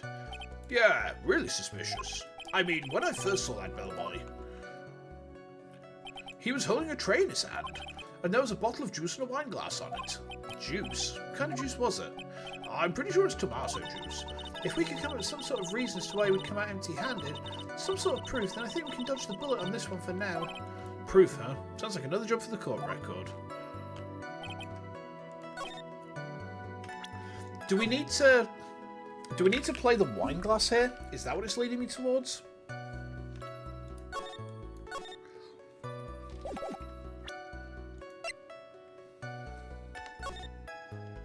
Oh, no, here. It's the crime photo, because you see the trays there.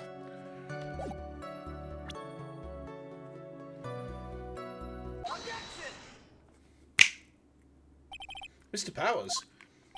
Yes? You're easily influenced by other people's words, aren't you? As soon as you heard the bellboy might be the killer, you got caught up in believing it must be true. But isn't he really suspicious? He's got all those stitches and, So? A baseball has stitches. Are you saying all baseballs are suspicious because they have stitches? Oh! Well, what about him being empty-handed? I would ask the court to please take a look here. This is the crime scene. Gaslighting the one honest witness we've ever had. I feel fucking filthy right now. I need a shower. There is a wine glass sitting next to Mr. Corridan's body. The liquid in this glass is tomato juice. And now, if you would look at what's on top of the table in the lower right corner here, anyone can clearly see it's a tray with a bottle of tomato juice on it. The bellboy had just brought this to Mr. Corridan's room. He left the tray in the room, which is why he was empty-handed when he left. Ah, but that would mean the bellboy had seen and left a dead body in the room. Ah, but can you prove Mr. Corridan was already dead at that time? Ah, Mr. Edgeworth. Yes? I blame you for leading me down this route. I'm terribly sorry. What is with him? Why is he laughing? Witness, isn't there one more thing you would like to share with us? Is there? The bellboy was empty-handed, or should I say empty-handed. I recall you had something interesting to say about his hands. Oh yeah, I almost forgot. What? That bellboy, he was wearing gloves. Gloves? Yeah, pitch black leather ones. All the other bellboys don't wear gloves like that, right? Black leather gloves. Why didn't you mention them earlier? Sorry, it slipped my mind. Oh boy, does this make the bellboy look really suspicious. Alright, gotta focus. Can't get lax here. Must save. Save for Maya. So what if he had gloves? A lot of bellboys wear gloves. Come on, Mr. Wright, that bellboy's wearing black leather ones. So? A football's made of leather. Are you saying all footballs are suspicious because they're made of leather? Oh. But that man, he received a large roll of cash from the defendant. And then he was seen leaving the crime scene wearing black leather gloves. I don't think that even someone like myself could believe he was just another bellboy. It seems that we have finally come to an understanding. Now then, witness, please continue with the rest of your testimony. The rest? Oh yes, please tell us more. Okay. I like what Edgeworth is doing here.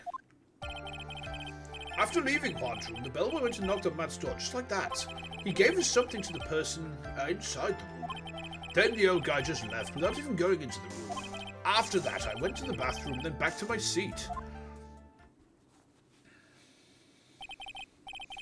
So the bellboy, after leaving the crime scene, next went to the defendant's room. Yeah, I kind of saw that by accident. Some accident? I'd say you saw too much. And all of it was suspicious to high heaven. I think it's safe to say we can no longer consider this bellboy to be normal. Now then, let's get started, shall we? Mr. Wright, your cross-examination, please. Yes, Your Honour. Uh-oh. Uh-oh.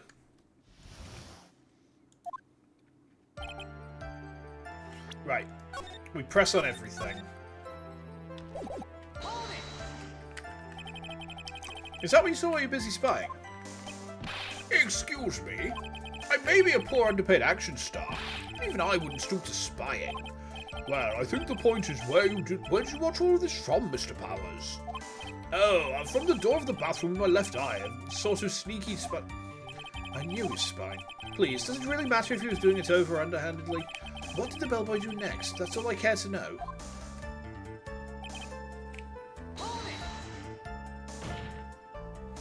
I said, hold it. Yeah, you did. Okay. That's better. What kind of statement is that? Please elaborate and give us a few more details. Oh, okay. I should probably ask him the one question at a time. Ask about the person inside? So who took the something the bellboy handed off? Actually, I don't know. What do you mean? I'm sorry, but I only saw the person's arm. Only an arm? Then you're saying you didn't see the person's face? Yeah. Well, it was Mr. Onguard's room, correct? So it could only have been Mr. Onguard himself, I'd say. And then, what did the bellboy do after that? Oh, so after he gave the person inside the room the thing.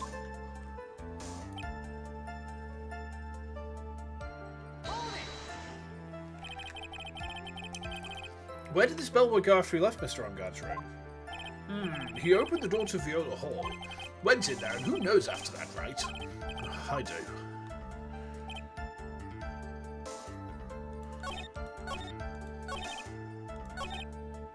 Let's ask about the something.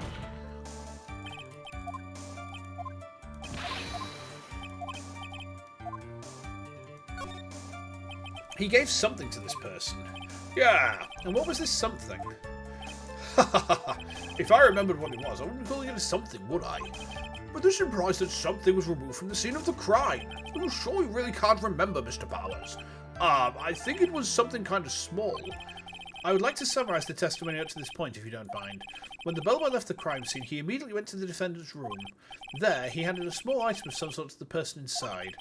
As for the person who received the item, all you could see was the person's arm. Yes, it was just like that. Mr. Edgeworth, is all this really that important? Of course, Your Honour. I think this is of the utmost importance. This is when whatever was removed from the crime scene was handed over to the client. Mr. Powers, please try to remember what it was the bellboy handed off. Well, let's see. I think it was... No. If you remember, please add it to your testimony. Yes, sir. If I saw it again, I could say for sure, but I think it was some sort of wooden statue. Wait. It's this. It's this.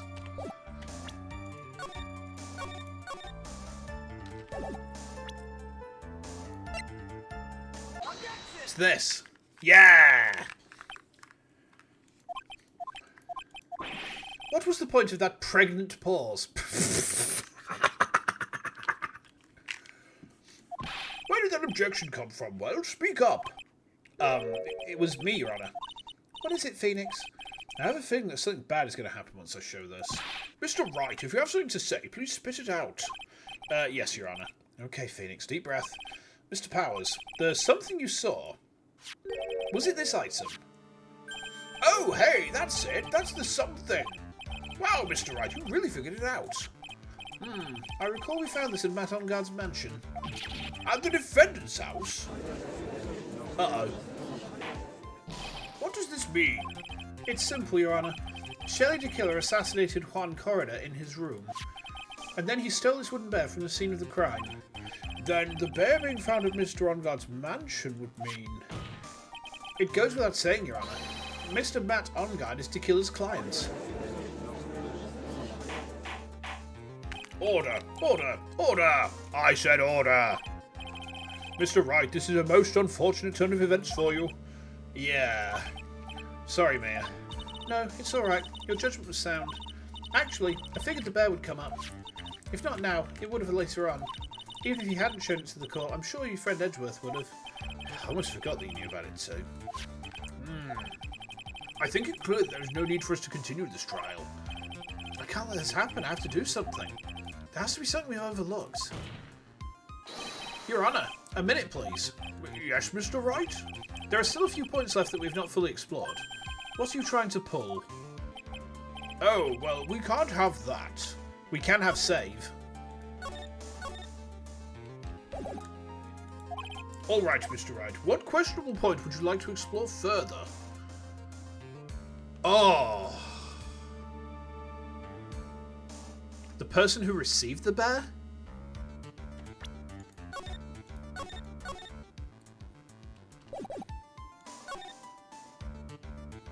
There was one thing in Mr. Power's testimony that was very unclear, and that is the identity of the person who received the bear. He gave something to the person inside the room. I'm sorry, I only saw the person's arm. As long as we don't know who it was who took the bear, we can't be sure of... Ah! What is it, Mr. Powers? If you're going to scream like that, at least give us a good reason why. Oh, yeah, sorry. Actually, so I remembered. I remembered who took the bear. What? Really? I mean, I only saw his arm, but the arm. It was the Nickel Samurai's arm, I swear it. You've got to be kidding. Are you sure of that, Mr. Powers? Yeah, I'm sure it was the Nickel Samurai. Order! Order! It looks like you've dug your own grave, yet again. How many times is that today? I've lost count. So the person who took this in this little bear was the Nickel Samurai. And as we all know, Matt Ongard is the Nickel Samurai. Thanks to the defense, we've made all the clearer. What am I supposed to do now? Mia, help! You don't have time to act lost. You've got to find another angle to attack this from. Hurry! Now, Your Honour! Again, Mr. Wright? We've already removed any and all questionable areas of this testimony. It's about time you were removed from this court, Mr. Wright. I have to find something. Even one more little point will do.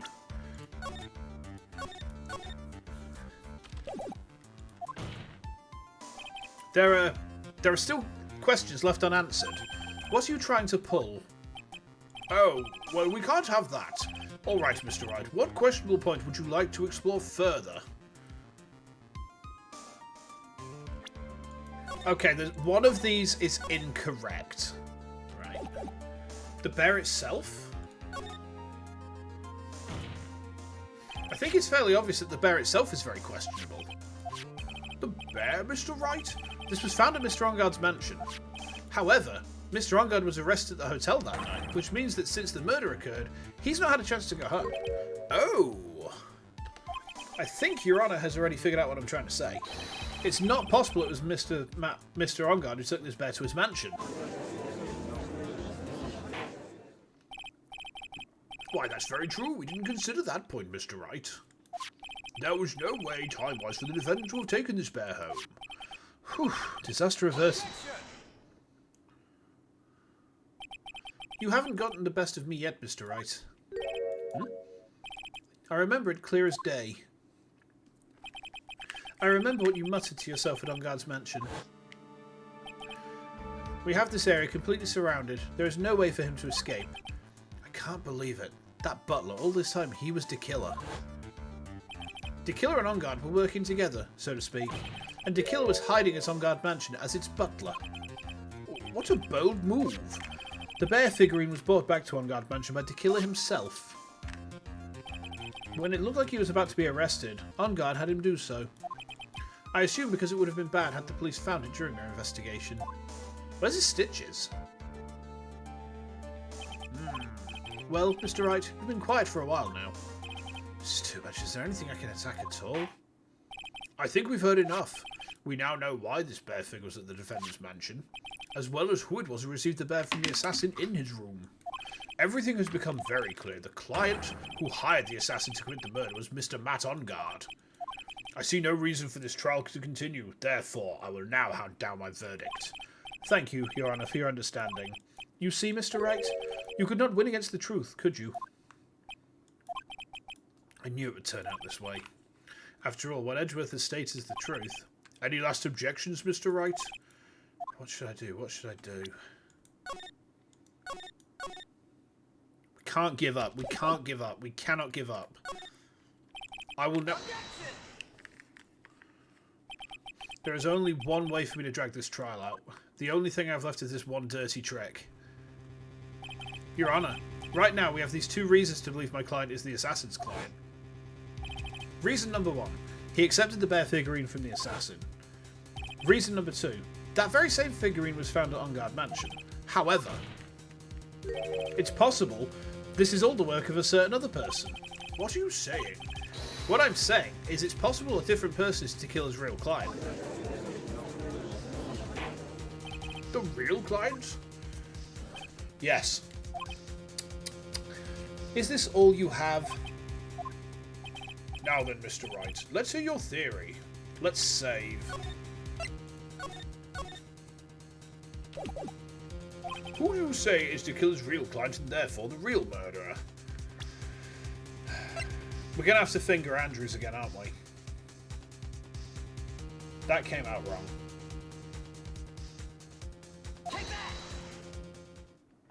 Adrian Andrews? Yes, we already know that she tried to frame Matt On Guard for the crime. By wearing a spare nickel samurai costume. Ah, then the nickel samurai's arm that I saw. That could have very well been Miss Andrews. But what about Mr. On Guard? If you would please recall yesterday's testimony, the defendant was taking a nap during the break period. That's right. Then, finding this figure at Mr. On Guard's mansion? It was a well-laid trap set by Miss Andrews. Mr. Edgeworth, what is your opinion on this? I can't even begin to count the flaws in the defence's logic. Besides which, there is no evidence to support it. However, I can't fully discount its possibility either.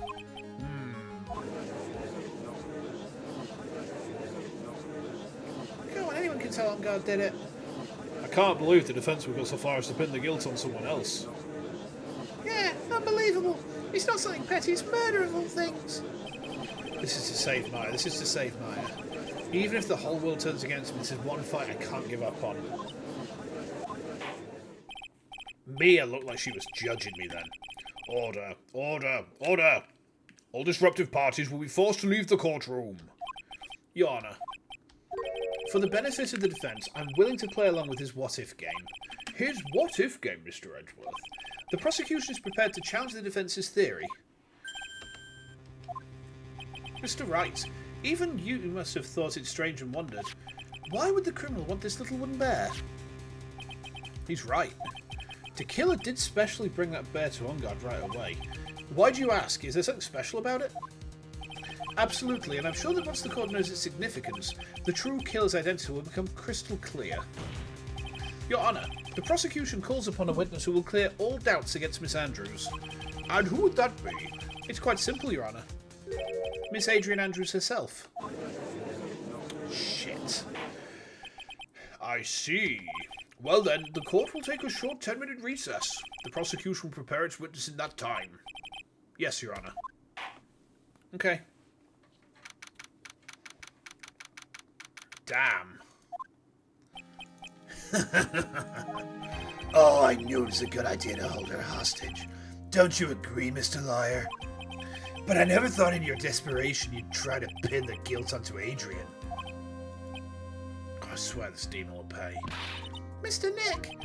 Girls, where's Mia? I don't know. A really strong power suddenly called her away. A really strong power? Did Maya awaken?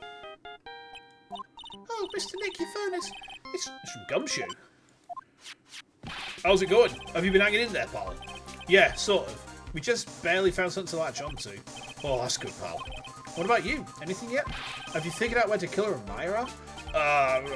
We still don't have any leads, but... What? We don't have any more time. If we just had one, even a single clue would be really helpful. I was only able to come this far because I kept thinking to myself, I've got to keep the trial going until Maya's been rescued. But have I just run out of luck this time? Is all our hope for naught? A tent? A tent? I could see a circus tent. Oh, it's Mia. It looks like Maya was unconscious until just a few minutes ago. As soon as she woke up, she called for me. So it was Maya that called you away? She's locked in a dusty little room right now, but I can see a circus tent outside the window about 300 foot away. Gumshoe, Is there a circus in town right now? There's only one, pal, the very big circus. Mine's somewhere within a 300-foot radius of the main tent. What? Okay, hold on a sec, pal. Here, draw a circle on that map about 300-foot radius from the main tent. Hurry. And? I could see a mailbox under the window just outside. Gumshoe, there's also a mailbox. Okay, what else? What else, Mia? I'm sorry, but it was a very small window. I couldn't see anything else. It felt like it was in an old office building, maybe the 3rd floor or so. I heard an old office building. Good stuff, pal. Right, just hang in there. Just a little longer, pal. Wish us luck. Good luck. I'll call you later, so don't let your battery die, okay, pal? Mia, mine's not hurt, right? She's in a pretty bad state, Phoenix. She's being starved. Gumshoe, please hurry. Looks like we're out of time. Are you alright, Phoenix? It's only a matter of time before Maya's rescued. I can do this. I just have to make this trial last a little longer. The thing is, as long as we don't absolutely fuck up, have you noticed that Edgeworth is purposefully allowing us to prolong the trial? He knows that he's going to get the verdict that he wants. He just needs to make sure that we can get the innocent party out of danger first. I like his character development. For all my criticisms of this case specifically, Edgeworth's character development has been excellent. Like, it's been very peak in this. So it's winning points back with me for that. It's winning points back with me for that, chat. Court will now reconvene. The killer, the man who murdered the victim, handed this to his client. From this, one obvious question arises. Why this particular item? I believe the answer to that question will provide us with the name of the real culprits. Now then, the prosecution calls the defendant's manager, Adrian Andrews, to the stand. Ah, shit, here we go again. Currently, the witness is accused of tampering and obstruction of justice. However, you have been called to the witness stand today to ascertain who exactly is guilty of murder. I understand. Very good. Now, have you ever seen this bear before, Miss Andrews? Of course I have. You have seen it before? That's right. It's only natural that the witness has. Miss Andrews, could you please enlighten the court to this bear's secrets? All right. Why? Why does she... Okay. The bear figurine.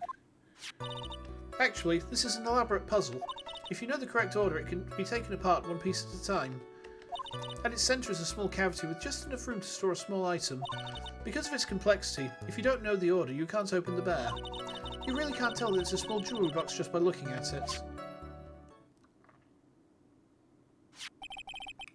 Is there a wedding ring inside there? So this figurine, it's a container of sorts, is it? Yes. Looks can be deceiving, wouldn't you agree? Yes, this is superb craftsmanship. Oh yes, I nearly forgot. You may begin your cross-examination, Mr. Wright. It looks like there really was something to that bear after all.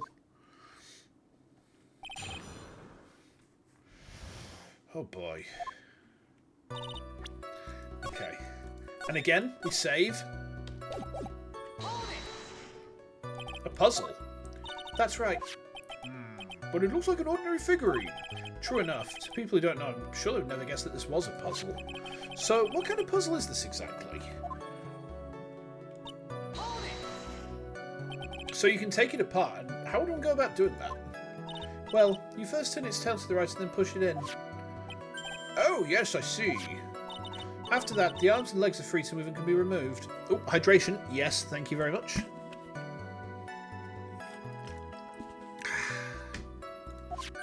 Oh, this is most interesting. The boy and his new toy. It's like he's 5 all over again.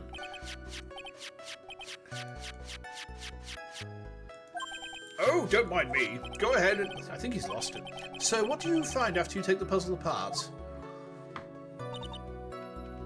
What is the item? And how do you know about this? I know because I was the one who bought it. It was a souvenir from when a friend and I went to Switzerland. Then this was a present from you? That's right. It was a puzzle in the shape of a bear, so I thought it'd be perfect for Juan.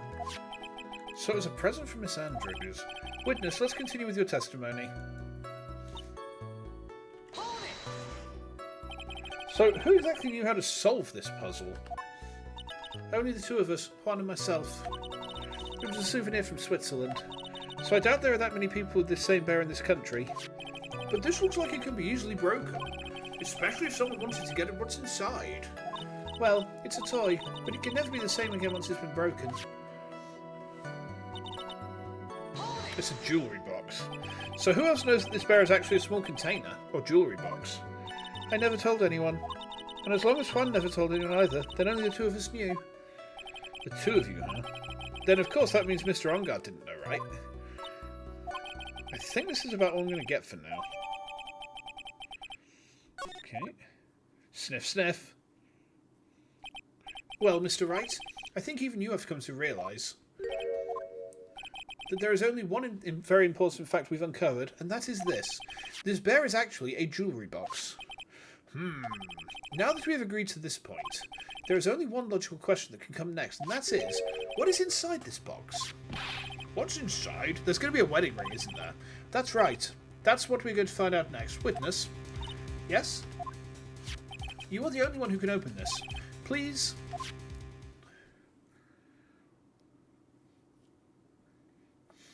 There's a painful silence over the courtroom. All eyes are on Miss Andrews now as she solves the puzzle and takes the bear apart. Oh, she's in. I've opened it. Is this what you wanted? What is that? It looks like a... It's not the wedding ring, it's the suicide note. I should have seen that one coming. It looks like a note. I don't think we need to guess at what this is, do we, Mr. Wright? It's a suicide note. The suicide note? The suicide note left by Juan Corrida's former manager, Celeste Impax. Until now, no one knew of its whereabouts, but just as we suspected, it was hidden. Hidden by the victim, Juan Corrida himself. It seems Celeste Impax had very beautiful handwriting, and she just as beautifully signed her own name on this document. This is most definitely the note she left right before she committed suicide. Oh boy. Order! Witness, did you know about this? Yes, I did. I heard all about it from Juan. When I discovered his body, I looked for the bear. I wanted to destroy the note before it became public, but I couldn't find it anywhere, because it had already been taken by the killer. Everything is going at Mr. Edgeworth's pace. So now that the suicide note's been found, what's the next logical question? What is written on the note? That's right, at least that's what I would think. Now then, I believe it is only appropriate for the contents of this note be made known. I can't stop you, can I? I went through so much just to get my hands on it. And I was going to burn it for her sake. I'm deeply sorry, but I can't allow you to persuade me to stop. Your Honour, if you could please read the contents of the note aloud. Very well. The judge's voice rang loud and clear through the deathly silent courtroom. In her note, Celeste Impax left to us a record of all that had happened to her. About being used and then thrown away by Ongard. About being engaged to Corrida, and Ongard's role in destroying that. And about how she decided, in her despair, to end it all. Oh, wow. And that's all Miss Impax had to say. There is one thing I would like to say here. The prosecution has no interest in slandering Mr. Ongard. Then what? Our intention, Your Honour, is to establish a motive for murder. Isn't that correct, witness? Yes. On the night of the murder, Juan was going to make the contents of the note public. After the post-ceremony show, he was going to hold a press conference. My word. Matt Ongard values above all else his refreshing like a spring breeze image. Which is why he had to stop this note from being made public. At any cost. I want to read this note. I want to see if it actually tells us. It's Ongard's fault the woman killed herself. And this time we've went as far as to kill someone to stop him from revealing that. How terrible! What a selfish person! I guess there's still more lawyers out there who'll defend these creeps too. There is no room for doubts here.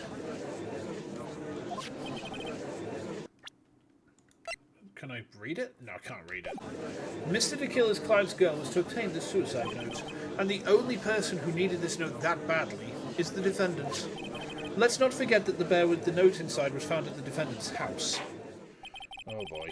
It seems that we've come to the truth at last. The defendant's motives were entirely selfish. He deserves no sympathy from anyone.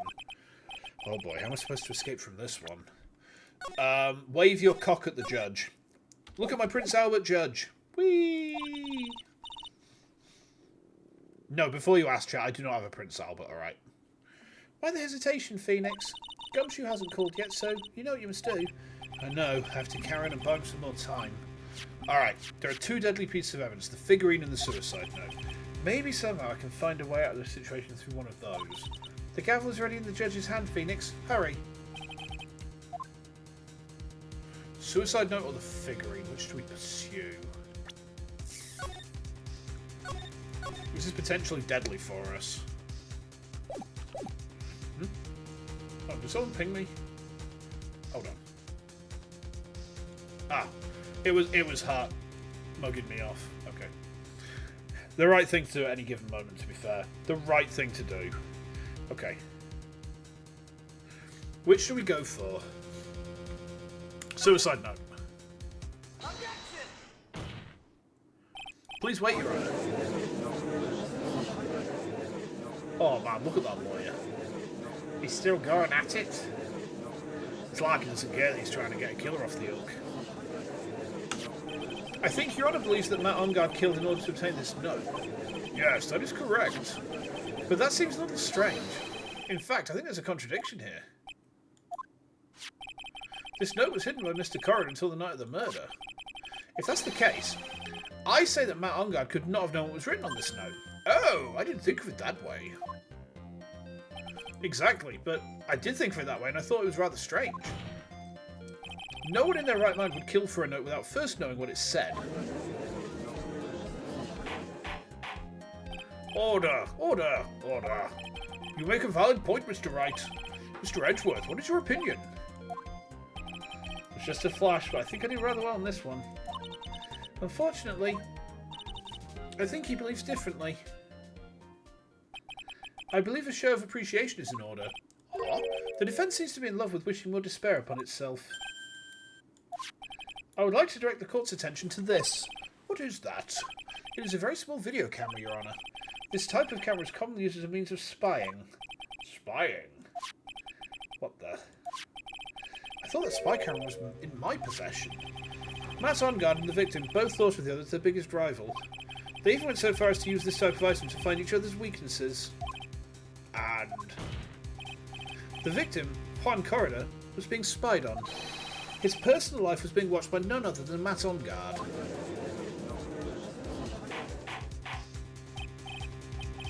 Order! Order! Mr. Wright! Yes, Your Honour? You don't tell me you knew about your client's spying activities. Well, sort of. Sort of is not an acceptable answer, Mr. Wright. I see you're confused, Mr. Wright. You're probably thinking, but I have the camera that was in the stuffed bear's eye. But this camera that I have is not that same one. Last night I searched the victim's house on a hunch. Using this. Gumshoe's bug sweeper. By the way, Mr. Wright, the defendant's fingerprints were found on this camera. Matt Ongard's fingerprints were on there? Well, Phoenix, it looks like those cameras were hidden all over the place, huh? What am I supposed to say to that evidence? I think this is the end. It's fairly obvious that Matt Ongard learned of the suicide note through this. He was watching the victim all along. He got me good this time. No, anything's counts of that. Hey, now what's he thinking? Mommy, is that man the man killer guy? Shush, stop, don't look at him. Oh, he's sweating, he's just so... nasty. Phoenix. Yes, Chief? Have you figured out what you're going to do next yet? What I'm going to do next? Does running away like a frightened child work? I know it seems like Mr. Edgeworth is very close to putting the lid on this case, but in his eagerness to prove his point, he forgot one very important thing. Well, what is it, Mia? There's a piece of evidence that you really should investigate. Something you should investigate? I would really hate to see the good prosecutor get scolded. Oh, that's the cutest save if ever I saw one. For not remembering to look in the item when he had a chance. Oh, is it this? The transmitter?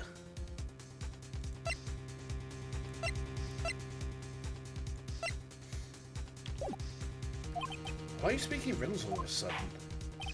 Alright, I think it's time we finally understand everything. Well, Mr. Wright, you don't have any further objections, do you? What is this piece of evidence that Mia's talking about? Can I figure out what it needs to be looked at, or should I let it go? I'm reasonably confident it's the transmitter.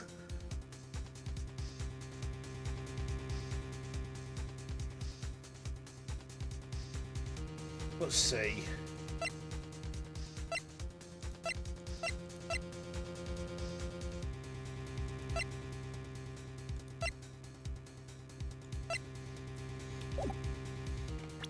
Let's bez a quick save in there, shall we?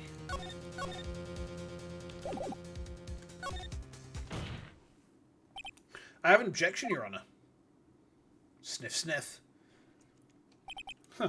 That's about the weakest objection I've ever heard, Mr. Wright. Objection! Your Honour, the defence has no intention of letting this go so easily. You are beginning to sound desperate. That's just your imagination, Your Honour. Mr. Edgeworth, this is not like you at all. In your eagerness to prove your point, you've forgotten one very important thing. Hey, isn't that what I just said? So, you're telling me that I forgot something? You're so close, Mr. Edgeworth. We'll save there, actually.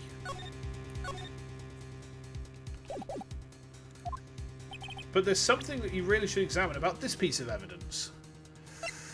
Is it the... Oh, I'm doubting myself again, chat. I'm doubting myself again. Hold on.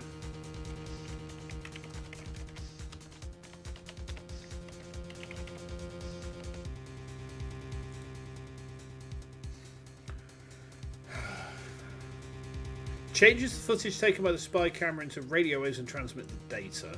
I'll try it. Well, Mr. Edgeworth? Yes, I do believe some special examination is needed, but I think the item that should be examined is the defence's grey matter. Whoops, it's not that?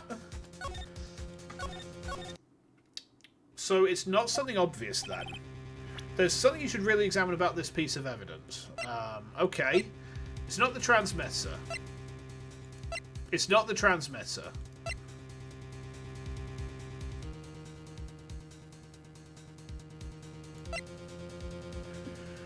Huh.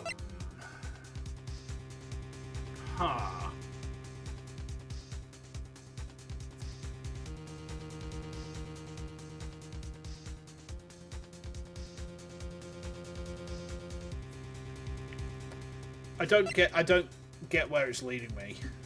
He's overlooked a core piece of evidence. The photo?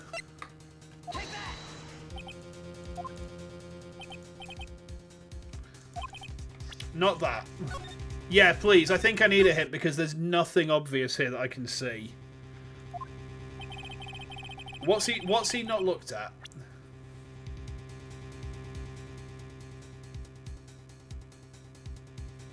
Something he hasn't had time to inspect.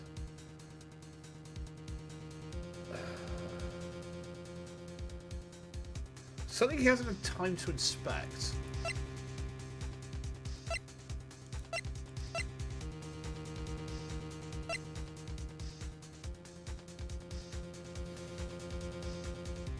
What?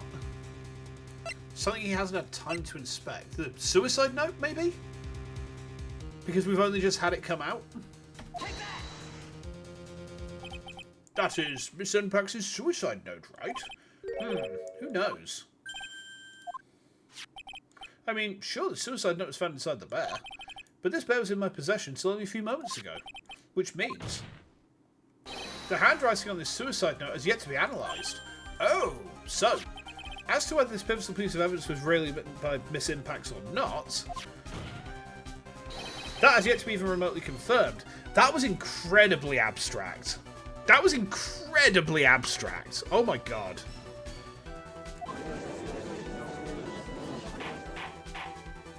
Mr. Wright, you can't shoot... Mr. Wright, are you saying this suicide note is a fake? Miss Andrews, you were the one who tried to pin this murder on Mr. Ongard. Who's to say you didn't create a fake suicide note and put it into this bear? How dare you?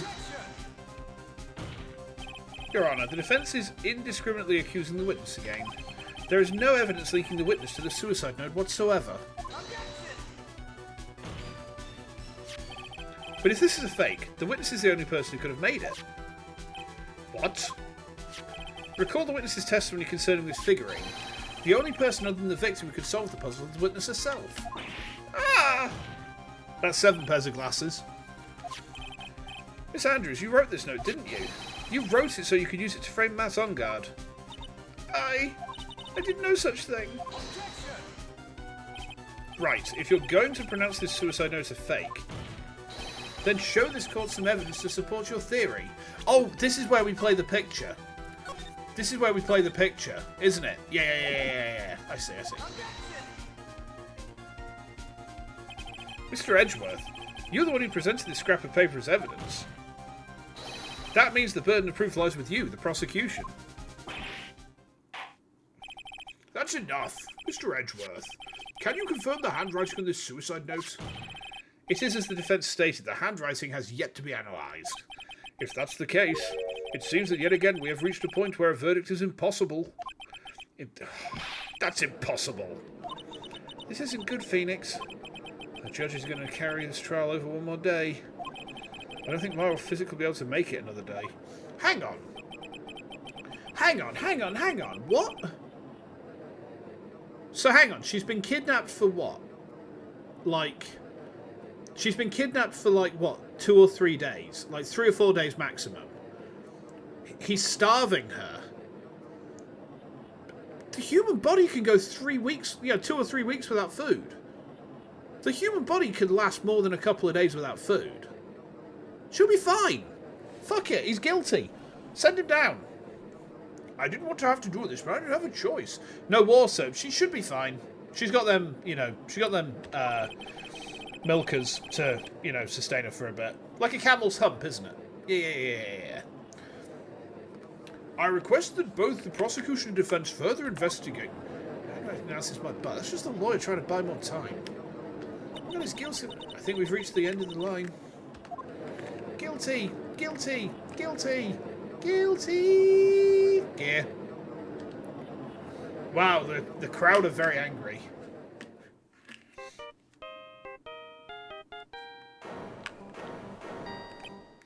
What is that sound? It's Gumshoe. Hello, Gumshoe. What is it with him? What's with that sigh? Where's Maya? What happened to the killer? He got away. What? I'm sorry, pal. I really am. I don't know what to say besides I'm sorry. I wish there was some way to make it up to you. I really do. Anyway, what's going on? We found his hideout, pal. But the 2 of them are already gone.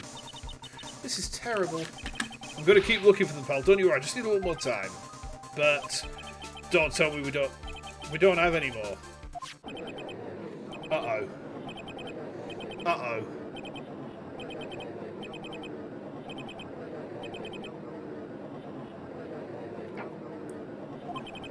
Do you hear that? They're calling for his head.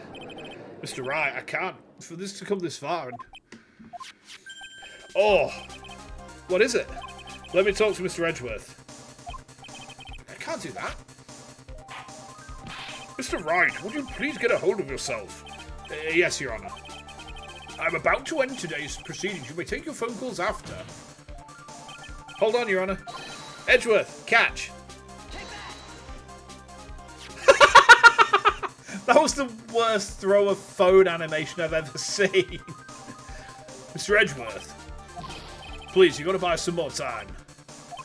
Court is in session. I'm sorry, Your Honour, you were saying? Mr. Wright, this is a court of law. I'm sorry, Your Honour, but... I am reluctant to do this, however. It appears that I have no choice but to suspend proceedings until tomorrow. Oh, this time I really can't do anything. Court is now adjourned for the day.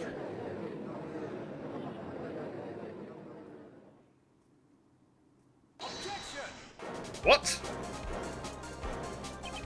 Please wait, Your Honour. Edgeworth?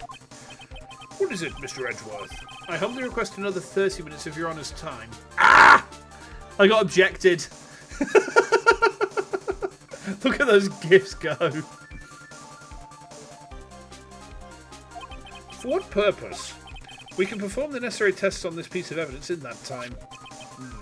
But can you really obtain your results in 30 minutes? I believe we can, Your Honor. But wouldn't it be better if we adjourned for today and reconvene tomorrow? 30 minutes, please, Your Honor. That's all I'm asking for. Please, Your Honor. Very well. At the prosecution's request, this court will now take a 30-minute recess. But be advised, I will not allow another recess today. I'm not sure if this is helping or hurting us. The court will now take its final recess of the day. Okay. Right, give me a second. I'm just going to pop to the toilet again. I'll be right back, chat.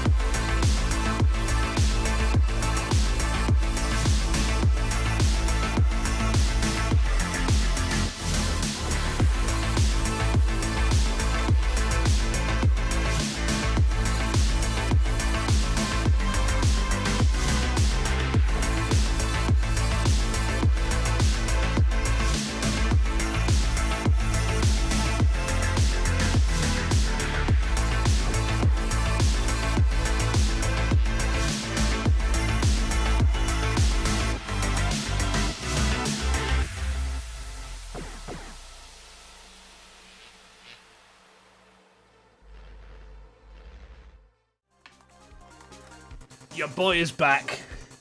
Empty bladder. Hungry for the truth. Okay. Right, well, what's going on with my situation? To kill her. It looks like you got away again. 30 minutes? We can't find her in that time. Gumfuck! Report. Ah, is that Mr. Edgeworth? We don't have time. Just spit it out. Right. It looks like we just missed them, sir. The killer left a few things behind by accident and was rushed to get away. A few things? Can we use any of them as evidence? Oh, I thought you'd ask, pal. I've got the things he left with me right now in one way or other. Really? That's odd. Any items like that are usually sent to the crime lab first. We don't have time to wait for those guys, sir. When those guys weren't looking, I swiped the stuff and grabbed. What? Well, I'm not a detective anymore, so I had to. I'm really sorry, sir, but I've got to put the law on hold for now. Sounds bad. I hope he doesn't get in too much trouble over this. With my Uncle John Carl, I'll be there in about 20 minutes, sir. Don't worry, I'll be there. Wait for me. Alright, just get here in one piece. I'm on a mission and no one can stop me now, sir. No one. I'm pulling out all the stops and running every red light. No, he's gonna crash. Gumfuck.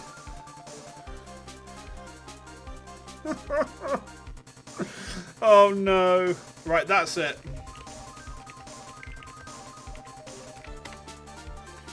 Okay. Items left by the murderer, huh? Maybe they sent the monk that would be decisive enough to end this.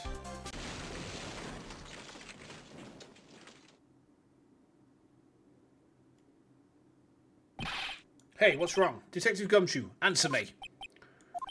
No one can stop me.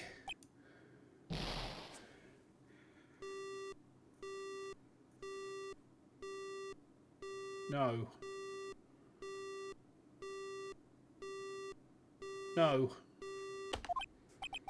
What happened?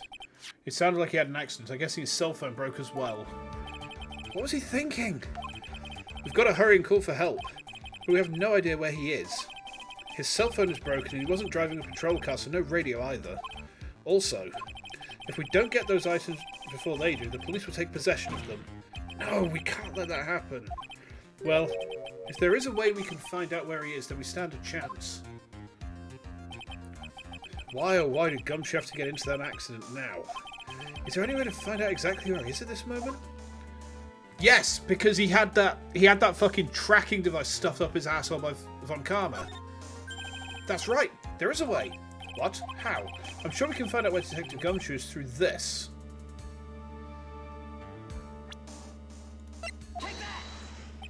Why are you bringing up Francisca at a time like... Oh, I see. I'll try to get in contact with her. The chances are slim, but she's all we have. Francisca. Will she even want to help us? Edgeworth. What is it? I don't have any right to judge anyone ever again. I know my client is guilty, but what I'm doing now, I'm pinning the guilt onto someone totally innocent and using the evidence to do so. It might be my turn to say, Defense Attorney Phoenix Wright chooses death. Right. It doesn't suit someone like you to cry useless tears. Whether you did your job well or not, that can only be seen after the verdict has been decided. The verdict? Is Prosecutor Edgeworth here? Yes, bailiff. There's a phone call for you, sir. Said it was extremely urgent. They're probably finished with the handwriting analysis. I have to go take this call. In the meantime, think hard about what it is you must do. Oh boy. Oh my god.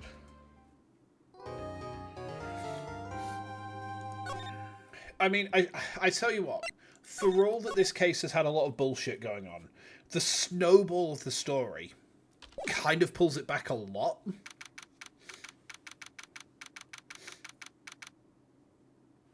Okay, we're going back in. Court will now reconvene. I assume both sides are ready. Yes, Your Honor. Yes, Your Honor. Why does he look like he's having a shit? I can understand the defence acting like this, however, why do you also seem distraught, Mr. Edgeworth? That is, it's nothing, Your Honour. What's wrong with Edgeworth? It looks like something unexpected just happened to him. Now then, Mr. Edgeworth, if you could please tell the court the results of the handwriting analysis on Miss Impax's suicide note. Yes, Your Honour. Unfortunately, we have discovered that the suicide note is a forgery. What? What do you mean, Mr. Edgeworth? This note was not written by Miss Impax herself. It is a fake. Order! Order! Order! Mr. Edgeworth, would you care to explain what's going on? This note was not written by Miss Impax. Who wrote it? We would need more time to do a more detailed analysis. However, it appears that the handwriting matches that of the victim, Mr. Juan Corridor. Mr. Corridor? Well, it looks like Miss Impax never left a suicide note after all. She never wrote anything about On Guard. Oh my god, that's disgusting. So the victim forged a suicide note to try and use his fiancée's suicide to get one up over his rival. What a scum cunt! Fuck me. However, Your Honour, even though the suicide note is indeed a fake, Mr. On Guard could not have known that, and so that facts remain unchanged. Acting under the assumption that it was real, he had plotted to possess it. That does sound very plausible. This theory that On Guard had no idea that the suicide note was fake. Something seems a little wrong with it.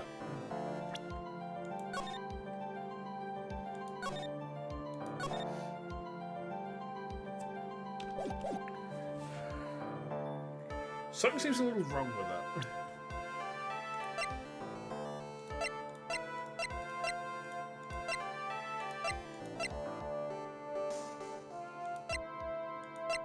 The suicide report? Maybe?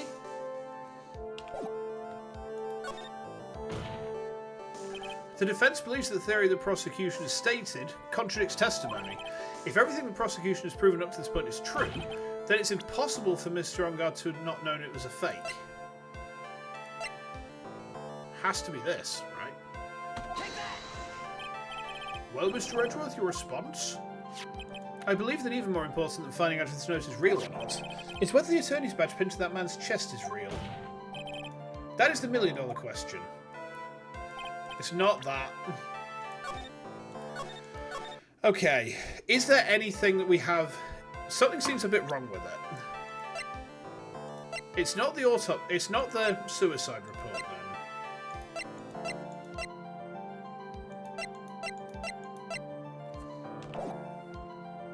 Back down? It's no use. Something feels wrong, but I can't put my finger on what it is. Actually, there's something I would like to ask. Mr. Edgeworth, you stated something earlier to the effect of the defendant spied on Mr. Coroner's private life. I believe this would mean he would have known about the notes as well? That's it. Yes, and so naturally, this means Mr. Ongard would have known that the note was a fake.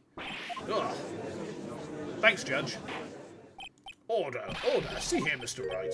Yes, Your Honour? I was the one who thought of the spying thing. Jumping and stealing my thunder like that, I can't even describe it. Yes, sorry. You're gonna give me a fuck off. You're not giving me a fucking penalty for that, you bold twat. Alright, so the judges told us what the problem is. I mean, again,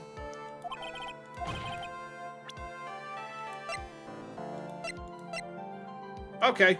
At least he gave us the answer, yeah. It's just not an answer that would have,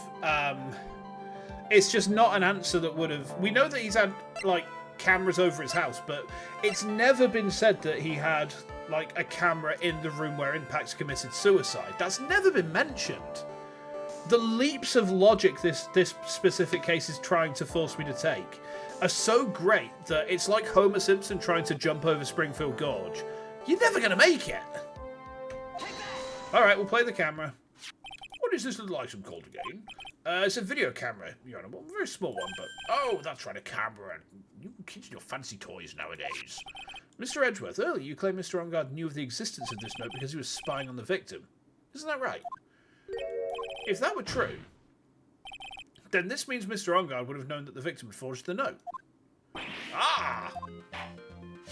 So the defendant knew the suicide note was a fake. And if that's true, then the situation has suddenly changed in a very dramatic way. Exactly, Your Honour. The prosecution's theory as to what Mr. Ongard's motive for murder was. I just thought of something, you know. Ah, okay, that's fine. It suddenly disappeared into thin air. But, Your Honour, it's not as if Mr. Ongard monitored Mr. Coroner 24 hours a day. Perhaps the victim wrote the note in a place Mr. Ongard didn't know of. Give me 1 second.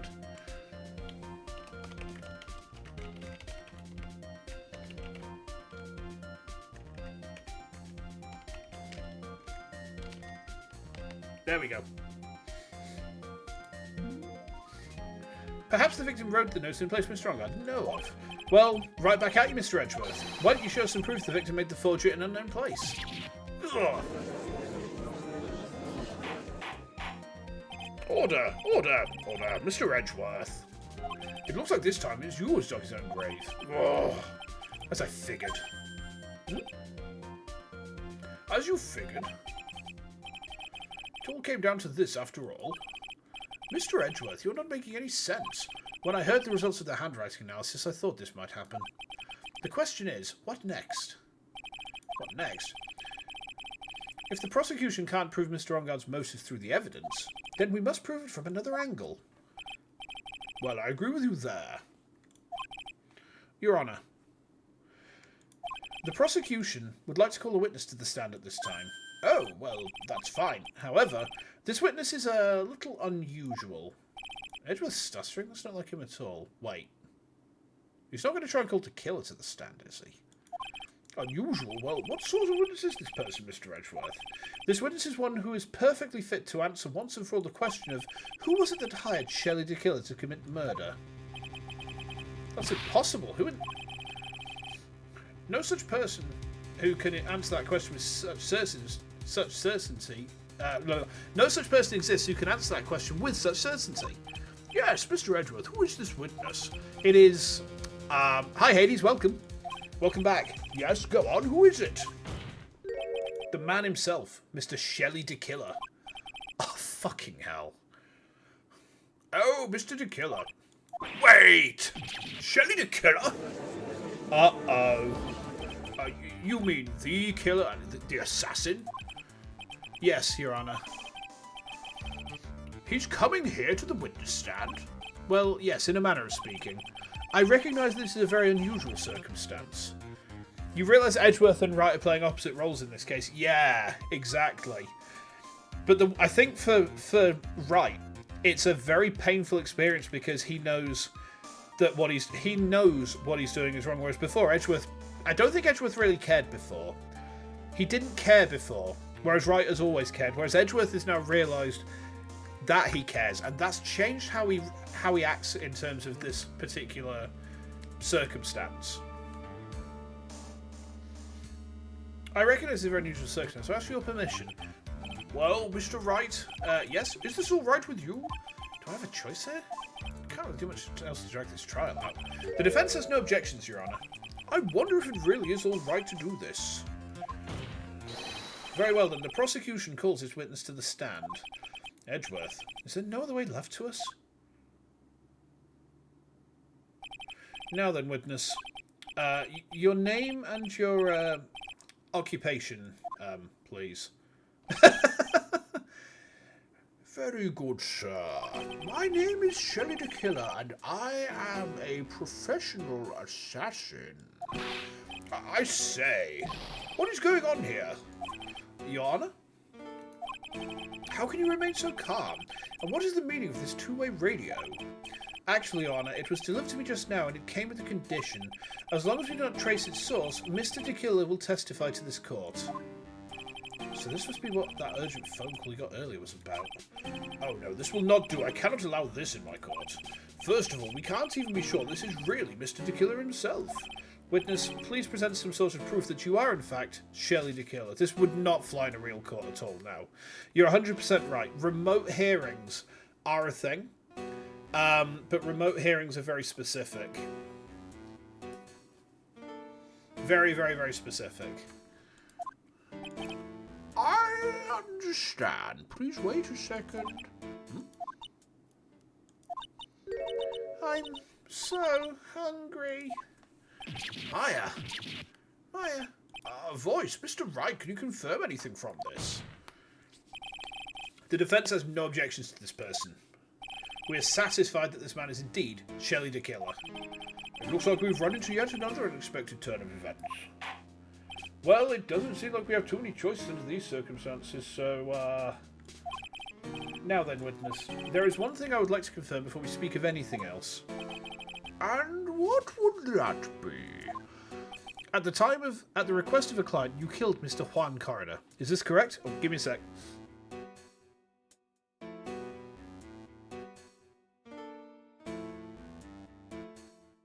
Excuse me.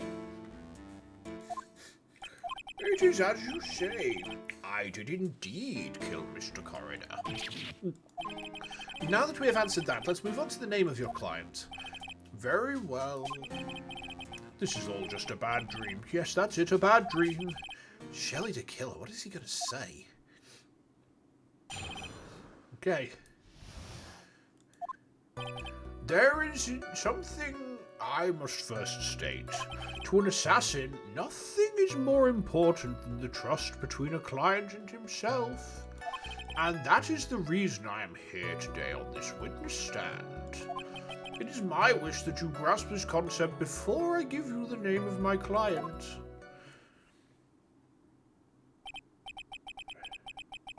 Even if it was somehow accepted before, I imagine the witness taking the stand remotely by threatening the life of a captive would do something bad to the case. I think it would depend on how it was handled. I don't deal with criminal law myself, so how they would handle a situation like this, I have no idea. I assume it would probably do bad things to the case, but I genuinely don't know. I genuinely don't know. Mr. De Killer seems to be a very clever man. I'd almost say he seems to be mocking us. While he may appear to be our enemy, Your Honour, Mr. De Killer is only stating the truth. He is no hypocrite. He has always stood by this one belief. You mean about this trust between his clients and himself thing? It seems to be a level of trust beyond what people like me can comprehend. Well, Mr. Wright, are you ready to cross-examine the witness? Yes, Your Honour. There's no way to know what's coming next, so stay cool and collected, Phoenix. Hydration? Yes, thank you, Mabel. So, something I noticed is that He said that he places the bond of trust between him and his client very highly. But if that bear has been delivered into the room on the night of the murder, why has he done that? Oh, he told us, didn't he? We don't need to figure this out. He told us. He put the camera in there to get insurance. He's broken the trust. He's not the bond of trust is two-way. Shelley the Killer trusts On Guard to allow him to do what he's being paid to do, and he will do everything in his power to make sure that On Guard gets away with it. On Guard did not trust Shelley the Killer. Oh boy. Oh, you slimy little cockhead, I am gonna fuck you with my magic truth rock. I figured out how to win the case. Excellent. We can hear anything you have to say later. Can you please just tell us your clients? I don't think you understand your place, Mr. Attorney. I said this is something I must first state. Do you know what the word first means? I predicted it again. I mean, I might not be great at like finding the evidence the game's trying to ham-fistedly lead me towards, but get me to predict an actual like case outcome. Oh, hey, Gus. And I will get there, apparently. Sorry, go on. Hey, Gus. My cat's just come up to say hi. Hello. All right, buddy. There you go. Good boy. Well, if business is one witness, you can't badger Mr. Wright. I have to prove to Kill that the trust is two-way and that On Guard broke it. Right, okay. It's only because you don't know about my situation.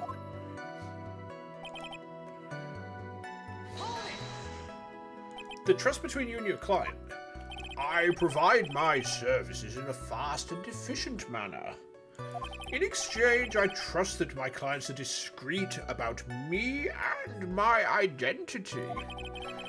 If too many people knew my face, it would be quite troublesome. And that is why you're testifying in this manner. This is the first time one of my clients has ever been accused of murder. You still can't believe that I picked up on the illegal evidence in the safe on Case 5 of the first game. That was actually real-life lawyer experience coming through clutch. It's normally useless in this game, but the one time that real-life lawyer experience was actually useful was evidence law. Because the thing is, I've had a defendant try to trip me up on evidence law before, and they trapped themselves by doing it. Like, I've had the reverse thing happen to me in an actual case that I've run before. Right? That's why I knew. That's how I realised it's like, if this evidence cannot be proven to be relevant first, it can't be relied on. And that's where the defendant in the case that I was running before tried to gotcha me, and they fucking failed. So yeah, the one time it's actually come through for me. Like that, it must have been hard to prevent myself from laughing. I laughed heartily afterwards, put it that way. I must preserve the killer name so my clients can trust me. But couldn't someone stab you in the back and break your trust? It has never happened before, but if it ever did, yes, that person wouldn't be my client for very long. They would certainly... That's enough, please, no more. Very well, it was only a hypothetical anyway.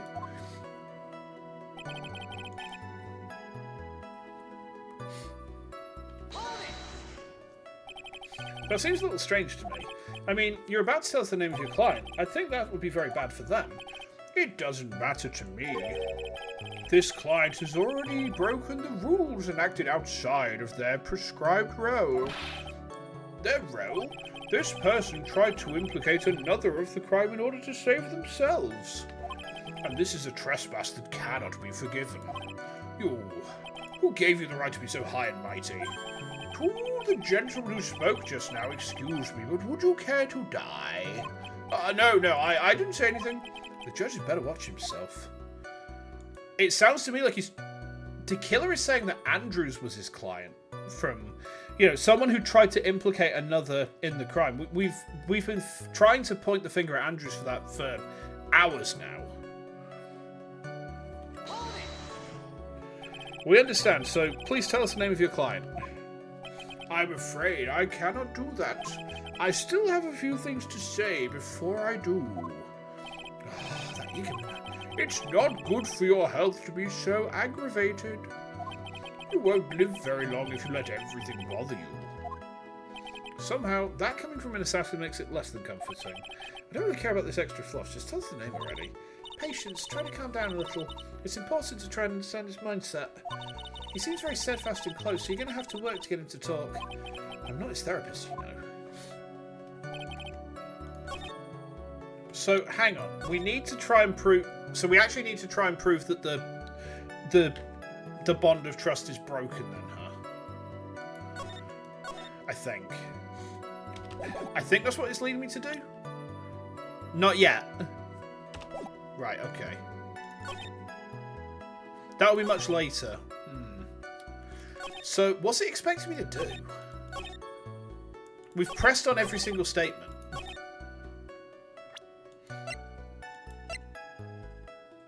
We've pressed on every single statement.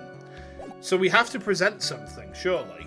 Unless it's asking us to go back through all the other statements again to try and find like the right one for us to press on again. So let's go through them all again. Let's go through all these statements. Oh, hang on. I just missed that bit. Hang on.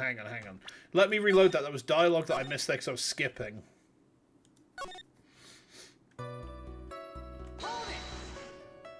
The trust between you and your client. Okay. I'm sorry, but I was wondering about something you just said.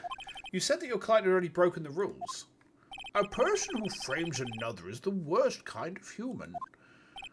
And that's why you feel you can betray this person? I have no trust relation with a client who can't understand their assigned role. Just my luck. An assassin with a conscience. Who would have figured? Now then, everyone, do you think you can understand my logic? This case just keeps getting better and better. If you can't, I'm afraid we can't proceed. Everyone understands your points, I think. Really? In that case, I believe I'm prepared to disclose the information you seek. You have made it crystal clear that you value trust above all else. I believe we are ready. Excellent. And that is the reason okay. Now then, I do believe it's about time I revealed the name of my client, don't you agree? What is it? Now I can't bring myself to ask the client's name. If you can't ask it, Mr. Wright, then I will. Witness, what is the name of your client who requested the murder of Mr. Juan Corrida? That person's name is Adrian Andrews. Oh, it was? Okay. What? Witness, that's not who you told me it was earlier. Pray tell, what are you talking about, Mr. Prosecutor? I should think I know my own client, and it is Adrian Andrews. What? Ha. This can't be. On the phone earlier. What's going on here? Oh, wrong voice. What's going on here? My guess is that Mr. DeKiller just stabbed Mr. Edgeworth in the back. Stabbed Edgeworth in the back? I'm sure in order to get an audience with this court, Mr. DeKiller told him a different name. Matt Ongard, perhaps. I knew it. This is outrageous. I was deceived. This witness is telling a very serious lie. But you were the one who summoned this witness. Uh-oh. Ah, you, Shelley DeKiller. My testimony is the truth. The defendant at the moment is Matt Ongard, am I correct? All I wish to do is help procure his acquittal. Wow. All of a sudden, it feels like we can actually win this. Yeah. The prosecution has failed to provide a motive and has instead provided this suicide note, which is a forgery created by the victim. Furthermore, there is a possibility the defendant himself knew it was a fake. But most definitive of all, we have heard from the assassin himself the name of his client. Mr. DeKiller's client who requested the murder was not the defendant at all. No. With all this evidence, it is obvious to me this means that Mr. Matt Ongard is innocent. we know he's not. I seem to have caused you all a bit of confusion. Please continue your discussion and call me when you have reached a verdict. Uh-oh. Bailiff, please bring Miss Adrian Andrews in immediately. What now? The way this is going on, God will be found innocent. This may be our last chance to save Maya. There's got to be something this asshole's going to give us. Yeah, but Edgeworth is right. The killer is lying. And on guard, my client, I know is guilty. Can I live with myself if I win this? Who would have believed the prosecution's own witness would absolve the defendant? Your Honour, the prosecution requests permission to further question the witness.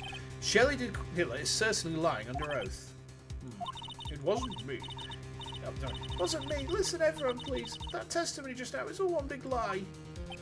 Miss Andrews? The suicide note may have been a fake, but that man, Matt, he's the reason Celeste died. And Juan's death, it was all because he got pulled into Matt's twisted world. That testimony just now, you have to believe it was a horrible, horrible lie. But Mr. De Killer himself has testified. He has named you as his client. No, that's not true. Also, there's quite a bit of evidence that points to you. The knife and button, donning the nickel samurai costume. But that's... You even have a motive. We know that Miss Celeste Winpax was a large part of your life. You wanted to follow her, and you wanted revenge against the two who hurt her. I would say you have plenty of reasons to want them both dead. No, Mr. Wright. You know the truth. Tell them. Tell them the real story. Who the real killer is. Tell them. Please. Help me. Damn. Yes, I know the truth. Mr. Wright. Yes, Your Honour. I believe we have reached the end of this trial. Therefore, I ask the defence for any final words or opinions. I have to decide. Do I take the not guilty verdict and save Maya? Or do I throw this chance away and wait for Gumshoe's new evidence? What am I supposed to do? Oh, for fuck's sake. That's a horrible choice. If we let the trial continue, Request the verdict? then we send someone who is ostensibly innocent to prison. You know, if we request the trial continue, we put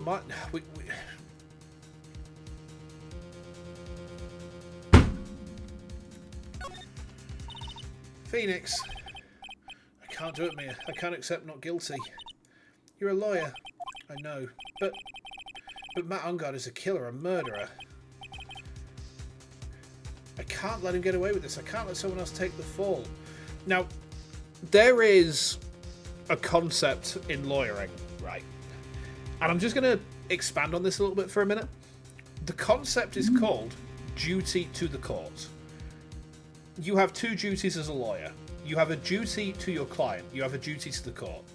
Now, normally, there is no issue between the two. Normally, the two coincide with each other. Your duty to the court is to be honest and truthful and to present your client's case openly and honestly and truthfully. Your duty to your client is to keep their best interests at heart and to represent them honestly and openly. If your client's interests conflict with your duty to the court, the conflict of interest that causes means you can't represent that client anymore. You cannot prioritize your client over the court. Because the thing is, if you are doing that, you are probably breaching so many different rules. How do you as a lawyer handle situations where your client is guilty or clearly in the wrong? You normally have to let them go. Like, I don't know how it works in criminal defense, but in civil, if your client is trying to present a case which is flawed and unwinnable, you can't continue representing them. You have to let them go as a client. You have to say to them, I'm really sorry, but we cannot represent you. We can't do it. You know, you have to let them go. There's nothing else you can do. If I let Miss Andrews be convicted, then I'm no better than Ungard. And even though I don't want to admit it, I'd have to face the fact that it is because of Edgeworth I now know the real truth. He could have gotten Ungard convicted so many times over, but he never took a single one of those chances. If I take this verdict right now, recusing yourself, yeah, that's exactly what you'd have to do.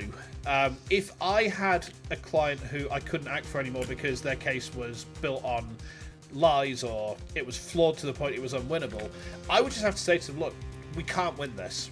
Or, you know, you're going to be found to be fundamentally dishonest. And, you know, fundamental dishonesty is a prisonable offence. You know, if you're found to be dishonest to the point where it's that big, you can be sent to prison for it. I'd be betraying his trust. His trust? I never thought about it until now. I trust him. Yes, you do. Mr. Wright, your opinion, please. The defence requests that we be allowed to further question Mr. Tequila. Am I hearing you correctly, Mr. Wright? Right. But that witness has cleared your client through his testimony. Your job here is done. I'm not done yet. To see through the witnesses' lies and find the truth. That is my job, Your Honour. Ooh, that's a moment. There's still more evidence to look at, and I'm sure that once those pieces arrive here in this very courtroom, a miracle will occur. Okay. Very well, the trial will continue. Mr. Edgeworth, please re-establish connection with Mr. Tequila. Right away, Your Honour. Yeah, dishonesty... It's tricky to expand on. So, fundamental dishonesty means that you have knowingly presented a false case in some capacity to the court. And normally, what happens with fundamental dishonesty is whoever is found to be fundamentally dishonest will face a sanction from the court. It's normally a financial sanction in that they will be responsible for the court's costs, the defendant's costs, the claimant's solicitor's costs, which normally are going to reach thousands, you know, sometimes 5 figures depending on the length of the case. Now, if the case has been presented so dishonestly to the point it becomes completely fraudulent, then yes, it's prisonable. You know, it's something where it's not a very long sentence, it's a few years, but you can be sent to prison for it because you can be, you can basically be held in contempt of court. And contempt of court is prisonable over here at least, so yeah. Has a verdict been reached? Before that, we would like to talk with you a little more. Yeah, they have to pay for damage. It's not damage as such, no. So it's purely cost, so they don't pay damages. In claimant law, the defendant would pay damages if the claimant wins. If the claimant doesn't win, they don't get anything. But if a claimant is found to be fundamentally dishonest, they would have to pay their solicitor's costs for running the case, the defendant's solicitor's costs for running the case, and any associated court costs. And, I mean, a lot of the time, if there's a risk of fundamental dishonesty, a solicitor will call their client and just say, you are going to be found fundamentally dishonest. You're going to have a 5-figure legal bill. We're going to have to abandon this case. You know, we're going to have to just let this go and just leave off. And, you know, the solicitor would take the hit on the cost for that, but it's just otherwise there's such a huge fucking risk to that client. It's just not worth it. It's never worth it. About? All you needed from me was the name of my client. What else could you need me for? Well, actually, we would like to hear everything you know about this case. That is, how things are usually done. What is he talking about, usually done? But what should we have him testify about now? Mr. Tequila, if you don't mind, please testify about your client in more detail. You legal people and your procedures. Is it any wonder no one likes to go to court? Okay. As I have already stated quite a few times, Adrian Andrews is my client. However, one thing I simply cannot overlook is tampering with the scene of the crime. My client did it to frame another for the crime. While pretending to be the first person to discover the body and enter the scene, Adrian Andrews already knew from the very beginning that Juan Corridor was dead. But even more appalling is the creation and planting of the knife and button. That act is what I was referring to when I said my client had broken the rules. Okay. This is a most unexpected turn of events for the 5th time now. However, this time everything has finally been revealed. Objection! Just a second, Your Honour. Yes, Mr. Edgeworth? We still have the cross-examination to do. But you don't need to question testimony like this, do you, Mr. Wright? Your Honour, the defence will question the witness. Why?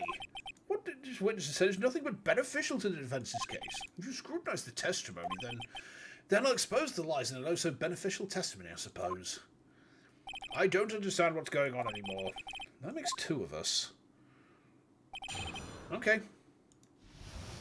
There's got to be something in here, then.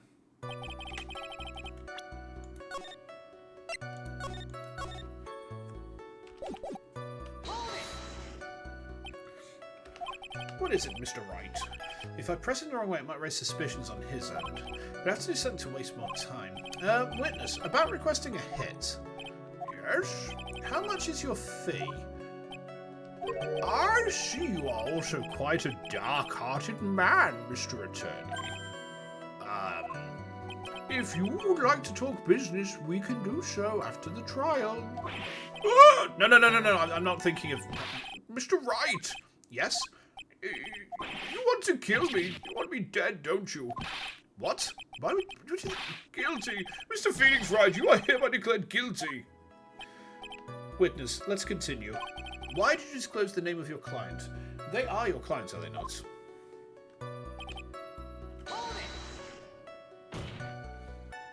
I would think most people wouldn't be able to overlook a person hiring another to kill.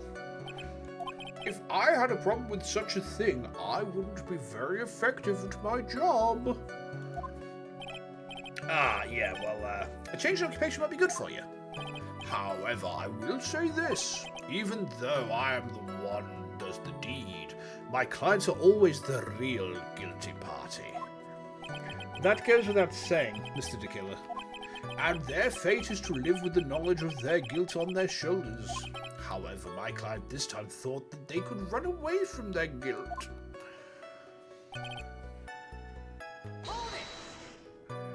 Are you talking about the button and the knife? Yes, and my business card. Oh, this card. So that no one has to waste their time, including the police. I always make it a point to make things as easy as possible. You try to make things easy. My business card makes it very easy to identify who carried out the service. Yes. Now, there's a very relevant case, actually. Let me just put this in chat a second. This was not actually a successful hit. This was actually a sting.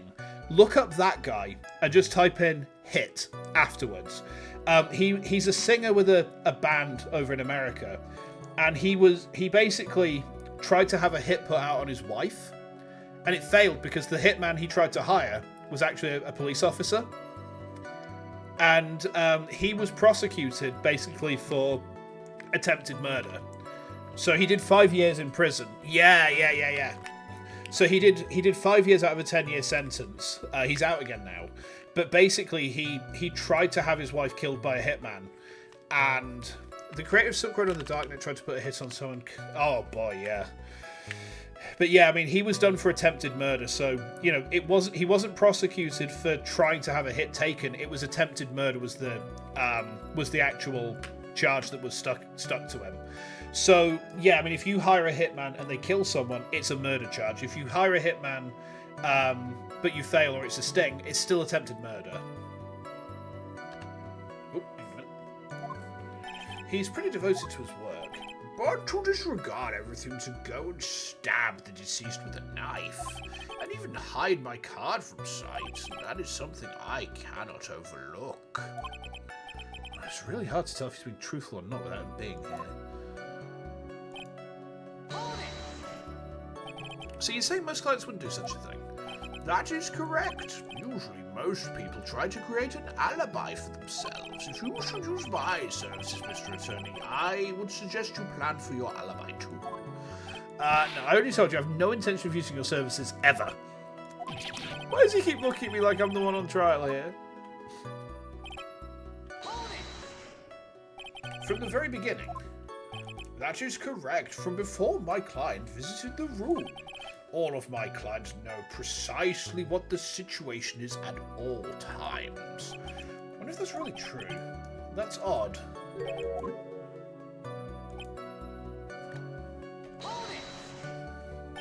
So, why do you think your client did that?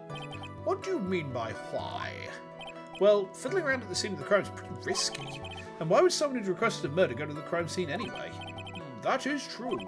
I assume it was probably done to frame Mr. Ungard.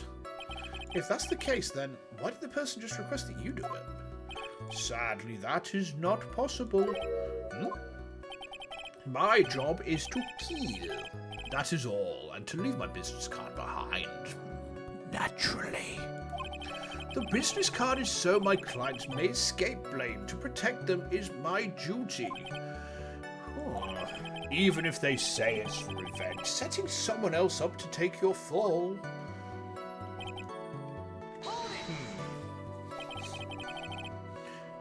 In cases where it seems serious, the webmaster sends info to the police. Good. Good. They should do. They should do. And that's all you have to testify? Yes. And I pray that I will never be called to the stand again. Again? And you plan to continue? I must, as I have yet to find a person to take my place and become the fourth successor. Actually, how would you like a new life, Mr. Attorney? Excuse me? No, I'm fine, really. Are you really now?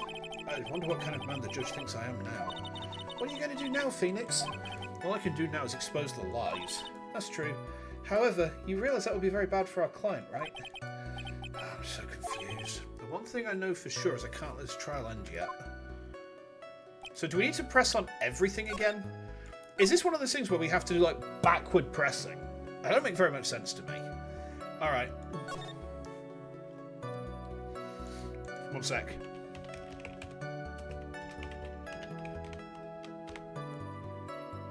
There we go.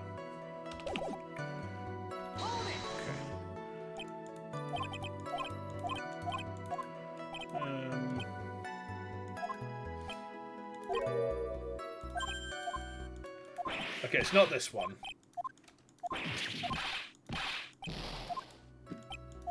Not this one.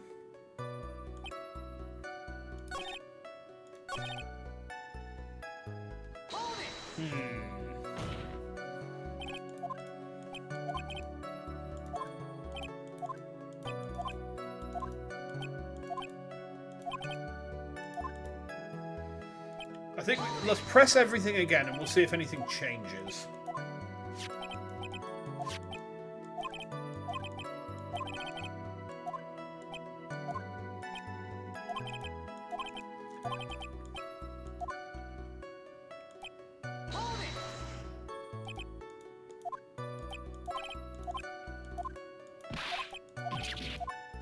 Not that one.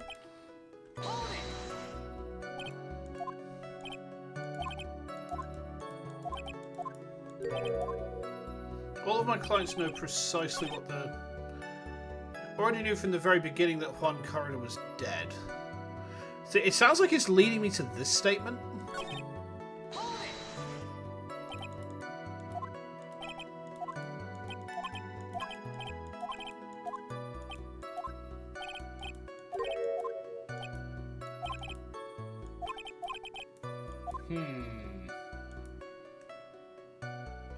Press on this one again.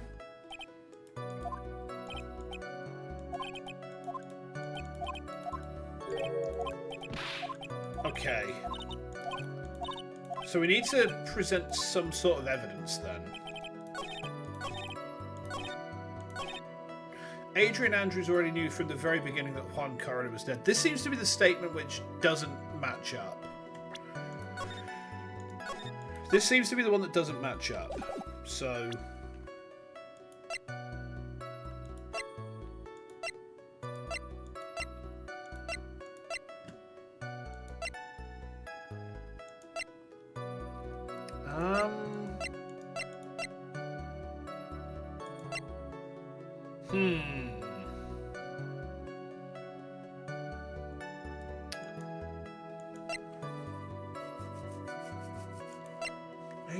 Is it this statement?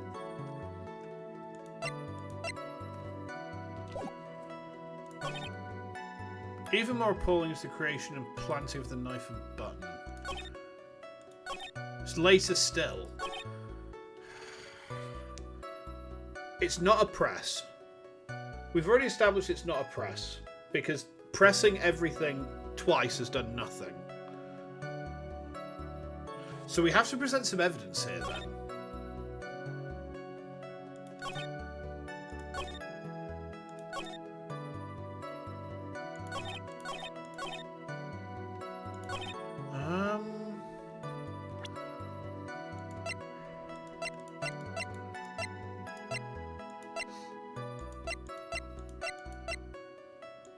I'm not sure what I'm meant to do here, chat.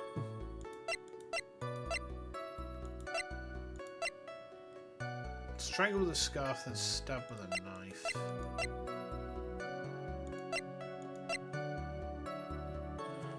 Any hints? Any hints would be greatly appreciated, because I don't know what the hell I'm supposed to be looking at here.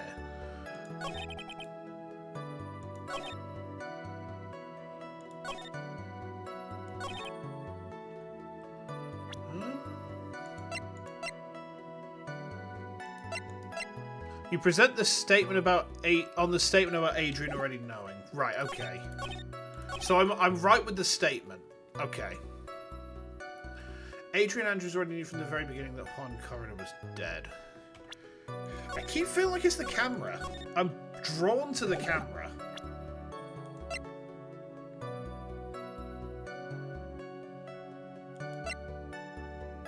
Or is it the wine glass?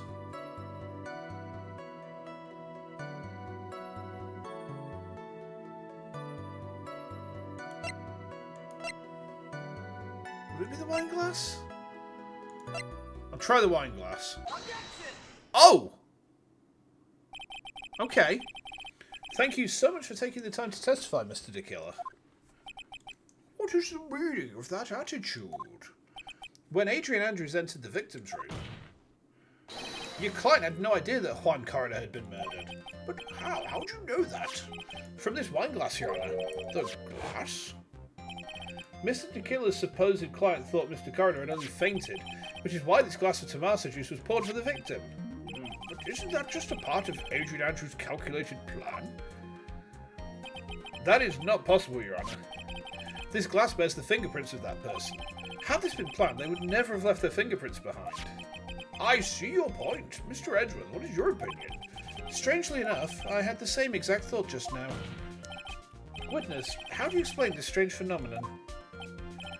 Isn't it a waste of time to ask about such a minor detail? It's not a very important point anyway, correct? Sniff, sniff. I'm afraid you are mistaken.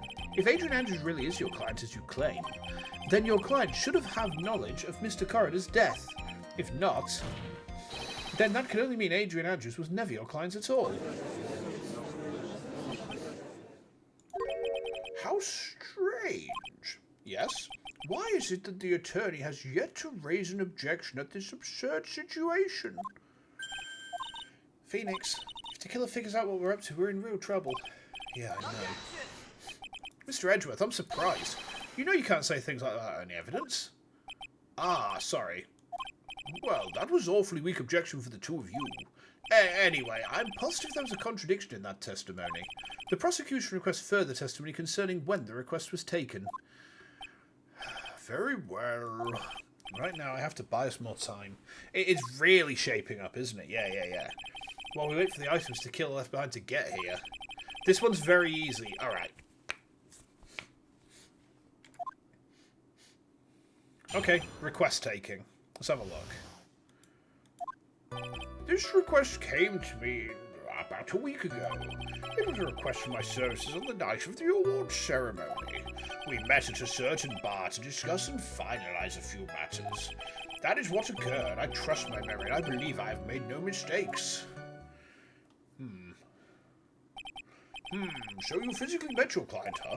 That is correct. Meeting one's client is the first step to building trust, in my opinion. I see. Well, Mr. Wright, your cross-examination, please. Okay.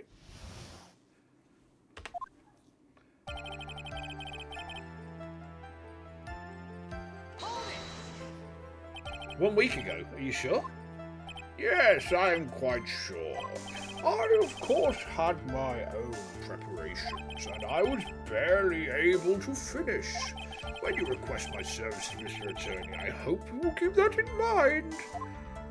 Please, stop. In any case, my client this time had a very specific date and time in mind. A specific date and time?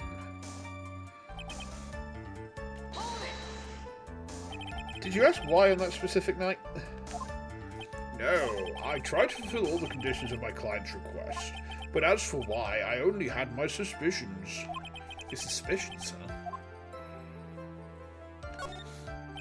So what are these suspicions you had? Why did your client request that night? I'm sure it was all for the bear. The bear? My client spoke of it. I'm sure there will be a bear-shaped figurine in one corridor's room. I would like you to retrieve that item for me. You must be talking about this bear puzzle. 1 second.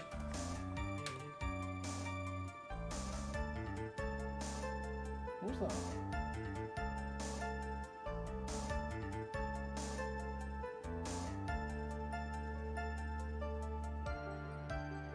Give me a sec, chat. Give me a sec.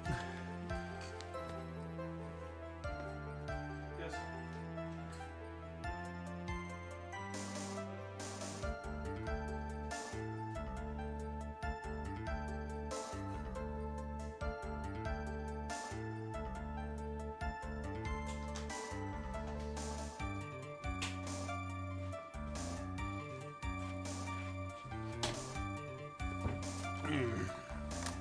Alright, sorry about that, chat. My cats were misbehaving a bit.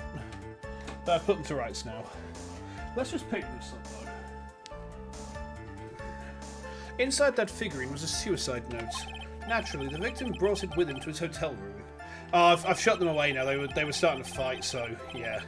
He was planning to publicly disclose its contents at the press conference, after all. That is correct. And if I had not done the job that night, I would not have known where that bear figurine was. I see. Well, Mr. Wright, was the testimony just now of any importance? I think it was very important, actually.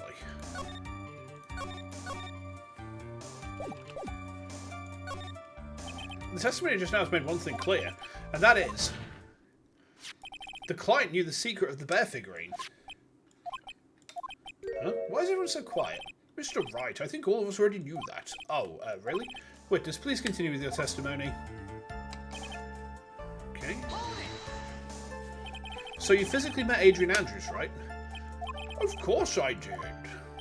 What was that? Was that with a brief pause? Press further. Witness, I'd like for you to give us a few more details. I always meet my clients as a matter of principle. I have never taken a request by telephone or mail. And why is that? That's because I value the trust between a client and myself above all else. And the only way to establish that is to speak to the client whilst looking them in the eye. Well, Mr. Wright, was the testimony just now of any importance? Very important. Of course it was very important, Your Honour. If Mr. De Killer has met his client before the murder, it's unlikely he's mistaken. So you're saying that his client really was Adrian Andrews? I guess so. Oh, she is just as I said. Oh, I'm so lost. Who the heck am I supposed to be helping here? Calm down, Phoenix. Think carefully and relax. Now then, would the witness please continue? Okay. So, your client was Adrian Andrews. That is correct. Well, he says the two of them met, but if they did meet, there shouldn't be anything wrong with the killer's testimony. Well, there doesn't seem to be anything strange this time around. You have to draw more information from him, but you can't draw his suspicion. If you can do that, you should be able to find a flaw in his testimony somewhere. What a delicate balance. Let's see if we can tempt him with... I'm sure that this point about them meeting, there might be something there. So you physically met Adrian Andrews, right? Okay.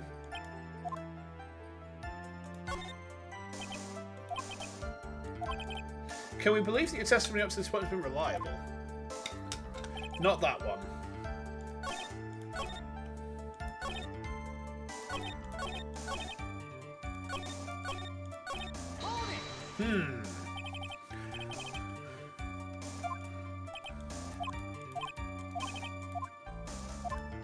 I'm going to... Specific date and time.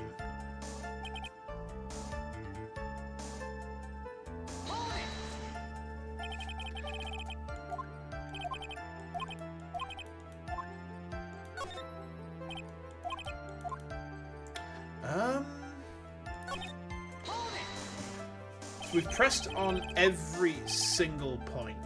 Not the one you're thinking about. Okay, no worries, no worries.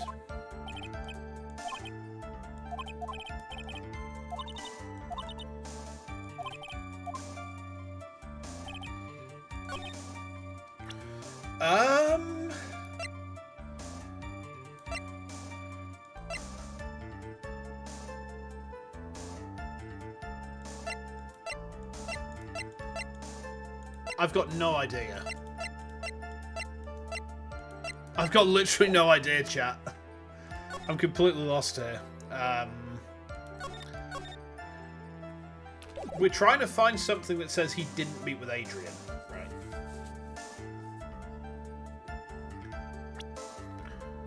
Do we need to present the? What do we present? What do we present on as well?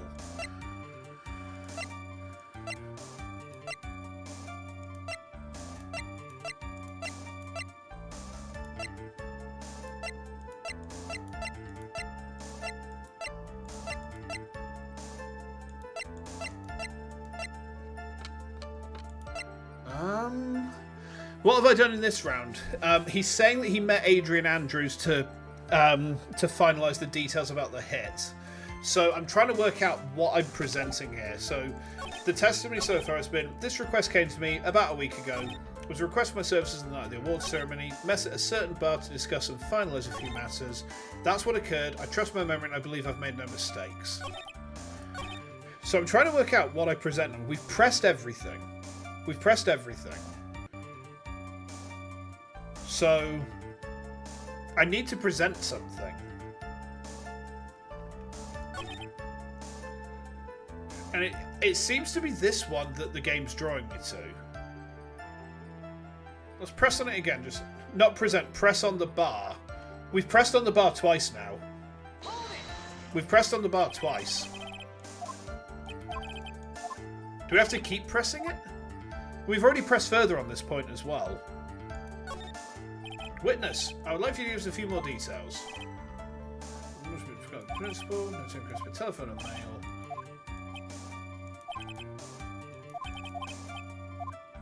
It was very important. Okay.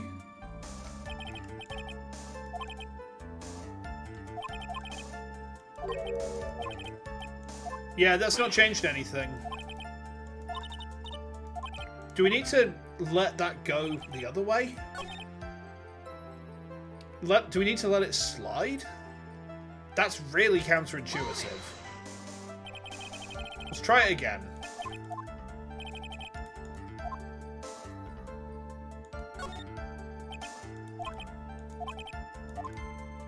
It's not that.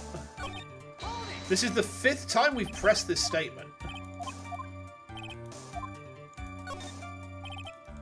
So this time we try saying it's not important? It was not important. Try that. Why he meets his client is not important. That wasn't the point. Witness, please stop sidestepping my questions. What do you mean by that? My question was, did you really meet Adrian Andrews in person? I have already told you, Mr. Wright, I did. It was only through talking with him face to face that I began to trust him.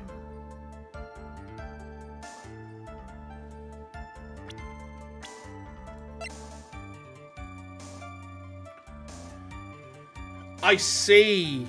So he's a Bishonen. Okay, okay. Kind of like that one guy in Apothecary Diaries, the eunuch. I see. Okay. That's when I thought I could trust this person as a client. It's true what they say about talking face to face. Well, Mr. Wright, was the testimony just now of any importance? It was very important. If I heard what I think I heard just now, then I think I've got it. Your Honour, I believe the testimony just now was the utmost importance. Really? If that's the case, witness, please include the statement just now in your testimony. Very well. From the moment I saw him, I thought I can trust this person as a client. I'm going to throw Adrian Andrews' tits right in his fucking stitched up face.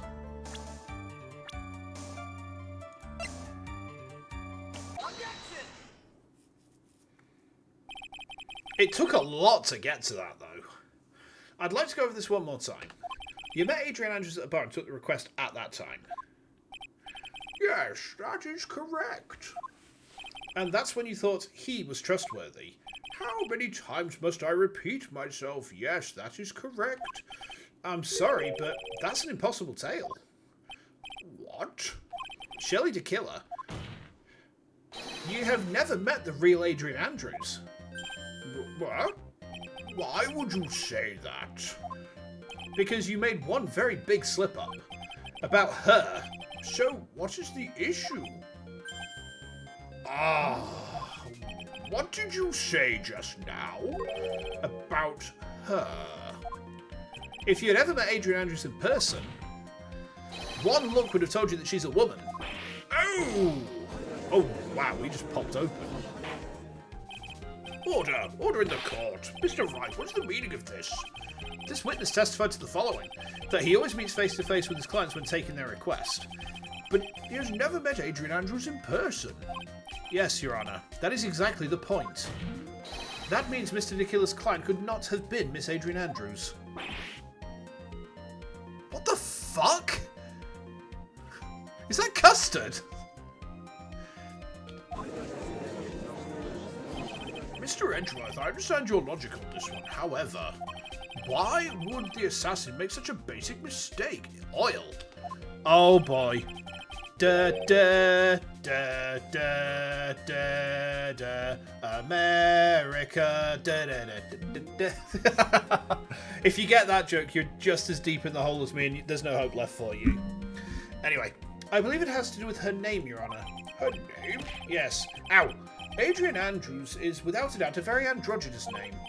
Yes, I see. Unluckily for Mr. the Killer, the entire time he was on the stand, no one has stated Adrian Andrews' gender. And so, he simply picked the wrong gender to go with. What? What is going on? Blow my candle out. Shelley the Killer, this court demands an explanation. I think somehow I must have mixed up this client with another. So does that mean you remember something different now? Yes, of course. Please, if you would allow me to testify once more. Oh, I know he's just going to spit out more lies. Very well, but this time please give us the truth and nothing but the truth. Oh boy. Thank you for the Hadouken, by the way, Hart. That hit my head. Yes, now I remember. I took that request by mail. There have been times when I took a job without having met my client. The request was for the murder of one coroner and 2 or 3 other small things. When I saw the name at the end of the letter, I thought my client to be a man. So you took this job through a letter? He didn't mention anything about a letter in his earlier testimony, which means he's definitely lying. Be careful, Phoenix. If you break the assassin's testimony completely, it's over for us. I know, I can't make him suspicious, but I think we're okay. Like, we can do this. As long as he's standing there across from me. No matter how strong of a punch I throw, he'll counter it with a kiss. Chew. Now then, let's begin the cross-examination.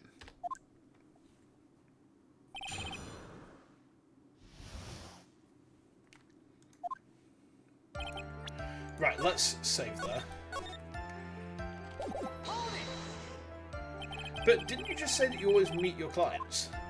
Yes, I suppose I did say that. However, there are some clients for whom a meeting is simply not possible. But did you meet your client this time? No, I did not. Oh, come now. Let's start with this game of cat and mouse. Using your silkiest voice is not going to work on me. Alright then, just cough it up and confess. Mr. Wright, you can't badger a witness with such harsh words. You're a lawyer, so behave like one and present evidence instead of mindlessly yelling. Now then, do you have any proof that Mr. the Killer met with his clients?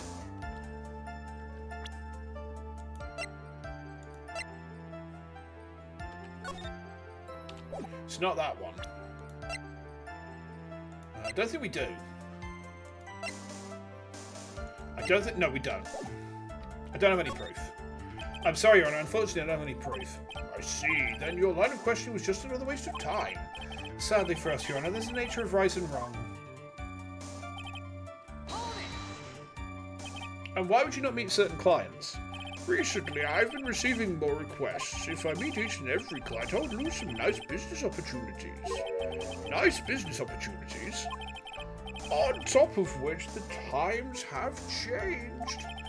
It's now the age of information and computers, correct? Well, I have joined the times and now take requests via electronic mail. Electronic mail? You have to mail that in a special insulated envelope? I'm very sorry. I despise the shortening of words. What I mean by electronic mail is what is commonly referred to as email. Email? In a contest of mimicry, the judge would be a parrot, hands down. Anyway, so you took this job without having met your clients and... Okay. 2 or 3 other things. Yes. And what were these other things? A few other things that have nothing to do with this case. What should I do? Should I let him slide with that? It'd be really bad if I pushed his buttons the wrong way and he got mad. I'll save there. Press further. Whether or not they're related to this case is for the court to decide. Mr. Attorney. Yes? Everything I've said from the beginning has been nothing but beneficial to your client. Which is why I wonder what is pushing you to continue with this cross-examination. Could it be that you are planning to betray your own client? That's... I smell the stench of a backstabber. And should you turn out to be one... Wait. Uh-oh. This is looking real bad. I shouldn't press my luck. Right, I have things. This was pursuing. There we go. Killer sounds like one sharp man. I should try and find a better way to do this without making him suspicious. Let's continue with the testimony. Witness, if you please. So, you're saying that you never saw your client's face, not even once? I did once. It was when I went to give my client the figurine. Yes, I see. But Miss Andrews was wearing a mask at the time. A mask? The nickel samurai mask, I'm guessing. Mr. Wright, what do you have to say about this? Do you have any problems with this piece of testimony?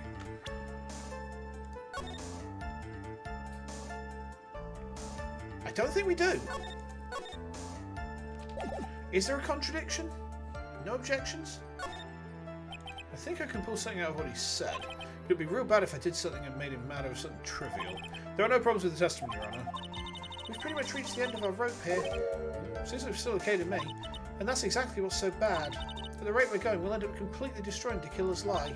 If we do that, you already know how serious of a situation that will put us in. Oh, yeah. All I can do now is pray that those items reach us in time.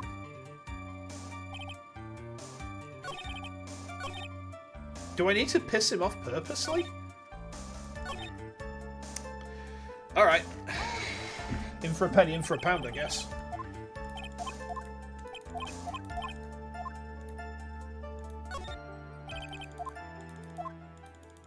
I'm going to push further on this point.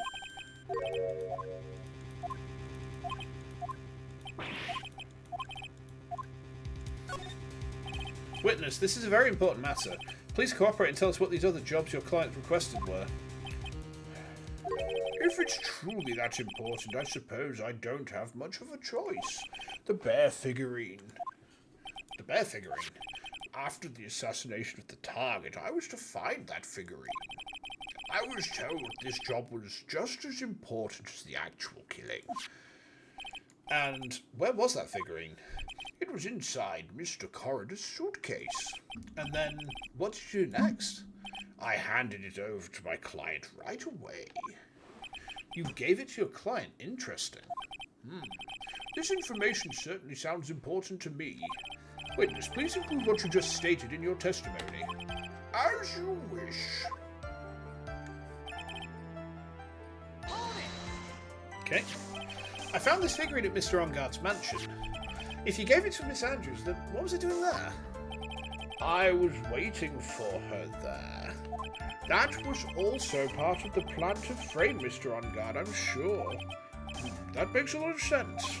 Well, Mr. Wright, do you have any problems with this piece of testimony? I think we're going to have to raise a contradiction, aren't we?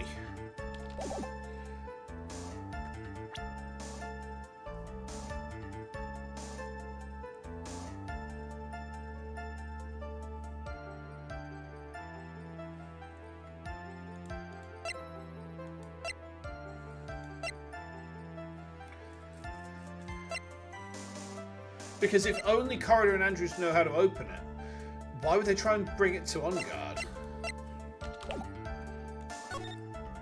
So the killer says he gave the figurine to Miss Andrews, but I know somewhere in that statement there's a contradiction, and yet I know that if I present something trivial here, he'll cut the connection on his end. If you want to make a strong point, Phoenix, you have to present strong evidence. She's right. So now what, Dr. Wright? Do we have anything? Save there. Witness, let's go over this one more time. You gave Miss Andrews the bear figurine. She told you to take the bear and wait for her at On Guard Mansion. Is that correct? Yes, where are you going with this? Well, I think maybe you might have remembered a few things incorrectly. What? This is a battle of wits. I can't let up on him. I don't think it's possible for Miss Andrews to have been the recipient of this bear.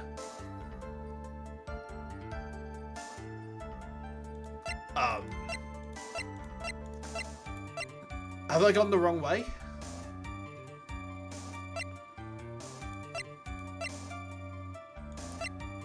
Have I gone the wrong way with this?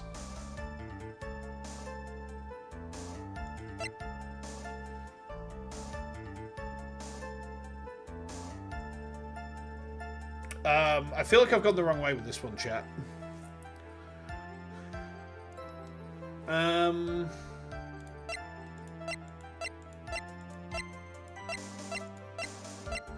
Any,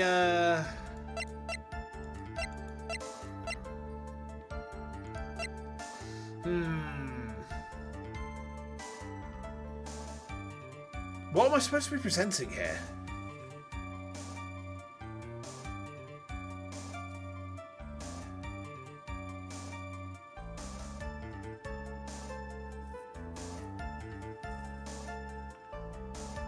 I don't think it's possible for Miss Andrews to have been the recipient of this bear. Oh, is it the photo? Is it this? There's no bear there.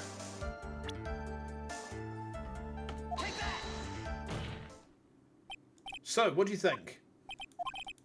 Witness? Mr. the Killer? Oh, I'm sorry. I went to visit the water closet for a second. Mr. Attorney, I think it's time I stated this in terms even you can comprehend. If you ask me any more of these pointless questions, there will be no mercy. Okay, so it's not that. I don't think we've got anything. I genuinely don't see what it's trying to... Now, think it over again. It's no use. As long as I can't put my finger on the central problem here, pressing this witness anymore would be extremely dangerous. It appears Mr. Wright has no problems. Well then, witness, please continue. Oh, so we do have to present something there. What the fuck?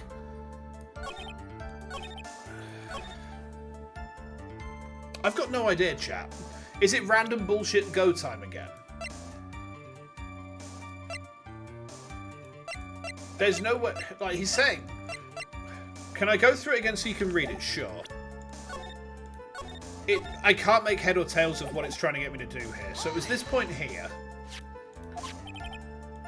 If you gave it to Miss Andrews, then what was it doing at On Guard Mansion? Waiting for her there. That was also part of the plan to frame Mr. On Guard, I'm sure.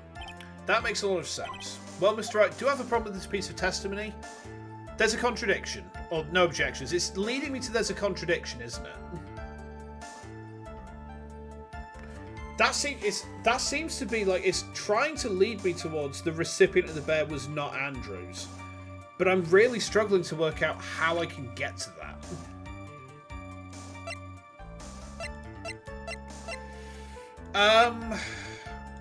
Go on then, I'm completely stuck, so I may as well accept the handhold here.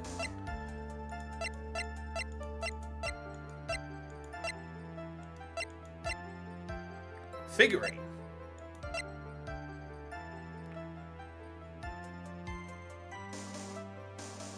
I'll do it, but I can't understand why. This is a central problem I have with this specific case, is that the evidence doesn't make much sense.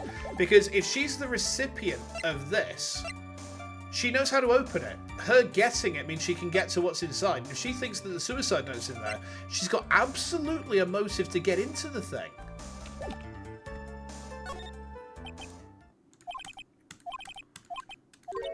we'll see what happens.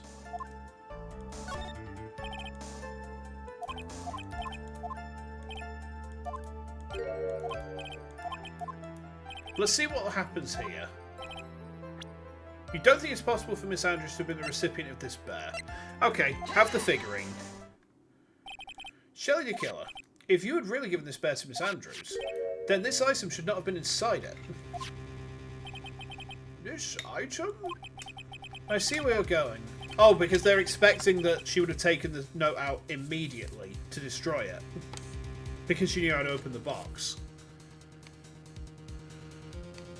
Okay, sure game, if that's what you say. Yep, that's where I'm going. Where is everyone going? Do we need to pack a suitcase? Your Honour, please think back to Miss Andrews' testimony. And I was going to burn it for her sake. If even for a single minute this bear had actually been in Miss Andrews' hands, I'm sure she would have taken the suicide note out and burned it. Okay. Order, order, order. So that's where you two are going. So by the very fact that this suicide note was still inside the bear, it tells us that your client didn't know how to disassemble the puzzle. Which means... It means, Your Honour, that it is impossible for Adrian Andrews to be the client. Oh, he blew up again. Order, order, order. Oh, Mr. Phoenix Wright. I'm sure I mentioned this before. How I hate traitors above all else. I think your cross-examination has clearly demonstrated to me. You must wish to break your end of our agreement. No, that's enough. That is your intention. There's only one thing for me to do. Wait, please. Gentlemen, ladies, please excuse me. I have a matter that I must attend to. No, please, not that. Please wait. Mr. Attorney, bring this trial to a speedy end and I may stay my hand otherwise.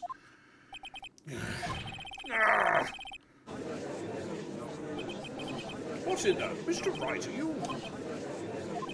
Mr. Edgeworth? Yes, Your Honour? I didn't understand this witness's outburst just now. Do you think there is a need to hear more testimony, or is this enough? Well, we should... Edgeworth, we can't do this. If we keep this up... Maya, chill. Ugh. The prosecution, What has come over everyone? Even you are. The prosecution rests. What is going on around here? The prosecution has no further questions, Your Honour. What?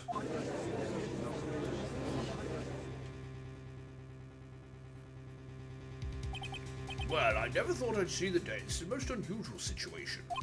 If the prosecution rests with no further questions, then the prosecution has failed to uphold its stance. If that is the case, then even though I'm reluctant, I must believe that Mr. DeKiller's testimony is accurate. That would mean that Shelley DeKiller's client is Adrian Andrews. Mr. Wright. Yes, Your Honour? If I end the trial here, right now, then your client, Matt Ungard, will be declared innocent, and in his place, Adrian Andrews will be charged with murder. Miss Andrews would be charged with murder. The prosecution has no further questions, so we will now hear the defence's final remarks. Bailiff, please bring the defendant, Matt Ungard, to the stand. I feel like we're going to have a choice here. Out my neck. Oh. The items from the killer's hideout didn't make it in time. We tried as hard as we could, but it looks like our time's run out. I can't believe it. The outcome now lies in your hands.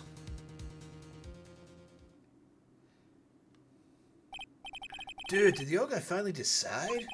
To be honest, I can't think he was a truly innocent and good person. You've done enough evil to drive a woman to suicide. But, at least on the charge of murder, it would appear you were innocent. Huh. So, I guess even the old fuddy-duddy figured me out. Mr. Ungard? What an atrocious lawyer I have, giving its own client up like this. And that refreshing like a spring breeze crap is just as atrocious, don't you agree? Anyway, get on with it and pronounce me innocent already. Right, Mr. Lawyer? Should I side with justice, or should I save Maya's life? You better get on guard a guilty sentence, okay? But if I did that, Maya will die. But if I say he's innocent, then Miss Andrews will be charged as the murderer. Do I say he's guilty, or not guilty? Either choice I make, someone's life is going to end.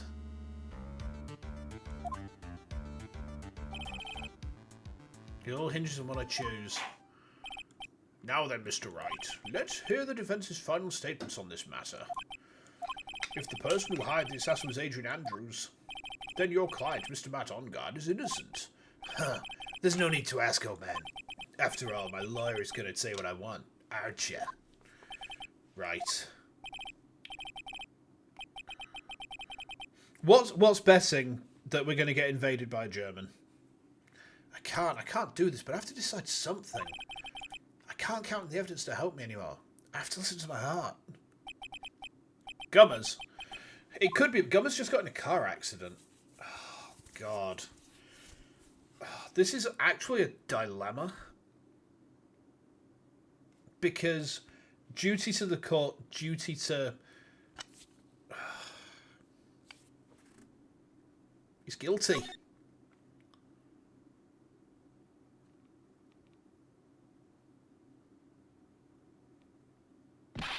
We are waiting for your answer, Mr. Wright. Matt Ongard, your client deserves an answer. Maya, I'm sorry. Matt Ongard is... Objection! Germans! Francisco von Karma. What are you doing? Ow! You see me now, don't you, Mr. Phoenix Wright? This is exactly why you should never take your eyes off that scruffy fool. Did you bring them? The final pieces? Do you have them? You should know better than to ask that, Mr. Miles Edgeworth. Von Karma is perfect in every way. The evidence is here in perfect condition. Don't worry about Scruffy. He's fine. His injuries are minor. All of the items are inside this. What a filthy old coat this is. That's gumshoes. I could put a tass of rags anywhere. I apologise for its ugliness, but there was nothing else to wrap the items in. I fought long and hard this whole trial, all for what's inside that raggedy coat. I'm sure that inside that coat lies a crucial piece of evidence. Your Honour, inside that filthy coat are the defence's final pieces of evidence. Your final evidence?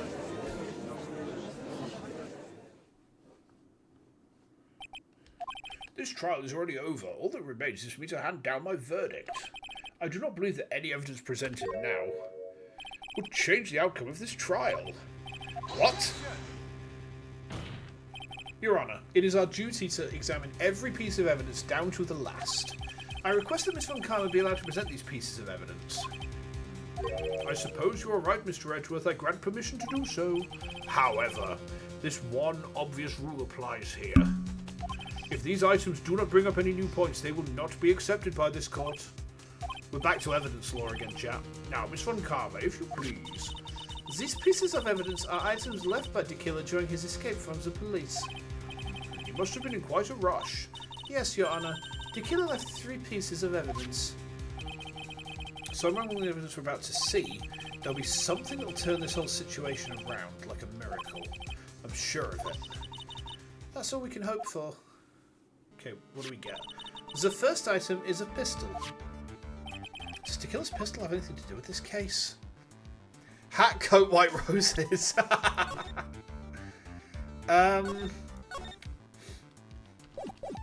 The killer's pistol. So, the murder weapon was not a pistol. He shot Francisca with a pistol, but he hasn't. There's been no mention of any firearms used beyond Francisca getting shot. So, more details are not needed.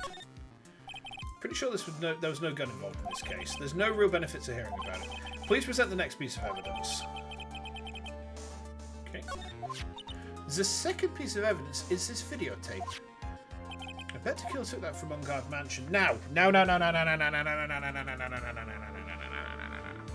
Do you remember before when we were at On Guard Mansion, we worked out that there was a transceiver, which was... It was receiving signal from somewhere, presumably from that camera. I think this is the video footage of the murder. Question for more details. Have you checked the contents of that tape? Unfortunately, there was no time to. Oh, yeah. But I would speculate this tape is very important. Why would you say that? Because he came back to his hideout for it. The killer went back for it. That's right. It looks like he was trying to recover it. He injured 3 of the officers at the site. But somehow, it looks like they managed to protect it from the killer. Shelley the killer is no ordinary man. Okay. The last piece of evidence is this bellboy's uniform. Is that uniform to the Gatewater Hotel? I think we want this as well.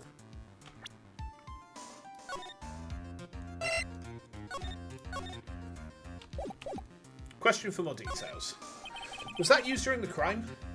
I am almost certain it was. There's even a pair of black leather gloves in one of the pockets. There's no doubt about it. The killer was wearing this on the night of the murder. There is one thing I found interesting about this uniform. And what is that? There is a button missing on this uniform. A button? It's a very unique button. I'm sure if we were to recover it, it would provide us with an interesting clue. Okay. That is all I have to present, Your Honour. It's just as I thought. And what is that, Your Honour? I'm sure, were we under normal circumstances, these items from Shelley the Killer's hideout would be very important clues. However, our question is not who did the killing. It is who is the client. Yes, that is correct. And these 3 items do not tell us anything about that. Thank you for your hard work, Miss Von Karma. You may step down now. Wait, Your Honour. Please allow me to examine this new evidence. Overruled. This court already has the evidence it needs to hand down a verdict. Wonderful. Absolutely splendid. This judge is such a brilliant man, isn't he? Is this the end? Phoenix. I knew it. There's no such thing as a miracle in this world, is there? I think you're wrong. I think they do exist. But you have to make that miracle happen. You've come this far. You can't give up now. But no matter how you think about it, it's... Try, for my sake. Just think about it for a second. There are 2 ways out of this situation for us. 2. The first... Make On Guard wish from the bottom of his soul for a guilty verdict. The killer will always place his client's wishes first. If On Guard himself wishes to be convicted, he'll let his hostage go. Might be true, but that's asking me to do the impossible. The second way... Force the killer to end his contract with On Guard. If the killer was to no longer think of On Guard as his client, then he would let Maya go. Yeah, that's even more impossible. I don't think it is. I don't think it is. He's a man who values his duty to his clients above all else. Because you remember before we said about the 2-way trust. Trust goes both ways. What I think we need to do is we need to assume this has the murder on it. This is the insurance. This is the insurance. So On Guard has taken this tape.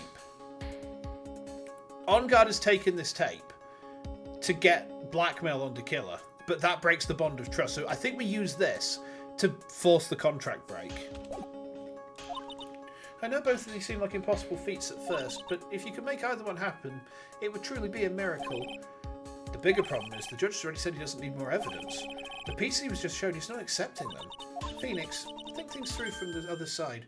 Isn't that what's always worked for us? The other side? Which you mean to turn things around?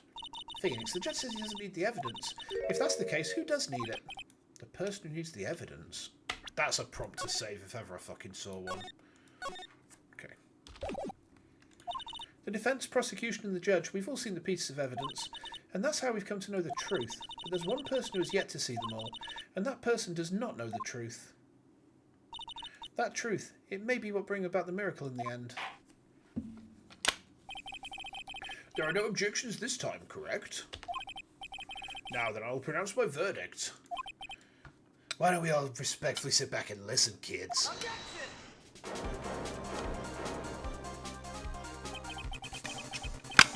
I've already told you, Mr. Wright, this court does not need any more evidence. I'm not saying it is us that needs the evidence, Your Honour. Then you want to show the evidence to that person?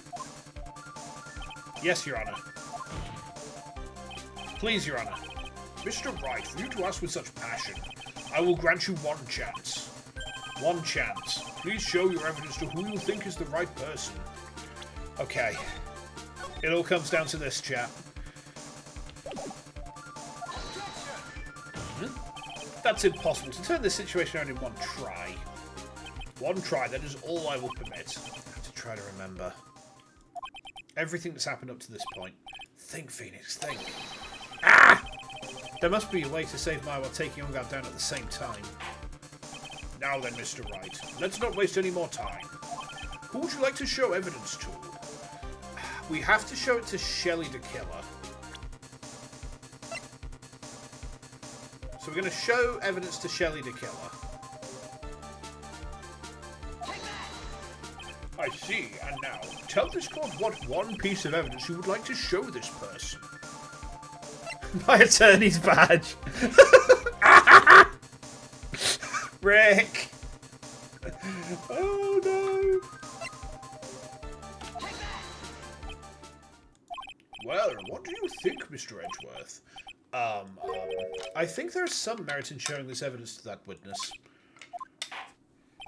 Bailiff, please bring in the transceiver from earlier. Alright. Looks like I managed to convince him.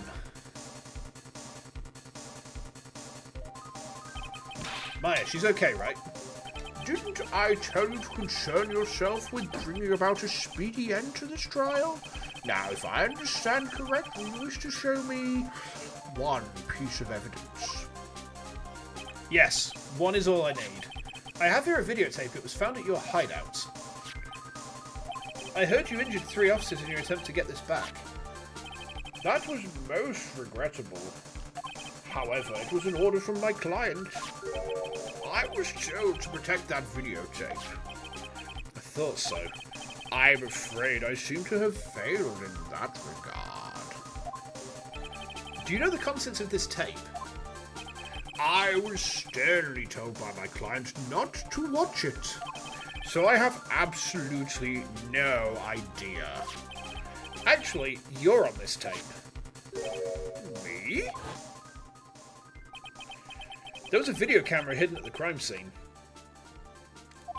Your actions were being recorded. What? Is that true, Mr. Wright? Who was it that planted a camera? Well, the only person who could have placed a camera at the scene of the crime would be your client, naturally. That was Adrian Andrews. Be quiet and listen, Your Honor. Yes, sir. Your client specified a place and time for you, isn't that right? Yes. That was so that they could film you. I had no idea. Mr. Wright, why would my client do such a thing? He's already told us. I would like to know why. Why did Matt Ungard film the crime scene? The reason why he did that is my ticket out of this whole mess. There's only one reason why your client would secretly film the crime scene. They wanted blackmail on you. Your client once told me something very interesting. We were talking about you, and this is what they said. But I'm no weakling. I don't believe anyone, least of all assassins. Oh, come now, Mr. Wright. Assassins aren't above blackmail. Yeah, that's where the video comes in. With that, I can keep him at bay and even blackmail him if I want. I've won. Oh, okay. Your client didn't trust you at all. They were thinking of using this video to blackmail you. What do you have to say about that, Shelly the Killer? Oh. Oh. It looks like I was being deceived from the very beginning.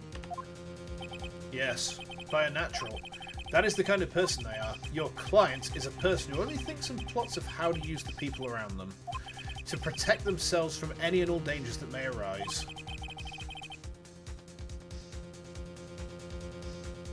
In the Japanese version, On Guard is more arrogant gangster thug. Oh, okay, yeah.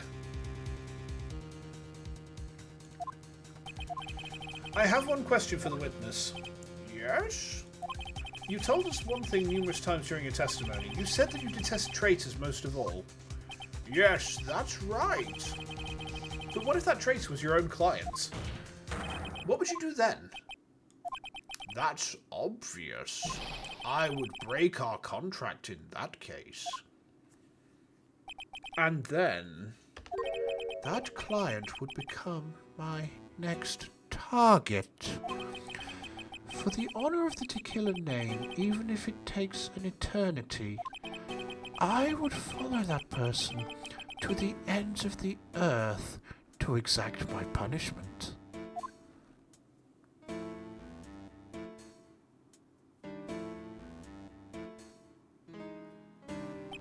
I see. That's all I wanted to know. So the traitor becomes Tequila's next target. Very good at making him sound threatening. Thank you.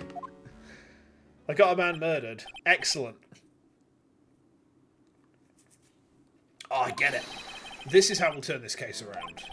Mr. Wright, Yes? my contract with my client is over as of now. I seem to have a new job on my hands. I will now return to you your precious item. What the? I'm not an item. Oh my, I thought I'd never see you again. Oh, thank goodness.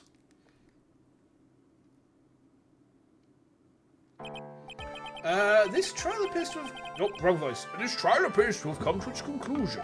However, I don't quite... Ah! Miss Von Karma, where did that... She always has you in her sights. Now, I do believe it's time to finally hand down a verdict. Hang on. Mr. On Guard, it looks like somehow you got what you wanted. You'll finally receive the acquittal you wanted so badly. You should be happy. But before that, I would like to make one final statement. Sometime in the near future, one very betrayed assassin may appear before you. Uh-oh. Needless to say, that man is very good at what he does. I'm sure you would understand what I mean if you watch this video. Huh. Help me. Now then, Your Honor. The verdict, if you please. Is this all right with you, Mr. Wright? We have finally reached the end of a very long battle. Whether he's convicted or acquitted, there's no escape from him now. Go on, Phoenix. Plead whichever way your heart tells you. Right, Chief. If we plead not guilty, Tequila's gonna get him. Oh! Hey there, Vanitas. Welcome. Welcome. Yo! Yeah, we're just wrapping up on case 2-4. This is just to rub it in On Guard's face. Oh, not guilty. Congratulations, Mr. Matt On Guard.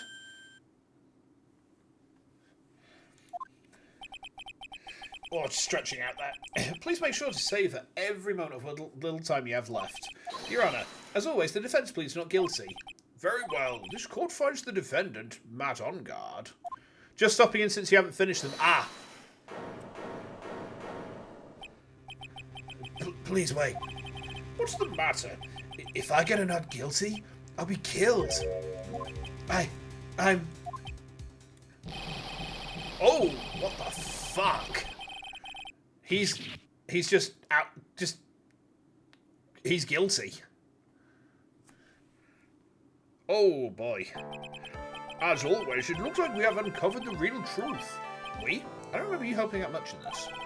Mr. Edgeworth, how is Matt On Guard? I have left Miss Von Karma in charge of his incarceration. I'm sure he's getting a full course meal of whip leather right about now. Oh, yes please. Very good. That was a close one, wasn't it, witness? Yes. I plan to pay my debt to society for my own crime, Your Honour. The first time I was called to the witness stand during this trial, all I felt was despair. She must be talking about the time Edgeworth really went after her. I guess she's trying to forgive him for what he did.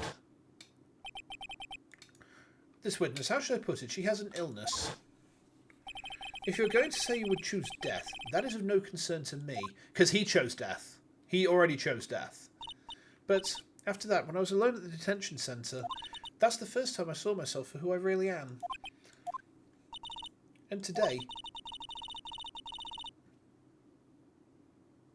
One second.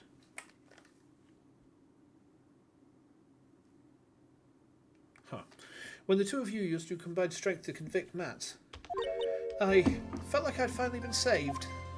Oh, that's cute. Well, it's the first time I've ever seen a smile. I'm really happy that the two of you were in charge of this case. I really don't know how to express how I feel at this moment. This is the first time I felt comfortable with myself, with who I am. Thank you so much, everyone. Did I enjoy 2-4? Honestly, the mechanical issues actually put it below 2-3 in my book. I know that's a very unpopular opinion. I like the story. I love the snowball. But the leaps of logic with the evidence really kind of hampered it for me. So overall, I would put it like... It's hard to say because the second game has been a very mixed bag. But it's probably like the second best case in the game.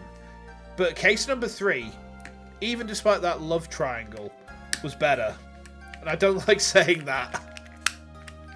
It looks like everything resolved everything at last. As for myself, there are still a few things I'm confused about, but everyone seems to be in good spirits, and that is good enough for me. That is all. This court is adjourned. Dun dun. Well, we just lost a case. This is considered the weakest game in the first trilogy. Yeah, I can kind of see why. You were great out there, Phoenix. What I did out there was right, wasn't it? This is the first time you've not gotten your client off. You got them a guilty verdict this time. But you have to look past all of that to what's really important. You now realise that there is something more than just getting a not guilty, right? Oh god, excuse me. Ah! Oh, excuse me. Yes, I understand now. High highs and low lows. Yeah, definitely. That's a good way to describe it. Phoenix, think back for a second. Think to the moments before Miss Von Karma offered the final pieces of evidence. Think about the incredible decision you had to make. Now then, Mr. Wright. Let's hear the defence's final statements on this matter.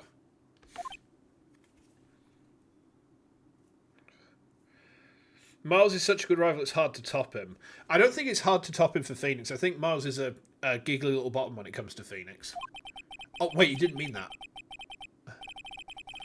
Uh-oh. Anyway. Should I side with justice or should I save Maya's life? Ow! My client, Matt Ongard, is... Ow! Is he guilty or is he not guilty? Those were your choices then, and your answer spoke to what being a lawyer means to you. Right. Edgeworth, I have good news. Maya is now safe in police custody. Really? Pearls, You're telling us the truth, right, Mr. Edgeworth?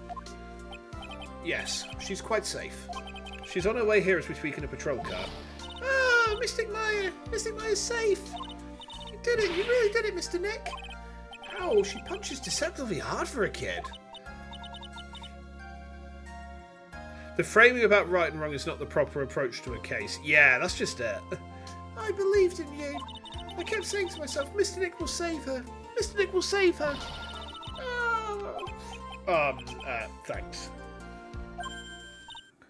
Oh, What's wrong? Miss Von Karma. About earlier. Thanks? Ow! Why are you still smiling, Mr. Phoenix Wright? You're lost. Your perfect Vin record has now been crushed. And yet, you are still happy? I don't think you'll ever understand, Miss Von Karma. How dare you? Don't worry. She may in time. After all, I was like that myself until a year ago. Edgeworth? For my own personal victories and for guilty verdicts. I used every dirty trick in the book, and so my written record remained spotless. But a man appeared and stood fast against that selfish me. I faltered in my usual manner and tasted my first defeat. I felt like I'd lost everything because of that. And then it was my turn to sit in the defendant's chair. And I was saved by that person I called my enemy. I couldn't forgive myself for all that had happened. So I left the prosecutor's office. And I left that note. Prosecutor Miles Edgeworth chooses death. Huh. As well you should have. A prosecutor who has chained himself with defeat should crawl into a hole and die. But that was not what happened. After I left the prosecutor's office, I finally came to realise something. And it was that moment of clarity that everything began to change. What foolish nonsense.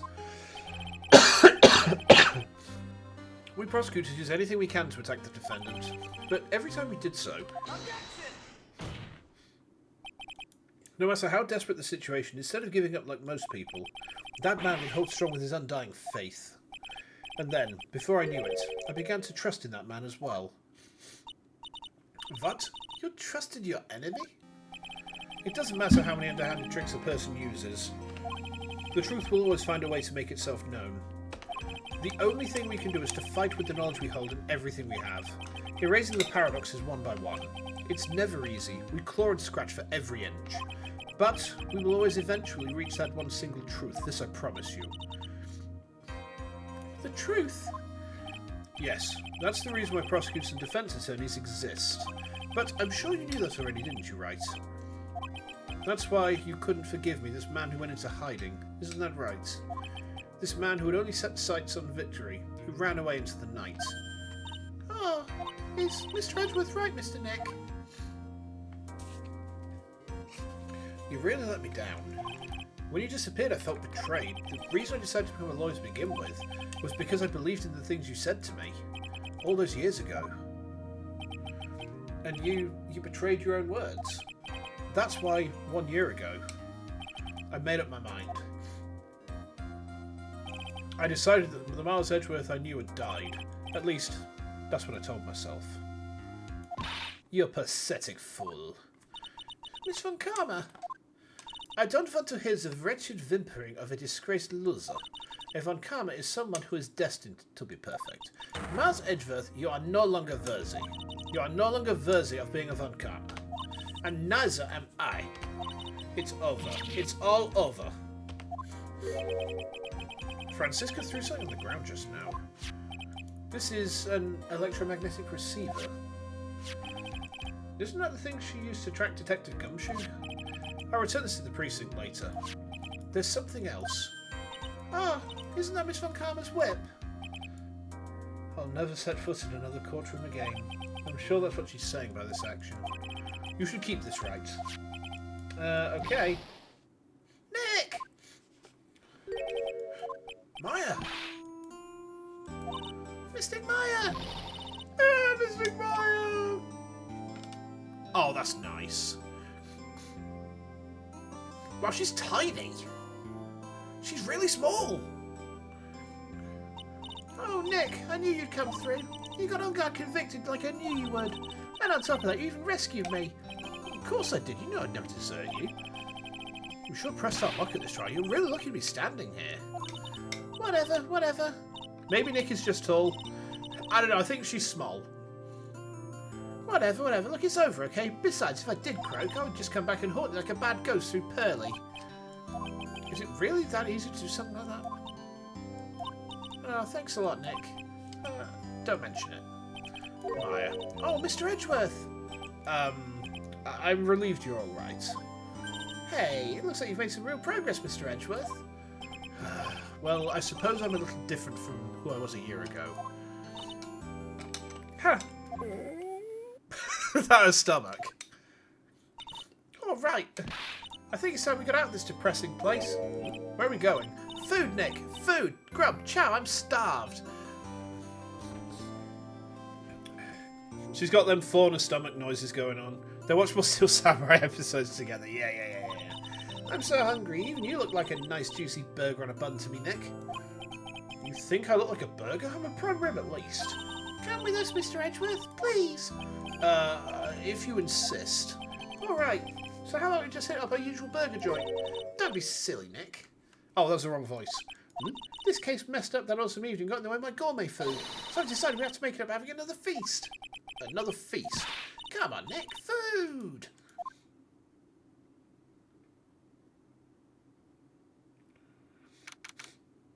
With the hotel again. Hey, pal, sorry to keep you guys waiting. Gumshoe, you alright? Yeah, I'm really embarrassed. I didn't think I'd hit a telephone pole of all things. A telephone pole? Then it wasn't a red light that got it. Yeah, I did it again, city boy. I felt like my dear old heart was going to give out on me, and I ain't joking. Yeah, it was more exciting than the very last episode of The Steel Samurai. Thanks. Now, looky here, Mr. Snooty Prosecute. Don't you reckon you bully Mr. Right too hard? If you don't start being a lot nicer to me, you might just kick it tonight, even. I'll keep that in mind. Well, come on now, everyone gather round. Y'all gonna get your picture taken by a genuine professional photographer. Looks like Lots of built herself a new camera. Well, pal, at least we can put this messy case behind us now. This welcome low-pressure comedy after that ordeal, yeah. Come on, tonight's all about eating, so let's go chow down, pal. Amen to that, pal. Amen. You know, when you think about it, you were the one who saved the day, detective. Huh? Me? You really think so? He's right. If it wasn't for the 3 items you took, I think this trial would have had a very different ending. Ah, well, you know, it's... Huh? Wait, that's odd. When I ran off with the things from Tequila's hideout, I was sure I took 4 things in total, sir. What? 4? Yeah, I'm sure I put one of the items in my coat pocket. There was a 4th item? Oh, come on, y'all, it's over. Whoo, boy, I tell you, you really are something else. Between getting accused of murder and getting kidnapped, never a dull moment with you, huh? Huh, you think? Why does she look so happy about that? But being shut away for 2 whole days, weren't you scared? Yeah, it was really scary. I felt so hopeless. So to keep my mind off of things, I drew a picture. Sounds like you had it rough, gal. The lobster, the cock lobster, yeah. So where's this picture of yours? Yeah, I want to see it. I want to see Mystic Myers' picture. It better not be the fucking blue trauma. You know, I don't know where it went. Oh, that's too bad. Well, it's alright. It wasn't anything important anyway. Ah. Sure, it's nice to see them finally both see them smiling again. What is it, Edgeworth? This thing is picking something up. Oh, that's Miss Von Karman's receiver. Oh, thanks to her, I had the most awful experience of my life, sir. I can't believe she stuck a tracking device on me. That's odd. Even though you're standing right here, the tracking device seems to be in a different location. Oh, it's probably busted or something, sir. Well, it doesn't matter. I'm afraid it's about time for me to excuse myself. I still have some work to do. Huh? But Mr. Edgeworth, you haven't even eaten anything yet. And you've eaten way too much yet, glum. I had fun tonight. Now, if you'll excuse me. Wait, what? I just want to say, thanks, Edgeworth. You really saved me out there. If anyone should be saying thanks, it should be me, right? I feel like words alone aren't enough here. I wonder if there's anything I can give him to express how I feel. Are we going to whip him? Yeah, let's whip Edgeworth. Why not? That'll be a laugh. What's this? Thank you. It's all thanks to you two. You and her. Wait, was this the right thing to give him?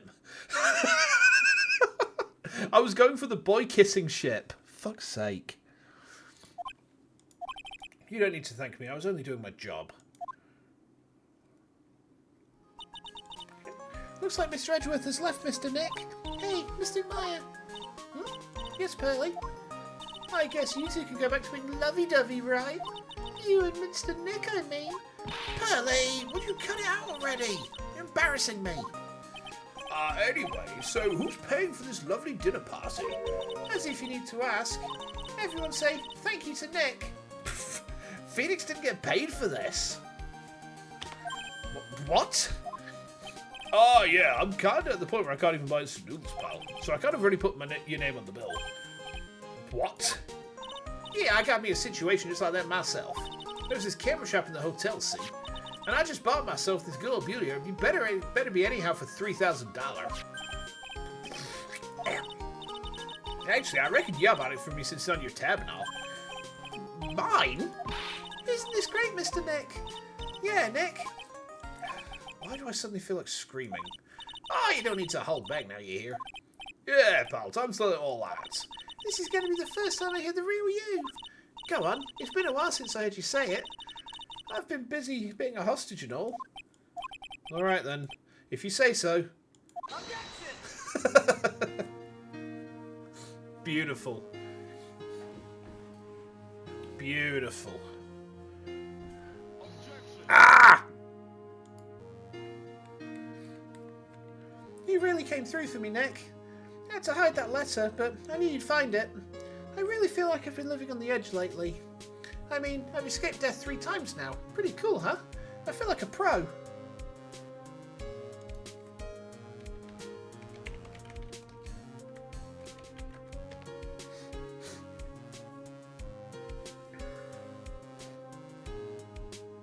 I'm so happy that you could save Mystic Maya, Mr. Nick, and I'm so happy for the 2 of you. Speaking of which, I think this hotel is a popular place for honeymooners. So I sort of made reservations for the 2 of you, just in case. I mean, Maya's 18 now, so it's okay.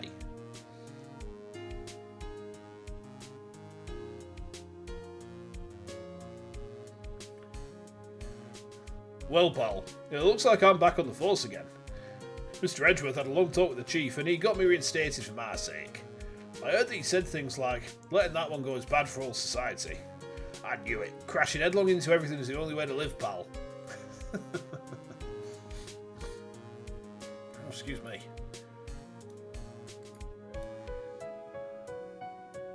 Whew, we got there. It took almost 7 hours today. Hi, Maggie Bird. I'm retiring this uniform as of today, sir. I'm going to be a waitress from now on. And bring smiles and joy to the people who come by the restaurant, sir. I hope you'll stop by sometime, Mr. Wright. Interesting career change.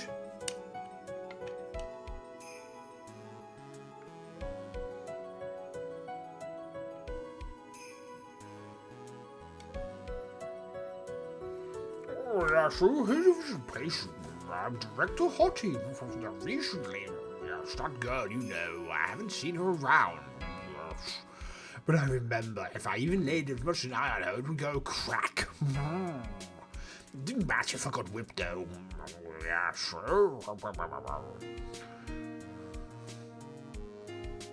He was into it.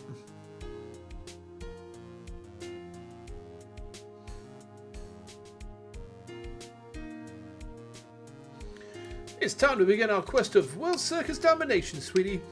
And to let the world know we are serious, I plan to make a fabulous flight to Zimbabwe. Hey Max, what do you think Zimbabwe's like? Do you think there are castles made of cake and bunnies who can talk? That's what? I think if there are any talking bunnies, even they would laugh at most jokes. That text was quite fast to read in the accents.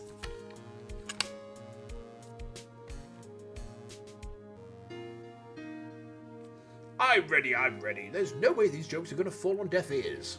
I'm going to be more contemporary with my humour. Mo curls, RR represent. We've got our new act all worked out. Prepare for the Hallelujah chorus. Say something, will you? You're supposed to start this off. Get on with it.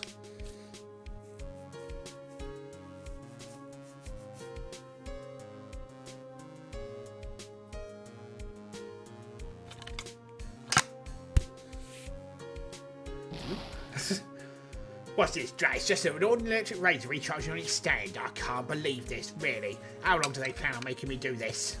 Oh, but it's Edgy Poo's idea, so that means it must have a deep hidden meaning. But why do I get the feeling they wouldn't forget about me, would they? Oh, it was never like this in the old days. Everyone thought the world of me. They used to call me Queen Wendy and treat me like royalty. Any man who had knows about this is going to feel the pain in my heels. Is going to feel the burn. Speaking of burn, burn fire is very dangerous because that 3 of the warehouses when they stored the scenery will burn right down in the corner. You stick. Good God.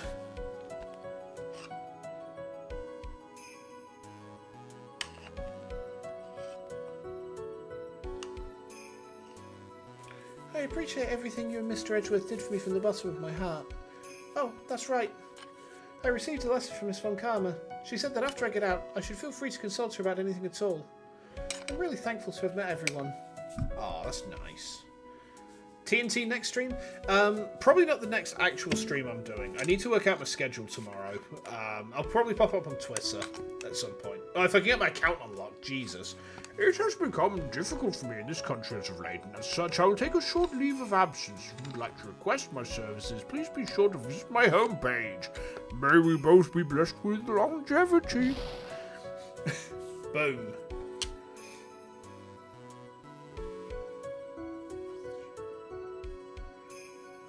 Francisca Adrian is a real ship. Seems it. Oh, what's happening here? International Departures Gate 12. Where are you going, Francisca? How did you know I was here? With this? That's... I heard you were planting things on a certain person. Things like tracking devices in his coat, for example. Huh. That's just like you. I only planted it there because he was always wearing it. This filthy drab coat of his. I don't know how it ended up in my luggage. But it's going in the trash, I promise you that. Oh, that's right. Speaking of that man, he told me something very interesting. When I ran off with the things from Tequila's hideout, I was sure I took 4 things in total, sir. 4 things? It seems he put the last one in his coat pocket. He put it here. It doesn't matter anymore. The case is already over. What are you going to do now? That's none of your business. Are you running away? Shut up. You don't understand this thing. You can't possibly understand what it means to be Manfred von Karma's daughter. Francisca, so many expectations from everyone around me. Expectations I must fulfill. I'm expected to win no matter what, and failure, such a thing is not an option for me. My father was a genius, there's no doubt about that, but me? I am no genius, I've always known that. But I had to be one, I had to. You may not be a genius like your father, but you are a prosecutor. You have been and always will be. No, I'm not. Not anymore. I've even thrown my whip away. Speaking of that, Wright gave me this to hold on to. Right. You knew something like this would happen, didn't you? I'm going to say this again. We prosecutors do not fight for personal honour or pride. I hope you will think deeply about what you should be striking down with that whip. You haven't changed a bit. You've always left me alone and walked on ahead without me. The scene would cut off early if we didn't hand the whip over. Oh, okay. Miles Edgeworth, I've always hated you. And then, finally, my chance to take my revenge on you arrived. Oh, wait, the revenge was on him! If I could win against that man, if I could make Phoenix Wright bow down in defeat, then this girl you left behind would have risen higher than you. That was supposed to be my revenge. Oh, okay. I see. You know, I can't do it. I can't change who I am. I can't throw away everything I've been until today. I believe you can, just like how Adrian Andrews did. Adrian Andrews. You were going to use her during the trial, right? But you were dependent on your father by using his tactics. Isn't that right? Huh. Today, you chased after me, after I'd left you behind all these years. And that's why we're standing here now, side by side. But I have no intention of stopping. If you say you're going to quit, you'll walk down the prosecutor's path, then this is where we part ways, Francisco von Karma. What? I am Francisco von Karma. Don't think I'm going to walk in your shadow forever. Our battle begins now. So you better prepare yourself, Miles Edgeworth. I didn't expect that.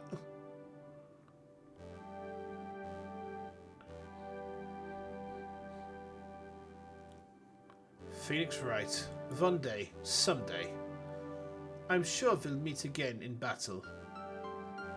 Until then, this last piece of evidence that never made it to you, I'll take good care of this fourth piece. What's the fourth piece? So I can give it to you when at last we meet again. Wait.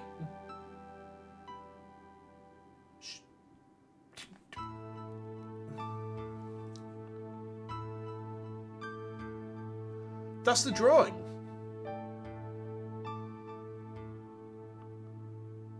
Oh, okay.